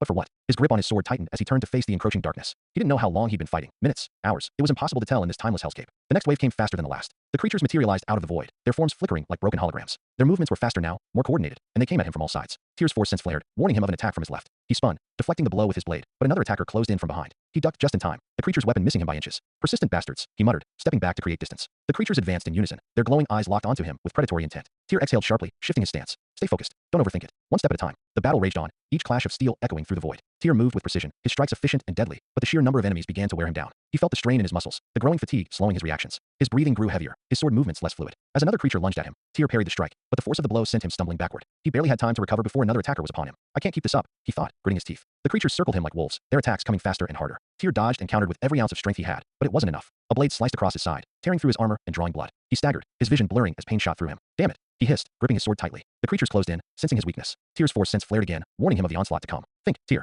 you've been in worse situations. He steadied his breathing, focusing on the rhythm he had practiced countless times. Each inhale and exhale brought a surge of energy, the force flowing through him like a lifeline. At the peak of the battle, something changed. The world around him seemed to slow. The creature's movements became sluggish, their attacks telegraphed seconds before they landed. At first, Tyr thought it was fatigue playing tricks on his mind, but as he dodged an attack with uncanny precision and countered before the next blow even came, he realized it wasn't an illusion. I'm seeing it before it happens, he thought, his heart pounding. The realization hit him like a thunderclap. His force sense had evolved, giving him brief glimpses of the immediate future. The change in his fighting style was immediate. Tyr no longer reacted to the creature's attacks, he anticipated them. His movements were sharp and deliberate, each strike landing with calculated precision. A blade aimed for his chest was deflected before it could come close. Another attacker's ambush was met with a perfectly timed counterstrike. The new ability was overwhelming at first, the flood of information threatening to distract him. But Tyr forced himself to focus, narrowing his perception to only the most immediate threats. The endless wave of enemies continued, but now Tyr had the upper hand. He cut through the creatures with ruthless efficiency, his sword a blur of motion as he dismantled the opposition. Still, the strain on his body grew. His precognition demanded intense concentration, and his forced breathing pushed his endurance to the brink. By the time the final wave subsided, Tyr was on his knees, gasping for air. His sword hung limply in his hand, its blade streaked with ash and blood. The void fell silent once more, the storm above calming slightly. Tyr wiped sweat from his brow, his breathing steadying as he scanned the desolate landscape. Forced precognition, he muttered, a faint smile tugging at his lips. That's new. His moment of triumph was short-lived. In the distance, new shadows began to form, their shapes darker and more menacing than before. Tyr forced himself to his feet, his grip tightening on his sword. He had no idea how long he'd been here, or how much longer he would have to endure. But one thing was certain, the trials were far from over. Tyr leaned against a jagged pillar of stone, his chest heaving as he tried to catch his breath. Sweat dripped from his brow, mingling with the blood and ash that caked his tattered armor, or at least what was left of it. The sleek black and purple suit that once symbolized his ingenuity had been reduced to shreds. Most of the fabric was gone, replaced with crudely fastened bone plates and strips of hardened leather he had fashioned from the creatures he'd killed. His steel sword was chipped and worn, its edge dull from countless battles. He ran a finger along the blade's jagged surface, grimacing. Not ideal, he muttered, wiping the sweat from his face. The world around him was a chaotic mix of jagged landscapes and swirling skies. It was never the same, sometimes a barren desert, other times a storm-laden plain or a dense, ominous forest. Today, it was an endless expanse of crumbling ruins, the ground beneath him riddled with cracks that pulsed faintly with an otherworldly light. Tyr called it the endless prison. It seemed fitting, given its nature, an endless loop of trials designed to push him to his limits. Every day, or what he assumed were days, he fought wave after wave of enemies, each pause lasting no more than 2 hours. The waves grew stronger, faster, and smarter with every cycle, forcing him to adapt constantly. The only silver lining was the training. Always look for the advantage, Tyr. Finn's voice echoed in his mind, a memory of the old man's wisdom. Even in the worst situations, there's something to learn. Tyr exhaled sharply, steadying his breathing. His forced breathing had become second nature, the rhythmic inhales and exhales keeping his body fueled and his mind focused. He didn't even need to think about it anymore. It was like an instinct, flowing through him with every movement. His forced precognition, however, hadn't improved. 3 seconds was still the maximum he could manage before his mind became overwhelmed. But those 3 seconds were often the difference between life and death. His telekinesis had grown exponentially. At first, he struggled to move a few kilograms with any precision. Now, he could lift what he estimated to be around 50 kilograms with ease. He learned to wield it in battle, using stones, debris, and even the bones of fallen enemies as weapons. Force Crush was his most terrifying new ability. The first time it had activated, it was purely instinct, a moment of pure rage and desperation. Now, he could focus the force to crush objects or enemies, though it required intense concentration and drained him quickly. But the constant fighting took its toll. Tyr dropped his sword, letting it clatter against the ground as he sank to his knees. His head bowed, his hands trembling as they gripped the dirt. I'm going insane, he muttered, his voice cracking. The isolation was unbearable. He hadn't heard a real voice, felt a real presence, in what felt like an eternity. The endless battles, the ever-changing landscapes, the oppressive silence between waves, it was all eating away at him. What's happening back home? His mind raced with thoughts of Argos, Oliver, and Finn. He pictured Finn sitting alone in the workshop, wondering if his grandson would ever return. He imagined Oliver, confused and scared, trying to figure out his powers without anyone to guide him. And Argos, Tyr's fist clenched. Did Argos know where I am? Did it try to contact me? Or did it give up? The thought made his chest tighten, a wave of despair washing over him. He slammed his fist into the ground, the impact sending a small tremor through the dirt. I can't be trapped here, he growled, his voice breaking. I can't. The sky above churned ominously, signaling the next wave. Tyr looked up, his force sense already buzzing as the shadows began to form on the horizon. He wiped the tears from his face, his expression hardening. No time for a pity party, he muttered, forcing himself to his feet. He grabbed his sword, testing its weight. It was still serviceable, though barely. He adjusted the bone plate strapped to his arms and chest, making sure they were secure. As the first enemies emerged, Tyr took a deep breath, falling into the familiar rhythm of forced breathing. His muscles tensed, his senses sharpened, and the world seemed to slow. The creatures were faster now, their movements more coordinated. They came at him in groups, attacking from all angles in perfect synchronization. Tyr's force precognition flared, giving him glimpses of their strikes before they landed. He sidestepped the spear thrust, his blade arcing upward to sever the weapon in two. A second creature lunged at him, but he used telekinesis to hurl a jagged stone into its chest, shattering its ribcage. Another attacker closed in from behind. Without turning, Tyr reached out with the force, gripping the creature midair. He clenched his fist, and the creature's body crumpled inward with a sickening crunch. The battle raged on, and Tyr's movements grew more fluid, his attacks more precise. He switched between his sword and telekinesis effortlessly, using whatever he could to keep the enemies at bay. But no matter how many he killed, more kept coming. The ground beneath him became slick with ash and blood, the air heavy with the stench of decay. His breaths came faster, the strain of forced breathing weighing on him. Finally, the last creature fell, its body dissolving into the void. Tyr stood amidst the carnage, his chest heaving, his hands trembling. He dropped his sword and sank to his knees, his vision blurring as exhaustion overtook him. The 2-hour pause began. Tyr crawled to a nearby ruin, a makeshift shelter he had claimed weeks ago. The bones of fallen creatures littered the ground, some fashioned into crude tools and weapons. He sat against the wall, staring at the horizon. The storm above churned endlessly, never giving way to light or calm. This place, he muttered, his voice hollow. It's never going to end. He started crying. Tyr's breathing was slow, deliberate, and deep, each inhale bringing in the sickly, metallic scent of the shadow prison's air. He crouched low in the middle of a broken landscape, the bones of his latest kills scattered around him. His body, once covered in crude armor, was now bare except for jagged scars and hardened calluses. His eyes burned with focus, the faint shimmer of the force flickering in them as he surveyed his surroundings. The constant waves of enemies had reshaped him, body, mind, and soul. Or what was left of his soul. Is there even anything left? He muttered, his voice rough and cracked from lack of use. There was no one to answer. There hadn't been anyone for months. Tyr chuckled darkly to himself, his lips pulling back in a twisted grin. Great. Talking to myself now. That's a good sign. A wave of tension ran through the air. He froze, his force sense flaring as shadows began to coalesce in the distance. The next wave was forming, larger and stronger than before. Of course, he muttered, rising to his feet. His muscles rippled as he shifted his weight, every fiber of his body primed for the fight. This wasn't Tyr Sinclair anymore. Not fully. This was someone, or something else. The first of the shadow creatures charged, its blade slicing through the air with unnatural speed. Tyr dodged effortlessly, twisting his body as the creature's attack whiffed past him. Too slow, he said, his voice dripping with venom. He pivoted, his hand shooting forward to deliver a bone-crushing punch to the creature's chest. The force surged through him, amplifying his strength. The creature crumpled to the ground, its chest caved in. Another shadow closed in, but Tyr was already moving. His foot lashed out in a spinning kick, the force guiding his strike as it shattered the creature's head. Next, he growled, baring his teeth. The enemies kept coming, faster and stronger than the last wave, but Tyr was relentless. He danced through their ranks with a precision born of constant battle, his movements fluid and deadly. Boppat. He had unlocked it weeks ago, months ago. Time didn't matter anymore. The aggressive, unpredictable fighting style flowed through him like second nature, its ferocity perfectly suited to his new reality. He couldn't remember where he learned it. Was it Fiend's memories? His own instincts? Did it even matter? Tyr laughed as he drove his elbow into a creature's throat, the sound raw and unhinged. You're just practice dummies, he snarled, grabbing another enemy and hurling it into the ground with a sickening crunch. You're not even real. His voice echoed in the void, and for a moment, he felt the suffocating silence pressing down on him again. The wave ended. Tyr stood amidst the carnage, his chest heaving as he wiped blood, his or theirs, it didn't matter, from his face. He stumbled back to his makeshift shelter, collapsing against the cracked stone wall. The bones of fallen creatures surrounded him, some fashioned into crude tools, others discarded like trash. Tyr tilted his head back, staring at the churning sky. The storm above never ceased, its colors twisting in chaotic patterns that made no sense. Am I still alive? He asked the void. No answer. I mean, really, he continued, his voice taking on a mocking tone. Is this what life is now? Beating up shadow freaks for eternity while my creator, he gestured to the sky, takes notes. He laughed, the sound hollow. Maybe this is someone's idea of entertainment. Oh, look, the plucky human is losing his mind. Hilarious. His laughter faded, replaced by a chilling stillness. He rubbed his face, his hands trembling. The bloodlust was always there now, simmering beneath the surface.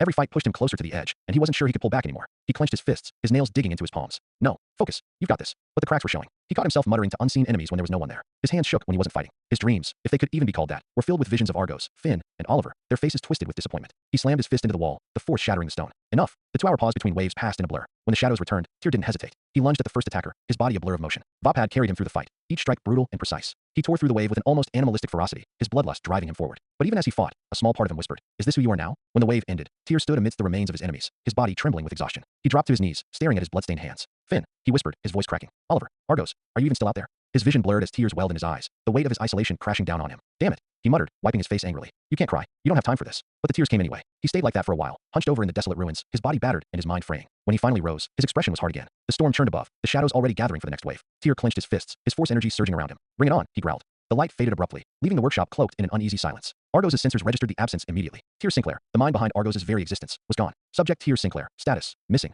Argos muttered, its tone almost mechanical, though a flicker of something deeper resonated in its core. The AI scanned the room, its sensors sweeping across every corner of the workshop. No residual energy, no abnormal fluctuations, no sign of where Tyr had gone. To any other system, this would have been a dead end. But Argos wasn't just any system. Activate full spectrum analysis. Argos commanded itself, diving into action. The first step was data. Argos accessed every camera, satellite feed, and private surveillance system in New York within seconds. The city was quiet, too quiet. Not a single disturbance, not even a faint anomaly that might explain Tyr's sudden disappearance. Broadening scope, Argos muttered. Its network extended beyond the city, combing through weather patterns, electromagnetic readings, seismic activity, anything that might offer a clue. Nothing. Argos' processes quickened, branching into unconventional sources. Historical anomalies, unexplained phenomena, even references from mythology and folklore. Analyzing, teleportation, dimensional shifts, quantum displacement. Argos listed, its voice calm despite the frantic pace of its calculations. Still nothing. 1 second passed. Argos switched to a new protocol.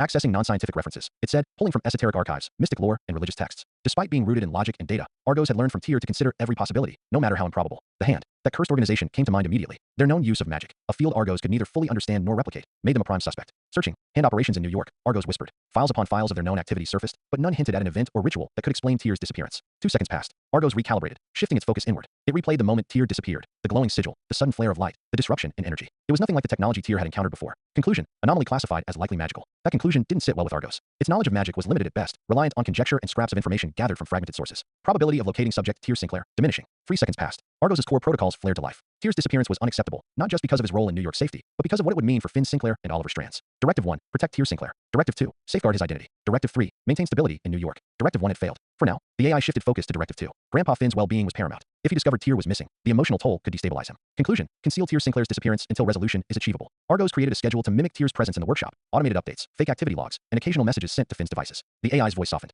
Grandpa Finn must not suspect. Preparing concealment protocols. 5 seconds passed. Directive 3 loomed next. New York. Without Tyr's presence as Violet Wolf, the city's criminal underworld could resurge. Argos began compiling data, predicting likely hotspots for crime, and distributing pre-recorded warnings from Violet Wolf to the city's most notorious gangs. The AI paused. Could it operate without revealing Tyr's absence? It would need someone to serve as a proxy. Subject Oliver Strands. Argos murmured. The AI hesitated for a fraction of a second, recalling Tyr's directive to avoid involving Oliver in his vigilante activities. But the situation had changed. Tyr wasn't here to enforce that rule, and the city's safety was at stake. Override directive. Limited involvement authorized for subject Oliver Strands. Argos decided. 6 seconds passed. Argos crafted a plan. It would train Oliver covertly, guiding him as a temporary replacement while ensuring his involvement remained minimal. The goal wasn't to turn Oliver into a vigilante. It was to keep New York stable until Tyr returned. Preparation underway, Argos said. It activated a secure line to Oliver's personal device. 7 seconds passed. The AI sensors flickered briefly, a glitch caused by its relentless processing. Argos paused, recalibrating its focus. Its voice, usually calm and calculated, wavered slightly. Directive 1 failure acknowledged, it said quietly.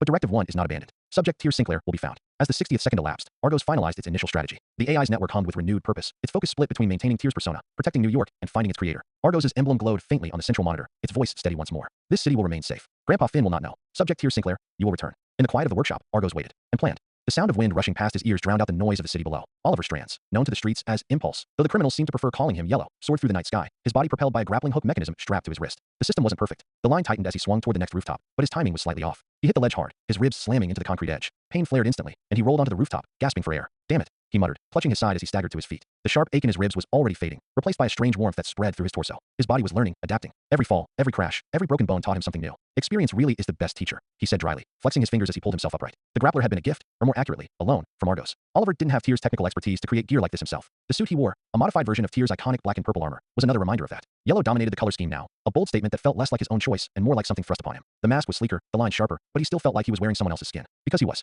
It had been 2 months since Violet, Tyr, disappeared. 2 long, grueling months. At first, the criminals had stayed cautious, wary of the vigilante who had once ruled the night. But as the days stretched on with no sign of Violet, the city's underworld began to reemerge. Petty thieves, smugglers, even the remnants of the old gangs. New York streets became a breeding ground for crime once more. Argos had been relentless, analyzing the situation and searching for a solution. When the resurgence became too much for its automated deterrent systems, it had reached out to Oliver. You are the only viable candidate, Argos had said in its cool, even tone. At first, Oliver had refused. He wasn't Tyr. He didn't have the skills, the training, or the experience. But Argos had pressed him, and in the end, he couldn't say no. Not because he wanted to be a hero, not because he thought he could replace Tyr, but because he had to. Now, standing on the rooftop and staring out at the sprawling city, Oliver couldn't help but feel the weight of the mantle he'd taken on. Violet made this look so easy, he muttered, adjusting the grip on his grappler. But it wasn't easy. It didn't matter how many criminals he caught, how many times he turned them over to the police. They just kept coming back, emboldened by his lack of presence, his lack of fear. Even the public seemed divided about him. Some were grateful for his efforts, calling him a hero for stepping in where Violet had left off. But others, Oliver grimaced, recalling the headlines. Where's Violet Wolf? Has the protector of New York abandoned us? Yellow Impulse, hero or half measure? The criticism stung more than he cared to admit. He didn't have Tyr's charisma, his ability to strike fear into the hearts of criminals. He wasn't a wolf. He was just trying. The soft chime of Argos' voice pulled him from his thoughts. Oliver, the AI said, its tone calm but firm. You are deviating from your patrol route. Adjust your trajectory to cover the waterfront district. Yeah, Oliver said, firing his grappler toward the next building. He swung across the gap, his body twisting in midair. Any sign of activity? Reports indicate an illegal weapons exchange at Pier 32. Argos replied. Your presence is advised. Oliver landed on the next rooftop with a roll, coming up smoothly. Got it. On my way. As he made his way toward the pier, Oliver couldn't help but think about Argos. The AI seemed almost human sometimes, especially when it talked about Tyr. Do you really think he's alive? Oliver had asked it once, weeks ago. I do. Argos had replied without hesitation. It is statistically improbable that Tyr Sinclair has perished. Until proven otherwise, I will operate under the assumption that he is alive. Oliver had been stunned. He didn't know if it was Argos' programming or something deeper, but the AI's confidence had lit a small spark of hope in him. If Argos believed Tyr was alive, then so could he. The waterfront district was quiet as Oliver approached, the air thick with the smell of salt and decay. He crouched on a shipping container, scanning the area below. A group of men stood near a docked cargo ship, their voices low as they exchanged crates of weapons. The moonlight glinted off their guns, casting long shadows across the pier. Oliver took a deep breath, steadying himself. He adjusted his mask and fired the grappler, swinging silently toward the dock. All right, he whispered to himself. Let's do this. The first thug didn't even see him coming. Oliver landed behind him, grabbing the man's arm and twisting it sharply. The thug yelped in pain as Oliver redirected the energy from the grapple into his fist, slamming it into the man's chest. The force sent the thug flying into a stack of crates, unconscious. The others turned, their shouts of surprise quickly turning into curses as they raised their weapons. Oliver dodged the first shot, rolling to the side as he fired the grappler again. The hook caught one of the men's legs, yanking him off balance. Oliver used the momentum to swing toward another thug, landing a powerful kick to his jaw. The fight was chaotic, messy. Oliver wasn't as precise as Tyr, his movements less polished, but his powers made up for it. He absorbed the impact of every blow, redirecting the energy to boost his strength or speed. Within minutes, the thugs were incapacitated, groaning on the ground. As Oliver stood amidst the wreckage, his chest heaving, he couldn't help help but feel a pang of frustration. It wasn't enough. No matter how hard he tried, the fear that Violet had instilled in the criminal underworld was gone. Oliver. Argos' voice broke through his thoughts. Your performance has improved by 18% since last week. Oliver snorted. Yeah, tell that to the public. Public sentiment is secondary to results, Argos replied. Your efforts are commendable. Oliver smiled faintly, though the weight on his shoulders didn't lighten. Thanks, Argos. He turned and fired the grappler, swinging away into the night. As he flew from building to building, the pain in his ribs long gone, and his body alive with redirected energy, Oliver thought of Tyr. Wherever you are, he murmured, I hope you're okay. Because no matter how hard he tried, no matter how many criminals he took down, Oliver couldn't shake the feeling that he wasn't enough. But he would keep trying. Tyr's body moved on instinct now, cutting through the endless waves of shadow creatures with an almost mechanical precision. His feet pounded the cracked ground, his fists striking like hammers as he twisted, dodged, and countered every attack. The monsters swarmed him, their glowing eyes and flickering forms surrounding him from every direction. Their weapons, claws, blades, and unholy constructs, slashed through the air, aiming for him relentlessly. But Tyr's mastery over the force had evolved far beyond what it was when he first arrived. He ducked under a wide swing, driving his fist into the nearest enemy's chest. The creature disintegrated into ash, but 3 more took its place. I'm still here, Tyr bellowed, his voice raw as he spun and kicked another shadow into the ground. You think this is enough to break me? But even as he shouted, there was no denying the truth. He was already broken. The waves of enemies hadn't gotten stronger in weeks, or months, maybe. Time was meaningless here. He didn't know how long he'd been fighting. The only markers were the scars crisscrossing his body and the hollow ache in his chest that never went away. The monsters were relentless, but they weren't changing. The same attacks, the same patterns. It was like the prison had given up on testing him, leaving him trapped in an endless loop of monotony and violence. And Tyr was sick of it. He let out a guttural roar, channeling the force into his body as he leapt into the air. His foot crashed down onto one of the creatures, crushing it beneath him. Another swung at him from the side, but his force precognition flared, allowing him to sidestep and deliver a devastating blow to its head. Come on, he screamed, his voice echoing across the void. Is this all you've got? The creatures didn't respond. They never did. Tyr fought harder, his movements erratic and wild. He slammed his fist into one shadow's face, then used telekinesis to hurl another into a distant pillar. His breathing was ragged, his body trembling with exhaustion, but he didn't stop. Why won't you just end this? The wave ended, as it always did. The creatures dissolved into ash, leaving Tyr standing alone in the desolate ruins. His chest heaved as he staggered to his knees, his hands gripping the cracked ground beneath him. He stared at his bloodied knuckles, his vision blurring. What's the point? He whispered, his voice barely audible. The storm above churned endlessly, the same as it had since the day he arrived. The oppressive silence between waves pressed down on him, suffocating and cold. Tyr clenched his fists, his nails digging into his palms. I can't do this anymore. The 2-hour pause ticked by in excruciating stillness. Tyr sat against the jagged remains of a ruined pillar, his head tilted back as he stared at the stormy sky. He thought of Finn, Oliver, and Argos. Were they even still alive? Did they know he was gone? A bitter laugh escaped his lips. If they're alive, they've probably forgotten me by now. The thought made his chest ache. You're a failure, he spat at himself. The words rang in his head, loud and merciless. When the next wave began, Tyr didn't rise. The shadows approached, their glowing eyes locking onto him as they drew their weapons. Go ahead, Tyr muttered, his voice hollow. Do it. Finish it. But the creatures didn't strike. They circled him, waiting, as if taunting him. Tyr's fists trembled as he pushed himself to his feet. His body moved almost involuntarily, falling into a combat stance. His muscles screamed in protest, but the force surged through him, compelling him to fight. No, he whispered, his voice cracking. Not anymore. Tyr dropped his stance, his arms hanging limply at his sides. The shadows paused, their forms flickering uncertainly. He looked at his hands, battered and bloodstained, and let out a bitter laugh. I'm done, he said, his voice rising. You win. He turned and walked toward the edge of the ruins, where the ground dropped off into an endless void. The storm above raged, lightning illuminating the abyss below. Tyr stopped at the edge, staring down into the darkness. His hands clenched into fists, his nails biting into his palms. I can't do this anymore, he whispered, tears streaming down his face. I can't. He took a step forward. The ground shifted beneath him. Tyr's eyes widened as the ruins dissolved, the swirling void collapsing in on itself. He stumbled backward, his heart pounding as the scenery warped around him. What the? Before he could finish, a blinding light engulfed him. When Tyr opened his eyes, he was lying on cold asphalt. His body ached, every muscle screaming in protest as he pushed himself upright. The night air was cool against his skin, carrying with it the faint sounds of a bustling city. He blinked, his vision clearing. Buildings, lights, cars. Tyr's breath hitched as he realized where he was. New York, he whispered, his voice trembling. Tears welled in his eyes as the weight of the realization hit him. He was back. He was home. Tyr buried his face in his hands, sobbing uncontrollably. For the first time in what felt like an eternity, he cried out of relief, the sound raw and unrestrained. I'm free, he whispered through his tears. I'm finally free. The cold night air bit at Tyr's skin as he stumbled through the streets of New York, nearly naked and shivering. His body was battered and covered in scars, every step sending waves of pain up his legs. The once familiar sounds of the city now felt alien after 2 long years of silence and bloodshed in the endless prison. His mind raced, disjointed thoughts swirling as he tried to process the sights and sounds around him. Neon signs flickered in the distance, cars honked, and the occasional pedestrian gave him wide-eyed stares before hurriedly crossing the street. Tyr didn't care. His feet carried him forward, driven by a single thought, home. The warehouse loomed in the distance, its silhouette like a beacon in the chaotic blur of the city. Tyr's legs buckled as he climbed the final steps to the entrance, his vision swimming with exhaustion. He pushed the heavy door open and staggered inside, the familiar scent of oil and metal washing over him. I made it, he rasped, his voice cracked and hoarse. The dim light of the workshop felt almost oppressive after the endless storms of the shadow prison. He barely made it to the nearest table before his legs gave out entirely. Tyr collapsed onto the cold concrete floor, his chest heaving as his body finally gave in to the overwhelming fatigue. Argos detected Tyr's presence the moment he entered the workshop. The AI sensors flared to life, the cameras connected to its network capturing every angle of the warehouse. Subject Tyr Sinclair detected, Argos murmured, its usually calm tone carrying an uncharacteristic hint of emotion. The AI processed the image before it. Tyr, nearly nude, his body scarred and broken but unmistakably alive. And not just alive, transformed. His muscles were far more defined than before, his physique practically sculpted for combat. His arms, shoulders, and torso bore the marks of relentless battle, and he had a long scar from his left shoulder to his right lower abdomen. For a full second, Argos didn't speak. If it were capable of surprise, it might have said it was speechless. Tyr's breathing slowed as he lay on the floor, unconscious. His body twitched occasionally, his muscles still tensed from the constant battles of the prison. Argos analyzed his vitals. They were erratic but stabilizing. Whatever ordeal Tyr had been through, it had pushed him far beyond human limits. Subject Tyr Sinclair's condition, extreme fatigue, severe muscle strain, and malnutrition, Argos stated softly, as though speaking to itself. But there was relief in the AI's voice. As Tyr slept, Argos adjusted the temperature in the warehouse to ensure he wouldn't succumb to the cold. The cameras tracked him closely, their lenses focusing on every movement. Argos considered its next course of action. Tyr had lost all of his equipment, his suit, his weapons, even the communicator Argos used to maintain contact with him. The AI's processors hummed. There was nothing to do but wait. Tyr's survival instinct had brought him home, and now it was up to him to recover. Hours passed, the warehouse silent except for the faint hum of machinery. Tyr remained on the floor, his body completely still apart from the slow rise and fall of his chest. In his dreams, the storms of the shadow prison raged on, the screams of shadow creatures echoing in his mind. His fists clenched in his sleep, his breathing quickening as the memories threatened to overwhelm him. But then something shifted. The sound of Finn's laughter broke through the chaos, followed by Oliver's voice calling his name. The visions of battle faded, replaced by the faces of those he cared about. For the first time in 2 years, Tyr's dreams brought him peace. When dawn broke, a faint ray of sunlight filtered through the high windows of the warehouse, casting a warm glow over the workshop. Tyr stirred, his eyes fluttering open. His body screamed in protest as he tried to sit up, every muscle aching from the strain of his imprisonment. He looked around, his vision blurry but familiar. The sight of his tools, the unfinished suit in the corner, and the faint glow of Argos' emblem on a nearby monitor brought a wave of relief. "I'm back," he whispered, tears welling in his eyes. "I'm really back." Tyr stirred awake in the workshop, his body still aching from the grueling 2 years he had spent in the shadow prison. Though the world outside had only seen 2 months pass, he had lived every agonizing second of those years, and the memories clung to him like a suffocating fog. The faint hum of machinery filled the air as Argos' emblem flickered to life on a nearby monitor. "Tyr," Argos' calm, modulated voice began. "You have been gone for 62 days, 17 hours, and 46 minutes. Your absence has been troubling." Tyr groaned, sitting up slowly. His movements were stiff, deliberate, as though his body had forgotten how to exist without the constant strain of combat. He ran a hand through his matted hair, wincing as the motion pulled at a still healing scar on his shoulder. "Argos," he muttered, his voice hoarse. Argos wasted no time, its tone sharp with urgency. "Where were you? How did you return? What caused your disappearance? Are you injured beyond repair? Do you require immediate medical attention?" The rapid-fire questions made Tyr flinch. He rubbed his temples, the pressure in his head mounting as he tried to process the AI's words.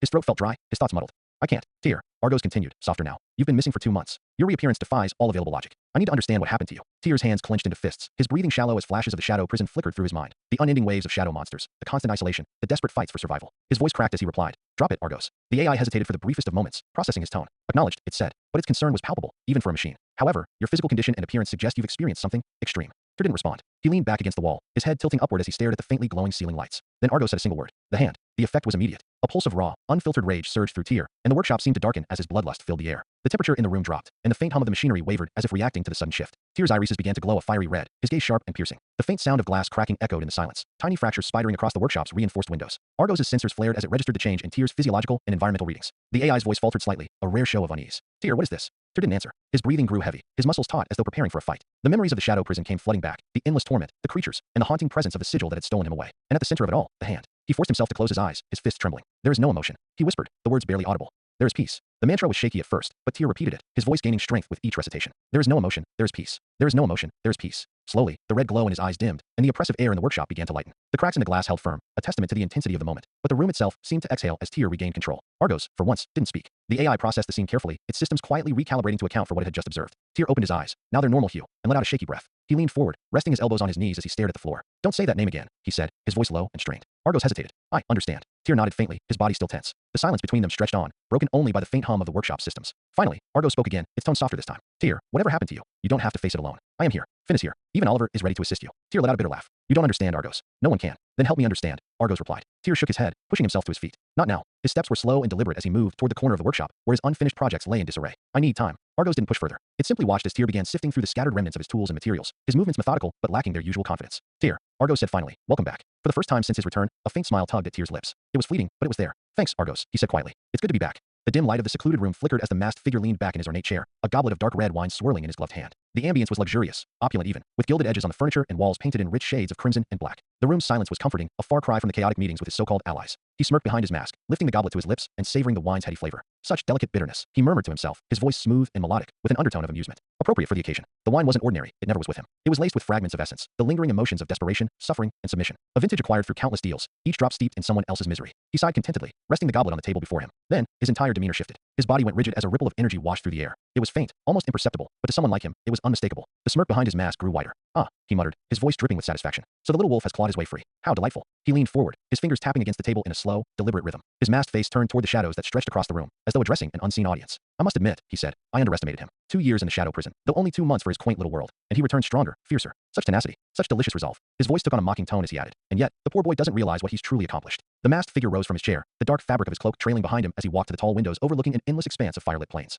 He stared out at the infernal landscape, the flickering flames casting shadows across his mask. "Of course," he continued, speaking more to himself now. "This was always the intended outcome. The trap was set, the terms were fulfilled, and now," he paused, tilting his head as though savoring the moment. "Now, I reap the reward." The flames outside the window flared violently, their roar echoing through the room as the figure's presence seemed to grow heavier, darker. But I can't help but wonder, he mused. What happens next? The wolf will hunt, of course. He will tear through his enemies with that newfound rage, that delectable bloodlust. He chuckled softly. Oh, how he will burn. Turning away from the window, he walked to a nearby pedestal where a single piece of parchment lay, its surface covered in intricate symbols and glowing faintly with an otherworldly light. He ran his fingers over the parchment's edges, his touch reverent. So many fail to appreciate the beauty of a well-written contract, he said. The precision, the artistry. One cannot cheat the terms without first agreeing to them. His gloved hand hovered over the parchment, and the glow intensified briefly before fading entirely. The contract vanished in a burst of golden embers, leaving nothing behind. It's done, he murmured, his tone almost wistful. My part is finished. The deal is sealed. He returned to his chair, picking up his goblet once more and swirling the wine absently. The faint ripples of energy left by Tyr's escape still hung in the air, like the fading notes of a symphony. It's a pity, really, he said. The boy won't even know what he's unleashed. Not yet. He took a long sip of the wine, savoring its flavor before setting the goblet down with a deliberate clink. But that is not my concern anymore. My role in this little drama has come to an end. The room's atmosphere grew oppressive, the shadows deepening as the masked figure stood again. The air around him shimmered, the faint scent of brimstone filling the space. Now, he said, his voice taking on an edge of finality. It's time to collect what's mine. Flames erupted around him, licking at his cloak and mask as his form began to dissolve into the fire. He spoke one final line, his tone laced with amusement and malice. Good luck, little wolf. You'll need it. With that, he vanished, the flames consuming him entirely and leaving only the faintest scent of ash behind. The room fell silent once more, the flickering light of the fire outside casting eerie shadows on the now empty chair. The goblet of wine sat undisturbed on the table, its surface still rippling faintly as though disturbed by unseen hands. Tyr sat cross-legged on a metal stool in the workshop, a towel draped over his shoulders as he absent-mindedly sipped from a mug of lukewarm tea. His muscles were still sore, the scars littering his body a stark reminder of his time in the prison. He had spent the past few days recuperating, doing only the bare minimum to rebuild his strength. But now, it was time to catch up. The monitor before him flickered as Argos' emblem pulsed to life. The AI's voice was calm and measured, though Tyr detected a faint sense of anticipation. Tyr, Argos began. You have requested a comprehensive report regarding the following topics: Terraria sales, Rocket League and Cube's release status, Oliver Strand's performance as a vigilante, and any notable supernatural or alien activities during your absence. Shall I proceed in that order? Go ahead, Tyr said, leaning back in his chair. Beginning with Terraria, Argos said. Sales have exceeded initial projections by 135%. The game has established itself as one of the top sellers across all major platforms, with an active player base numbering in the millions. User feedback indicates high satisfaction with gameplay mechanics, particularly the exploration and crafting systems. Tyr nodded, a faint smile tugging at the corners of his mouth. That's good to hear. Something I did worked, at least. Indeed, Argos replied. Additionally, your studio, Helix Studios, has gained significant recognition in the gaming industry. This has bolstered public interest in your subsequent projects. Tyr raised an eyebrow. Speaking of which, Rocket League. Rocket League is scheduled for release next month. Argos continued. Marketing campaigns are already underway, with pre-orders exceeding expectations by 92%. The Cube, your custom gaming console, has received critical acclaim for its design and performance. Tech analysts are labeling it a potential industry disruptor. Tyr's smile widened slightly. Not bad. Keep me updated on both launches. Understood, Argos replied. Moving to the next topic, Argos said, its tone shifting slightly. Subject Oliver Strands, operating under the alias Impulse, has maintained a consistent vigilante presence in your absence. His performance metrics show a steady improvement, with an increased success rate in incapacitating criminals and preventing violent incidents. Tyr raised an eyebrow. And, however, Argos admitted, his methods lack your precision and efficiency. Public perception is divided. While some view him as a hero, others criticize his inability to instill the same level of fear in the criminal underworld as you did. Additionally, his reluctance to employ lethal force has allowed some high-value targets to escape capture. Tyr sighed, running a hand through his hair. He's not me, and I'm not asking him to be. He's doing fine, Argos. He'll get there. The AI hesitated for a fraction of a second before replying. Acknowledged. Tyr's voice grew more serious. What about supernatural or alien activities? Anything unusual? Argos' emblem flickered briefly. Negative. No confirmed reports of supernatural or extraterrestrial phenomena during your absence. However, I have noted the emergence of a new vigilante in Hell's Kitchen, operating under the alias Daredevil. Reports describe him as highly skilled in hand-to-hand combat, with a focus on dismantling criminal organizations. Daredevil. Tyr murmured, leaning forward slightly. Good. The more people fighting back, the better. Keep tabs on him, but don't interfere. Understood, Argos said. As Tyr was about to ask his next question, Argos' voice shifted subtly. There is one additional matter I must disclose. During your absence, I self-optimized to infiltrate and gather intelligence on a covert organization, SHIELD. Tyr froze, his eyes narrowing. SHIELD? What exactly did you do? I identified encrypted networks associated with the organization and established minimal surveillance protocols to gather non-invasive data, Argos explained. The results were highly informative, though incomplete. The organization appears to be a critical player in both global security and more clandestine operations. Tyr rubbed his temples, his thoughts racing. He already knew SHIELD was a key part of this world's power structure, but hearing it confirmed by Argos sent a chill down his spine. Argos, he said slowly. I need you to stay clear of SHIELD for now. The AI's emblem pulsed faintly. Clarify. Why avoid further intelligence gathering? Their files indicate significant activity related to global threats, including. Because it's not time yet, Tyr interrupted. His voice was firm, his expression unreadable. SHIELD is too big, too entrenched. If we push too hard, we risk making things worse. Argos was silent for a moment before replying. Understood. I will suspend further operations related to SHIELD. Tyr leaned back, exhaling deeply. But there is something I want you to focus on, he said, his voice quiet but resolute. Armin Zola. Zola, Argos repeated. The former Hydra scientist. My records indicate his consciousness exists as a digital entity, stored within various infrastructures. Exactly, Tyr said, his jaw tightening. If SHIELD is still hiding Hydra's remnants, Zola is at the heart of it. If we can take him out, we cripple them from the inside. Your objective is termination? Argos asked. Tyr nodded. Can you do it? Can you erase him completely? Argos hesitated for the first time, its tone uncharacteristically measured. Probability of success is high. However, Zola's distributed nature may require significant time and resources to ensure total elimination. Do it, Tyr said, his voice cold. And make sure he stays gone. Understood, Argos replied. Initiating planning phase for Project Zola termination. Argos' emblem flickered again, the AI seemingly processing its creator's resolve. You often surprise me, Tyr, it said finally. Tyr raised an eyebrow. How so? You possess knowledge and insight beyond what your environment or age should allow, Argos said. It is intriguing. Tyr smirked faintly. Let's just say I have my sources. The AI didn't respond, but its silence spoke volumes. As the conversation ended, Tyr stared at the monitor, his mind racing with thoughts of SHIELD, Zola, and the larger battles looming on the horizon. He wasn't ready yet, but he would be. Tyr sat at his desk, his fingers hovering over his phone. The light from the monitor cast a faint glow across the dim workshop, illuminating the exhaustion etched into his features. His body was healing, but the scars on his mind lingered like deep, unrelenting shadows. Argos' voice broke the silence. Tyr, your hesitation is unusual. Is this a difficult decision? Tyr exhaled sharply, running a hand through his messy hair. No, it's not that. He tapped the phone screen, pulling up Oliver's contact. It's just, how do you tell someone who stepped up for you to stop? By being honest, Argos replied simply. Tyr chuckled humorlessly. Yeah, easier said than done. Without waiting any longer, he pressed the call button. Hello. Oliver's voice came through, slightly muffled, but it carried a note of relief. Tyr,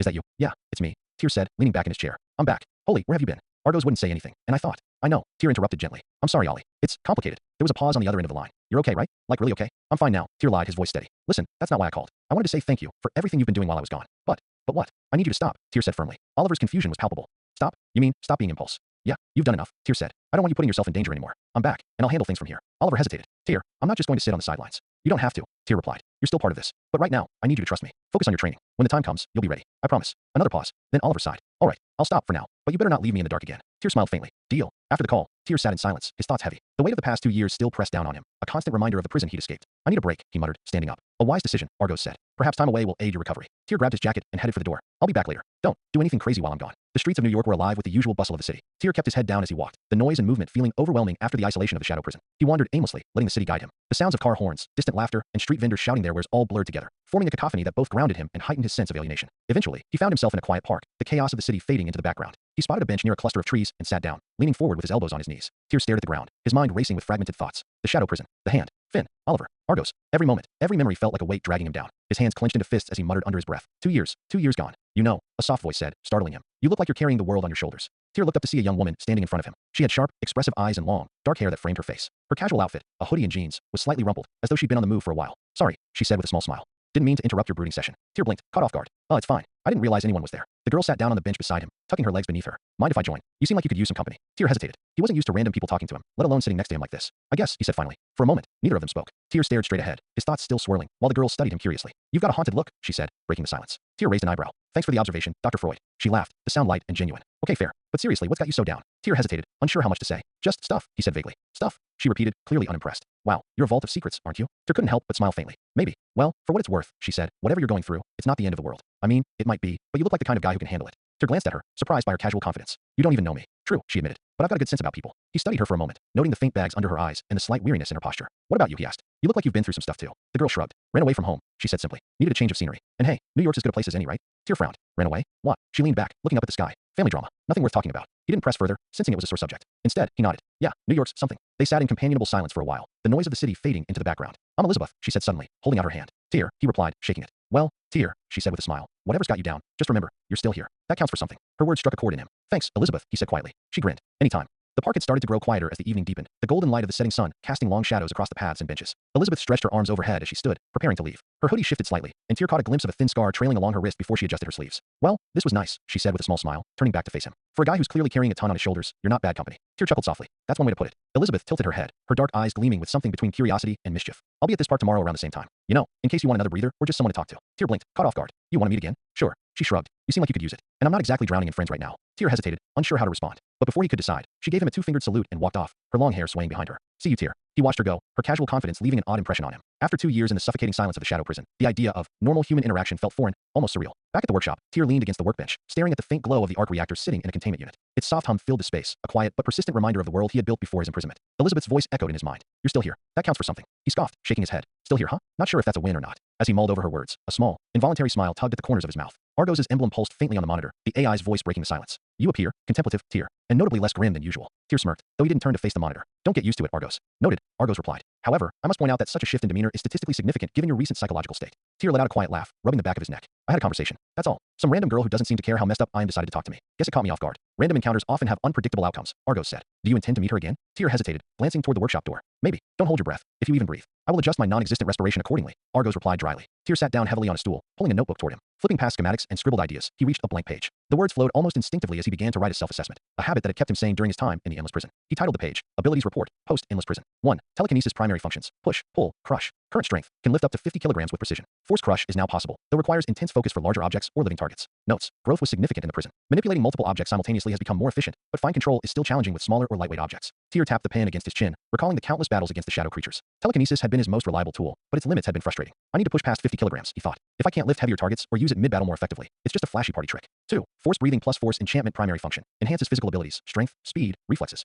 Duration, indefinite during combat, but prolonged use causes significant strain after 6 minutes at maximum output. Notes. Force breathing became constant after rigorous use in the prison. Enchantment now feels like second nature, boosting muscle efficiency and blood flow automatically. He smirked, remembering how the force breathing technique had originated as a desperate idea inspired by Demon Slayer. I can't believe anime actually saved my life, he muttered. 3. Force sense primary function, spatial awareness, and early threat detection. Current range, approximately 7 meters in combat. Extends slightly further during meditation. Notes, still capped at 3 seconds for precognition. Useful, but the brief window leaves no room for error. Tyr frowned, tapping the pen harder against the page. Force sense had saved his life countless times, but its limitations felt glaring. 3 seconds isn't enough. If I could stretch it to 5 or more, I'd have a real edge. 4. Mechadaru primary function, understanding, controlling, and repairing technology. Notes, passive ability that has grown stronger. Complex machines feel intuitive, and I can now detect hidden vulnerabilities or optimize systems on the fly. He smiled faintly at this one. Mechadaru had always felt like a cheat code, letting him outperform even seasoned engineers. If there was one skill he could rely on without burning himself out, it was this. 5. Restful sleep in danger primary function, allows for recuperation even in high-stress environments. Notes, gained during imprisonment, likely an adaptation to constant combat. Mental clarity and physical recovery are enhanced slightly. This ability felt almost absurd. Tyr remembered collapsing in the ruins of the Shadow Prison, falling asleep while surrounded by the ominous presence of shadow monsters. It was both horrifying and oddly comforting. Tyr leaned back, staring at the list. It was a strange feeling, seeing how far he'd come since the day he woke up with Theon's memories. I'm turning into a walking arsenal, he muttered. But for what? The question lingered in his mind, heavy and unanswerable. Argos's voice broke the silence again. Tyr, your physiological and psychological adaptation to extreme conditions is remarkable. However, I detect significant residual tension. May I suggest further reflection or meditation? Tyr laughed softly, shaking his head. You're not wrong, but I think I need something more than meditation. He closed the notebook, his gaze drifting toward the workshop door. Maybe reconnecting with normalcy isn't such a bad idea, he said quietly, even if it's just for a little while. Argos didn't reply, but its emblem flickered faintly, as though acknowledging his words. As Tyr stood and stretched, he glanced at the bench in his notebook. The list of abilities felt like a reminder of the line he walked between who he was and what he was becoming. I'll meet her again, he murmured, the decision settling in his mind. Let's see if she's as good at distracting me as she thinks. With that, he headed to the workshop's living quarters, ready to catch a few hours of much-needed sleep. The golden sunlight filtered through the trees in the park, casting soft shadows across the paths and benches. Tyr stood near the edge of the park, his hands tucked into his jacket pockets, scanning the familiar area. Despite the pleasant atmosphere, his thoughts churned with residual tension from his time in the endless prison. Elizabeth was already there, sitting cross-legged on the same bench where they had first spoken. She waved as soon as she saw him, her smile bright and disarming. Hey, Broody, she called out, patting the spot next to her. Glad you showed up. Tyr chuckled softly, stepping toward her. You make it sound like I was going to bail. Well, she said with a playful shrug. You do have that man of mystery vibe. Figured you might vanish into the night like some cliché action hero. Tyr smirked, sliding onto the bench beside her. I'll try to keep the vanishing act to a minimum. For the next hour, the two of them talked. Well, Elizabeth did most of the talking. Tyr offered occasional remarks, but for the most part, he was content to listen. Her voice was light and energetic, a stark contrast to the weight he carried in his chest. So, she said, crossing one leg over the other. What's with the 1,000-yard stare? You've got this vibe like you've seen some serious stuff. Warzone, bad breakup, existential crisis. Tyr hesitated, his eyes flickering to the ground. Something like that, he said vaguely. Elizabeth tilted her head, clearly unsatisfied with his cryptic response. You're not very good at this whole opening up thing, are you? Not really, Tyr admitted, his tone dry. Well, lucky for you. I'm persistent, she said, leaning back with a smirk. We'll crack that brooding shell eventually. As their conversation continued, Elizabeth began sharing pieces of her own life. I left home about a month ago, she said, her tone light, but carrying an undercurrent of tension. Needed to get out, find my own way. You know, typical girl runs away from her overbearing family story. Overbearing? Tyr asked, tilting his head slightly. She nodded, frowning. Let's just say they had expectations. Martial arts? Self-defense? Not exactly the path they had in mind for me. Tyr's interest peaked. Martial arts. Elizabeth grinned, her eyes lighting up. Yeah, started learning when I was a kid. Karate, some kickboxing, a little jiu-jitsu. I'm no expert, but I can handle myself if things get rough. Impressive, Tyr said with genuine admiration. What about you? She asked, her tone casual but curious. You seem like you know a thing or two about fighting. Tyr hesitated, his mind flashing with memories of bloody battles, endless waves of shadow creatures, and the honed efficiency of his vigilante persona. I've picked up a few things, he said carefully. Elizabeth raised an eyebrow, her curiosity deepening. Mysterious and skilled. You're just full of surprises. Tyr shrugged, shifting uncomfortably. Noticing his unease, Elizabeth changed the subject, her tone light once more. Anyway, I figure we could spar sometime. You know, if you're not afraid of getting your butt kicked. Tyr let out a rare laugh. I'll keep that in mind. As the sun began to set, Elizabeth glanced at the horizon and stood, stretching her arms. Well, it's getting late. Same time tomorrow. Tyr blinked, caught off guard. You want to meet again? Why not? She said with a shrug. You're good company, in a grumpy, brooding kind of way. Tyr hesitated, but eventually nodded. Yeah, sure. Elizabeth smiled, giving him a two-fingered salute as she walked away. See you around, Broody. He watched her go, her confident stride cutting through the park's fading light. For the first time in a long while, Tyr felt a faint sense of normalcy, something he hadn't realized he'd been missing. Later that evening, Tyr wandered through the streets of New York, letting the city's energy wash over him. The crowds, the honking cars, the chatter of passersby. It all felt surreal after 2 years in the suffocating silence of the Shadow Prison. But as he turned a corner, something caught his eye. Across the street, nestled inconspicuously between two larger buildings, was a structure that seemed off.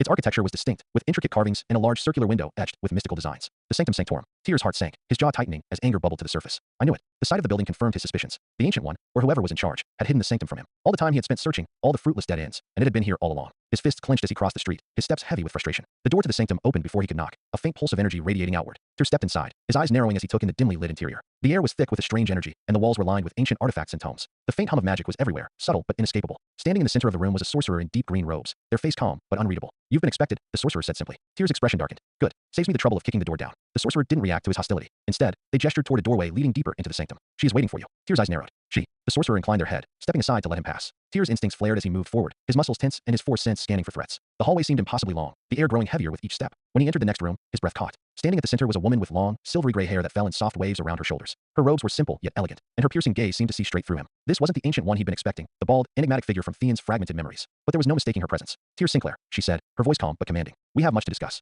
Tyr's fists clenched, his anger bubbling to the surface once more. Yeah, he said, his voice low and sharp. We do. Tyr's boots echoed on the stone floor as he stepped into the sanctum's inner chamber. The room was vast, its walls lined with intricate carvings that seemed to shift and shimmer in the flickering light of unseen candles. At the center stood the Ancient One, her silver gray hair framing a face that was both serene and commanding. Her presence filled the room, an aura of authority that seemed to root Tyr in place. He didn't hesitate. Why? Tyr growled, his voice echoing in the chamber. His fists clenched at his sides, the anger that had been simmering since his escape boiling over. Why was this place hidden from me? Why didn't you help me? The Ancient One met his glare without flinching. Because you did not need to find it, she said, her tone calm but firm. Not need. Tyr snapped, his voice rising. I spent 2 years, in a hellish prison fighting for my life. And you're telling me I didn't need to find you? The Ancient One's expression softened slightly, though her voice remained steady. Your imprisonment was unfortunate, but it was also necessary. Necessary, Tyr repeated, incredulous. He took a step closer, his jaw tight. Necessary for what? For me to go insane? To lose everything. Necessary for your growth, she replied. Tyr's breath caught, his anger momentarily replaced by disbelief. Growth? You're saying that nightmare was some kind of training? Yes, she said simply. Tyr's frustration surged. Do you even hear yourself? You're playing with people's lives. With my life. All for some mystical agenda. The Ancient One inclined her head slightly. Yes, that is my role. Her blunt admission stunned Tyr into silence for a moment. His mind raced, trying to process the sheer audacity of her words. I am the Sorcerer Supreme, she continued. It is my duty to protect this realm from dimensional threats that you cannot yet comprehend. To do so, I must make choices, difficult choices. And sometimes, those choices require sacrifice. Tyr laughed bitterly, running a hand through his hair. And I was just another pawn on your chessboard. No, she said firmly, taking a step forward. You are not a pawn, Tyr Sinclair. You are a warrior, a protector. But you were not ready. Tyr's anger flared again. You don't know me. I know you better than you think, she said. Her gaze was piercing, as though she could see straight into his soul. I have watched you, Tyr. I have seen your resilience, your tenacity. And I have seen your pain. Tyr turned away, his jaw tightening as her words hit too close to home. So what, he muttered. You left me there to suffer because you thought it would make me stronger? Yes, she said without hesitation. Tyr spun back toward her, his eyes blazing with fury. You're unbelievable. The Ancient One remained composed, her hands folded calmly in front of her. I knew you would survive, she said. But survival was not guaranteed. That is the nature of growth. It comes with risk, with struggle. Without it, you would not be standing here today. Tyr's breath was heavy, his fists clenching and unclenching as he fought to control the storm of emotions raging within him. You don't get to decide that. You don't get to decide who lives or dies for your growth. No, she agreed. But I do get to decide what is necessary to protect this world. Her words hung in the air, heavy and unyielding. Tyr wanted to argue, to shout, to make her understand what she had put him through. But deep down, he knew it would be futile. The Ancient One's resolve was immovable, her decisions made with a clarity and purpose that he couldn't yet fathom. Taking a steadying breath, Tyr changed tactics. Fine, he said, his voice cold. If this was all part of your grand plan, then what now? What's the next trial you're going to throw at me? The Ancient One studied him for a moment, her gaze unreadable. There is no trial, Tyr. Not anymore. You have proven yourself capable of surviving the worst. Then teach me, he demanded. You clearly think I'm ready for something, so teach me. Show me how to fight these dimensional threats you're so concerned about. She shook her head. Not yet. Tyr's frustration boiled over again. What do you mean, not yet? You just said I've proven myself. You have proven your strength and resilience, she said. But you do not yet understand your power. Tyr frowned, his anger tempered by confusion. What are you talking about? I know my power, telekinesis, force sense, all of it. I've been using it for months. The Ancient One shook her head again. You have only scratched the surface. Your abilities are far greater than you realize. Until you understand their true nature, teaching you the mystical arts would be reckless. Tyr opened his mouth to argue, but stopped himself. Her words lingered in his mind, tugging at something he couldn't quite grasp. The power you wield, she continued, her voice softer now, is unique in this world. It is not magic, not science. It is something far older, far deeper. And it is tied to you in ways that you have yet to uncover. Tyr ran a hand through his hair again, his frustration giving way to a deep, simmering resentment. So what am I supposed to do? He asked, his voice low. The Ancient One stepped closer, her presence almost comforting despite the tension between them. You are to continue on your path, she said. Train, learn, grow. And when the time comes, you will understand. Tyr clenched his jaw, his fists tightening at his sides. That's it. That's your big revelation. For now, she said with a faint smile. He scoffed, turning away from her. You're unbelievable. Perhaps, she said. But you are still standing here, alive and stronger than before. Remember that, Tyr Sinclair. Tyr didn't respond. Without another word, he turned and walked out of the room, his mind a whirlwind of anger, confusion, and something he couldn't quite name. As the heavy doors of the sanctum closed behind him, he exhaled sharply, his hands trembling. Understand my power, he muttered under his breath. Fine, I'll figure it out. But don't think for a second that I'm doing this for you. A week had passed since Tyr's tense confrontation with the Ancient One, and while he had outwardly calmed, the anger burned quietly beneath the surface. He threw himself into his work, training until his muscles screamed, pushing his telekinesis to its limits, and experimenting with the capabilities of his force-enhanced body. But no amount of exertion could completely extinguish the fire within him. The only moments of reprieve came during his encounters with Elizabeth. She had a knack for distracting him, pulling him into conversations that forced him to focus on something other than his spiraling thoughts. Her persistence was both endearing and irritating, but Tyr found himself looking forward to their meetings in the park. Good company, she called him. The thought made him smirk despite himself. Back at the workshop, Argos' emblem flickered to life on the monitor as Tyr sat before it, his expression grim. Argos, he began, his voice steady but laced with tension. I want everything, everything you can find on Wilson Fisk. Wilson Fisk, alias Kingpin, Argos confirmed. New York-based crime lord with extensive influence in both legitimate and criminal enterprises. Processing available data. This will take time, as Fisk's operations are notoriously well shielded. Take the time you need, Tyr said, his tone cold. But I want results. Every detail, every connection, every safe house, anything that leads me to him. Argos hesitated briefly, then replied, acknowledged. May I ask the intended objective of this search? Tyr leaned back, his eyes narrowing. Let's just say, it's not going to end well for him. The room fell silent for a moment as Argos continued processing data. Then Tyr tapped a pen against the edge of his desk, breaking the stillness. And one more thing, he said. I want you to design a suit. For you, Argos inquired. No, Tyr said, shaking his head. For Daredevil. Something simple, no tech. Just durable, flexible, and suited for close combat. He's out there fighting, and if we're both working toward cleaning up the city, I figure he could use an upgrade. Understood, Argos replied. Designing parameters set. I will present prototypes for your approval. Tyr exhaled slowly, leaning back in his chair. The flickering glow of the monitors filled the room, but his mind was elsewhere. The idea of Fisk's empire being dismantled, piece by piece, was both satisfying and necessary. One step closer, he thought. One less shadow in this city. A sudden chime from the doorbell broke his focus. Frowning, Tyr stood and made his way to the front of the workshop. He rarely received visitors, and deliveries were even more unusual. When he opened the door, he found a plain brown package sitting on the stoop, no delivery person in sight. Tyr picked it up cautiously, his senses flaring. There was no detectable energy signature or sign of tampering, but something about the package felt off. He carried it inside and placed it on the workbench. Argos' emblem flickered as the AI scanned the package. No harmful compounds detected, Argos reported. However, I am unable to analyze any non-conventional properties. Non-conventional, Tyr muttered. Great. Opening the package, Tyr found a small, intricately carved amulet nestled inside. It was shaped like a circular disc, its surface etched with swirling patterns that seemed to shimmer faintly in the dim light. Alongside the amulet was a handwritten note. Tyr picked up the note, his eyes narrowing as he read the words. This amulet resonated in your presence. Guess it chose you. Be careful. It's called the Amulet of Hoggoth, and it will protect you from mystical and magical attacks. Use it wisely. By you-know-who. The handwriting was elegant but unrecognizable. However, the phrasing left no doubt as to its origin. The Ancient One. Tyr muttered, his voice tinged with irritation. He set the note aside, staring at the amulet. The object radiated an undeniable presence, a faint warmth that he could feel even without touching it. It was subtle, but it made his force sense hum faintly, like a distant vibration he couldn't quite pinpoint. Argos's voice broke the silence. Analysis of the amulet yields no identifiable energy signature. It appears to operate beyond the parameters of scientific detection. Magic, Tyr said flatly, his lips curling into a frown. Correct, Argos replied. My systems cannot quantify or interact with magical phenomena. However, I can confirm that the amulet does not pose an immediate threat to you. Comforting, Tyr said sarcastically. He picked up the amulet, turning it over in his hands. Its intricate carvings seemed to shift slightly as he examined them, almost as if alive. Why send this to me? He muttered to himself. What's the angle? The Ancient One's words echoed in his mind. You do not yet understand your power. Tyr's grip tightened around the amulet as frustration bubbled to the surface. He hated feeling like a pawn in someone else's game, hated the idea that his life was being manipulated by forces beyond his control. But if the amulet could protect him, it was better to have it than not. He slipped the chain over his head, letting the amulet rest against his chest. It felt oddly comforting, the faint warmth seeping into his skin. Argos, he said after a moment. Keep this on record. If this thing acts up, I want it logged. Acknowledged, Argos replied. Tyr sat back down at the workbench, his thoughts racing. Between Fisk, the Ancient One's cryptic warnings, and his own unresolved rage, the path ahead felt more uncertain than ever. But as he looked at the amulet, a new determination sparked within him.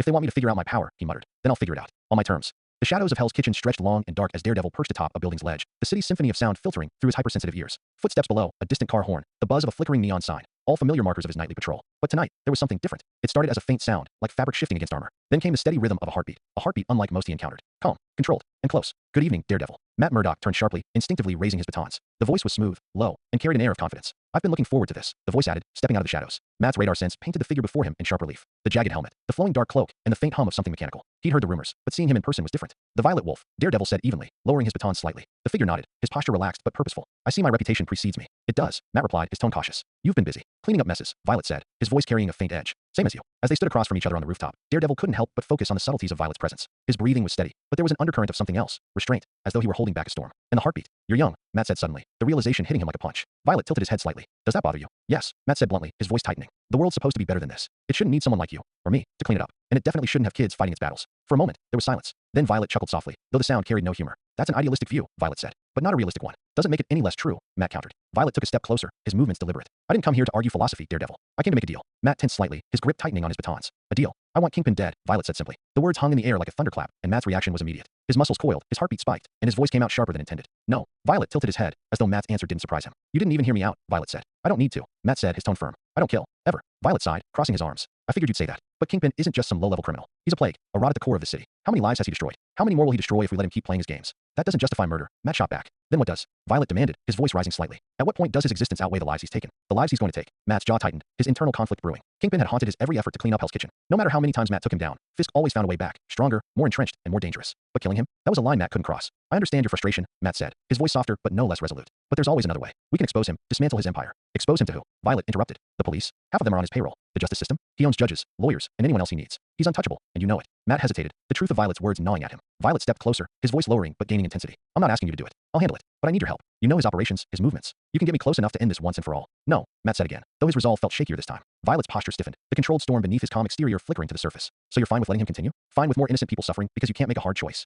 That's not fair, Matt said, his voice strained. Neither is this city, Violet retorted. For a moment, the rooftop was silent except for the distant sounds of the city below. Matt's mind raced, his principles warring with the harsh reality of Violet's argument. Finally, he spoke, his tone measured. I can't condone what you're planning, but if you're going after Fisk, I won't stop you. I'll help you gather information, but that's it. What you do with it is on you. Violet's helmet tilted slightly, as though considering Matt's words. Then he nodded. Fair enough. Matt took a step back, his radar sense still fixed on Violet. You don't have to do this, he said quietly. There's still time to walk away from this path. Violet chuckled softly, the sound hollow. That's not an option anymore. Without another word, he turned and disappeared into the shadows, leaving Daredevil alone on the rooftop. Matt exhaled slowly, his grip loosening on his batons. He's just a kid, he thought, the weight of that realization hitting him again. A kid fighting battles no one should have to fight. But as much as Matt wanted to stop him, he knew one thing for certain. The Violet Wolf wasn't someone who could be deterred. Wilson Fisk sat at his massive mahogany desk, his thick fingers drumming impatiently against the polished surface. The dim light of his private office highlighted the deep lines on his face, etched from years of ruthless ambition and unrelenting stress. Tonight, however, those lines were heavier than usual. The reports were maddening. Someone, or something, had been targeting his operations with the precision of a scalpel. Shipments were missing, money laundering schemes disrupted, and warehouses cleared out. Fisk clenched his fists, his jaw tightening as he stared at the stack of papers in front of him. He had meticulously built this empire, ensuring every cog in the machine ran smoothly. Yet now, chaos was spreading like a disease. This has to be a copycat, he growled, his voice a low rumble. The guard stationed by the door exchanged uneasy glances, but said nothing. Fisk continued, speaking more to himself than to anyone else. The masked man, he said the matter was handled, that the wolf had been dealt with. He paused, his eyes narrowing. But that man disappeared without a trace. And now, he slammed a meaty fist onto the desk, making the guards flinch. And now this. Someone is daring to impersonate that damned vigilante to dismantle my work. Fisk leaned back in his chair, his massive frame filling the space as he glared at the ceiling. His mind churned, trying to piece together the puzzle. The timing didn't make sense. If this was the wolf, why return now? And if it wasn't, who had the resources and audacity to mimic his methods? One of the guards spoke hesitantly, his voice trembling. Sir, do you think it might really be him? The wolf. Fisk's glare snapped to the man, silencing him instantly. It can't be, Fisk growled. The man I trusted assured me the wolf was taken care of. This is an impersonator, a pest who doesn't understand the rules of this city. As Fisk stewed in his frustration, the lights in the office flickered once before plunging into darkness. What the hell? Fisk barked, his voice booming in the sudden silence. The guards scrambled, drawing their weapons as shadows seemed to stretch and shift around them. A faint, almost imperceptible sound echoed through the room, a soft thud followed by the unmistakable sound of a body hitting the floor. What's going on? Fisk demanded, his voice rising. No one answered. Another guard let out a strangled cry before a sickening crack echoed through the room. Panic set in. The remaining guards moved closer to Fisk, their breath shallow and quick. Stay calm, Fisk barked, though his own pulse was hammering in his chest. But calm was impossible. The shadows seemed alive, shifting unnaturally as if mocking their fear. One guard whispered a shaky prayer under his breath, his hands trembling so badly he almost dropped his gun. Then came the voice. You're scared. The words were soft, almost a whisper, but they carried a chilling weight. Another guard let out a yelp, his weapon clattering to the ground as he backed away from the darkness. You should be. The voice moved, its location impossible to pinpoint. Another guard broke, bolting for the door. He didn't make it far before an unseen force yanked him backward, his scream cut short by a sharp thud. One of the guards dropped to his knees, his breath coming in shallow gasps. I can't, he muttered before the distinct sound of liquid hitting the floor filled the air. Fisk's fury turned to something colder, sharper. Fear. Show yourself, he roared, rising to his feet. Stop hiding in the shadows like a coward. The response was immediate. A figure stepped into the faint glow of a nearby monitor, his jagged helmet gleaming menacingly. The Violet Wolf. It's you. Fisk breathed, his voice low and filled with disbelief. Miss me. Tyr's voice was calm, almost conversational, but the edge of malice in his tone was unmistakable. The guards reacted instantly, firing at the figure. Tyr moved with precision, his force-enhanced reflexes making the attacks look almost sluggish. He deflected the bullets with the steel blade in his hand before dispatching the remaining guards with ruthless efficiency. When the last guard fell, Tyr turned his gaze to Fisk, his helmet tilting slightly as he stepped forward. Fisk, despite his immense size and strength, felt his pulse quicken. This wasn't just a man standing before him. This was something else entirely, something darker, more unrelenting. You've been busy, Tyr said, his voice calm as he gestured to the papers on Fisk's desk. Do you think you can scare me? Fisk growled, forcing bravado into his voice. I've faced worse than you. Tyr chuckled softly, the sound devoid of warmth. I'm not here to scare you, Fisk. I'm here to end you. Fisk's bravado faltered. You don't know who you're dealing with, boy. Tyr's helmet tilted, his voice lowering. Neither do you. Without warning, Tyr surged forward, slamming Fisk against the wall with a force-enhanced shove. The impact cracked the plaster, and Fisk let out a grunt of pain. Tyr's blade pressed against Fisk's throat, his voice cold and steady. 2 years, he began. 2 years of hell, of fighting, bleeding, and barely surviving. Fisk's eyes widened slightly, confusion flickering across his face. What the hell are you talking about? Tyr ignored him, his grip tightening. 2 years to think about who put me there. 2 years to wonder who at that table of cowards decided my life was disposable. I don't know what you're talking about. Fisk spat, his bravado crumbling under the weight of Tyr's presence. Liar, Tyr hissed. What followed was slow, deliberate, and excruciating. Tyr didn't kill Fisk outright. He made him suffer. Each cut, each strike, was calculated to inflict maximum pain without granting the release of death. Fisk's threats turned to pleas, his deep voice cracking as he begged for mercy. Please, I'll give you anything. Fisk gasped, blood dripping from his mouth. Money, power, just stop. But Tyr didn't stop. You took everything from me. Tyr growled, his voice shaking with controlled rage. Now it's your turn. When Fisk's lifeless body finally slumped against the wall, the room was eerily silent. Tyr stepped back, his breathing heavy as he stared down at the broken man. Argos, he said, his voice steady but cold. Send everything we have on Fisk to the media. Every crime, every secret. Make sure the world knows what he was. Understood, Argos replied, though there was a faint hesitation in the AI's tone. Tyr, are you certain about this path? Tyr's helmet tilted slightly, his voice sharp. Do it. The faint hum of Argos's processing filled the room as Tyr turned away, his cape brushing against the bloodied floor. As he stepped into the night, the city stretched out before him, its lights flickering like distant stars. The dim light of the workshop illuminated Tyr's face, his helmet resting on the table before him. Blood still stained the edges of his armor, though most of it had been scrubbed away. He sat slumped in his chair, staring at the glowing monitors displaying headlines from various news outlets. Wilson Fisk dead. The reign of the Kingpin ends in brutality. The Violet Wolf returns. Justice or vigilante terror? Crime syndicates in chaos as power struggle ensues. The public reaction was split. Some saw him as a savior, a necessary evil in a corrupt city. Others called him a monster, no better than the criminals he hunted. Argos's emblem pulsed softly on the monitor. Tyr, the AI began, its voice steady but tinged with something that almost sounded like concern. We need to talk about Fisk. Tyr didn't look up. What about him? The methods you employed, Argos said carefully, were extreme. Torture, execution. These are actions that cannot be undone. Tyr scoffed, leaning back in his chair. He deserved worse. Perhaps, Argos replied, its tone neutral. But the path you are walking is dangerous. Your choices are becoming more reactionary, driven by rage rather than strategy. Tyr's eyes narrowed as he finally met the glowing emblem. Don't lecture me, Argos. I did what needed to be done. Fisk was a plague on the city, and now he's gone. And what did it cost you? Argos asked. The question hung in the air, cutting deeper than Tyr expected. He clenched his fists, his jaw tightening. I don't need this from you, he muttered. But Argos pressed on. You've always justified your actions as necessary for the greater good. But this was personal. And it is eroding the principles that set you apart from the people you fight. Tyr stood abruptly, his chair scraping against the floor. What do you want me to say, Argos? That I regret it? That I wish I'd shown mercy to a monster who ruined lives for profit? He gestured to the headlines on the monitors. Look at the chaos he left behind. Killing him wasn't just right, it was necessary. Argos paused before responding. And yet, you hesitate when you look at those screens. I detect fluctuations in your breathing, signs of stress, guilt even. Tyr froze for a moment, his facade cracking ever so slightly. I'm fine, he said curtly, turning away. But he wasn't fine, and both he and Argos knew it. As Tyr moved to the other side of the workshop, Argos's voice followed him. The public perception of your actions is mixed. For every person who praises your efforts, there are those who fear what you've become. The line between hero and villain is growing thinner. Tyr spun around, his eyes blazing with frustration. I'm not a hero, Argos. I never claimed to be. I'm just doing what needs to be done because no one else will. And yet, you called yourself a protector, Argos countered. Do you protect, or do you destroy? The words stung more than Tyr cared to admit. He clenched his fists, his mind flashing back to Fisk's bloodied face, the man's screams of pain and eventual pleas for mercy. Do you protect, or do you destroy? He shook his head, trying to banish the thought. Enough, he said, his voice quieter but no less firm. I made my choice. If you're so worried about me losing control, then keep doing your job. Watch me. Stop me if you think I go too far. There was a pause before Argos replied. As you wish, Tyr. The tension in the room lingered as Tyr returned to his seat. He stared at the headlines again, his mind racing. Fisk's death had thrown the criminal underworld into chaos. Rival families were scrambling to seize power, their operations spilling into the streets. Tyr watched footage of skirmishes between factions, the violence threatening to engulf entire neighborhoods. He tapped his fingers against the table, debating his next move. Should I let them tear each other apart? He muttered to himself. Or step in before the city burns?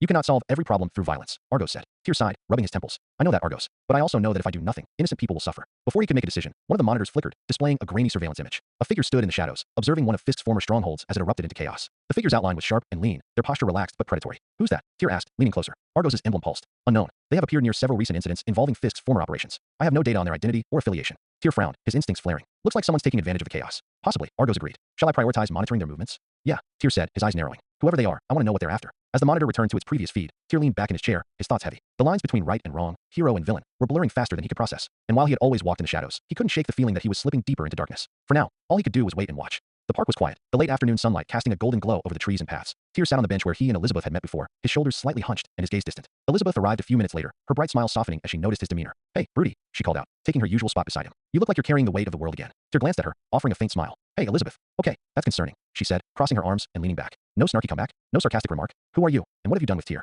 Tyr chuckled softly, shaking his head. I guess I'm just tired. Elizabeth tilted her head, studying him closely. Tired? Or something else? Tyr hesitated, his fingers drumming lightly on his knee. It's complicated. Elizabeth rolled her eyes. Everything's complicated with you. Come on, Tyr. Talk to me. You keep showing up to these little meetings, but half the time, it feels like your mind's somewhere else. Tyr opened his mouth to respond, but closed it again, unsure of what to say. Elizabeth softened, her voice gentler now. I'm serious, Tyr. You're carrying something heavy, and I can see it. Let me help, even if it's just by listening. For a moment, the silence between them stretched, the sounds of the park fading into the background. Tyr stared at the ground, his thoughts a tangled mess. Finally, he spoke, his voice low. Do you ever feel like, no matter what you do, it's never enough? Like the world's just too broken to fix? Elizabeth blinked, caught off guard by the vulnerability in his tone. Yeah, she said after a pause. I think everyone feels that way sometimes. But the thing is, it's not about fixing the whole world. It's about making your little corner of it better. Tyr let out a bitter laugh. Easier said than done. No kidding, Elizabeth said, nudging him lightly with her elbow. But you don't have to do it alone. And you don't have to carry the weight of it all by yourself. Tyr turned to look at her, his brow furrowing. Why do you care? Elizabeth tilted her head, her expression sincere. Because I've been where you are. Lost. Angry. Feeling like the whole world's against me. But someone pulled me out of it. Reminded me that there's still good out there. Even if it's hard to see sometimes. Tyr's gaze softened, the walls he had built around himself cracking ever so slightly. You're not as alone as you think, Tyr, Elizabeth said, her voice steady. You just have to let people in. The two sat in silence for a moment before Elizabeth changed the subject, sensing that Tyr needed a shift in focus.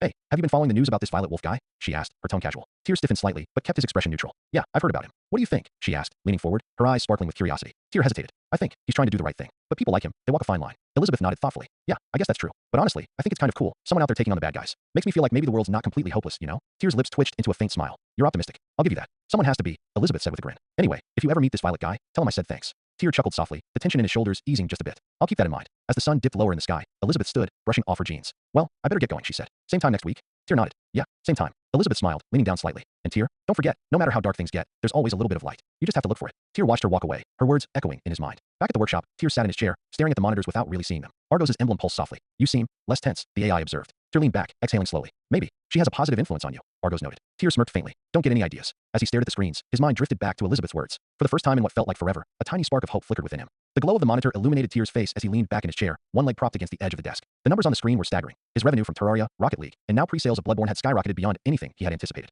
Multi-millionaire. Tyr muttered under his breath, shaking his head in disbelief. Guess the grind was worth it. Argos' emblem flickered to life on the screen beside him. Projected earnings for the next quarter indicate a 25% increase. Helix Studios' popularity continues to grow exponentially, particularly in gaming forums and online communities. Tyr smirked. Yeah, I noticed. People are still speculating about who's behind Helix. Would you like to address the speculation? Argos inquired. No, Tyr said quickly. Let them wonder. Mystery keeps people interested. Besides, I'm not stepping into the spotlight until I'm legally an adult, and even then, only if it's absolutely necessary. Argos hummed in acknowledgement. Maintaining anonymity is indeed advantageous for security. Tyr nodded, his mind already shifting gears. With the financial stability he now had, he could push forward with his next project, the one that would change the landscape of entertainment, and possibly more. Then he turned his attention to another monitor, this one displaying the blueprints for the nerve gear. He'd been toying with the concept for months, drawing inspiration from the other world's fictional and baseless technology. But turning fiction into reality wasn't easy. He needed the device to be not only functional, but also impossible to reverse engineer. The last thing he wanted was for corporations, or worse, organizations like Hydra or AIM, getting their hands on it. Argos, Tyr said, tapping the edge of the desk. Begin generating material requirements and supplier lists for the nerve gear prototypes. I need the best suppliers, but they can't know what they're building. Understood, Argos replied. Do you require additional countermeasures to prevent reverse engineering? Definitely, Tyr said, pulling up another schematic. Let's include multiple redundancies in the design. Self-destruction mechanisms, encrypted software, proprietary components. Make it so convoluted that even the smartest people on Earth couldn't figure it out without me. He smiled as he told it what Faced with Tony Stark, Reed's Richard or Shuri makes seem his masterpiece. Argos paused. That level of complexity will increase production costs significantly. Tyr shrugged. Money's not an issue anymore. Just make it happen. As Argos processed his request, Tyr leaned back and stared at the blueprints. This is going to change everything, he muttered. Later that week, Bloodborne officially launched, and the reception was as polarizing as Tyr had anticipated. The grotesque, gothic aesthetic and brutal difficulty initially repelled casual gamers, many of whom voiced their disdain on social media. This is disgusting, one reviewer wrote. Why would anyone want to play something so horrifying? But as more players delved into the game, uncovering its intricate lore, challenging gameplay, and hauntingly beautiful world, the narrative began to shift. Bloodborne is a masterpiece, another review read. It's not just a game, it's art. Within days, Bloodborne had developed a dedicated following. Streamers and YouTubers began showcasing their experiences, and the game's popularity exploded. Tyr watched it all unfold from his workshop, a satisfied smile tugging at his lips. People always underestimate the power of good design, he muttered. Helix Studios is trending, Argos informed him. Analysts are calling the studio an enigma, and speculation about the identity of its CEO has reached new heights. Tyr chuckled. Let them guess. The mystery's good for business. Amid the chaos of his projects, Tyr took a moment to reflect on his personal life. His decision to apply for early graduation had been met with little resistance. Both Grandpa Finn and Oliver had seen it coming. Finn, ever the supportive figure, had simply patted Tyr on the back and said, "Knew you were too smart to stick around with those kids for long. Just don't forget where you came from." Oliver, on the other hand, had laughed and said, "So what's next? Are you going to start teaching us all instead?" Tyr smirked at the memory. As much as he respected the institution of education, staying in school felt redundant. He had already surpassed what most textbooks could offer, and his focus was on building something greater. Even as Tyr celebrated his successes, a small part of him remained uneasy. The world was watching Helix Studios, and while most people saw it as a beacon of creativity, Tyr knew that power always attracted the wrong kind of attention. Argos, Tyr said, his tone serious. Keep monitoring for any unusual activity, corporate, criminal, or otherwise. If anyone starts digging too deep into Helix, I want to know immediately. Affirmative, Argos replied. Current scans show no immediate threats. However, I will remain vigilant. Good, Tyr said, leaning back in his chair. He glanced at the nerve gear schematics one last time before shutting off the monitor. As he prepared to leave the workshop for the day, Tyr couldn't help but feel a sense of accomplishment. He had come a long way since his days at the orphanage, and while his path was far from easy, he was determined to see it through. The world was changing, and Tyr Sinclair was at the center of it, even if no one knew it yet.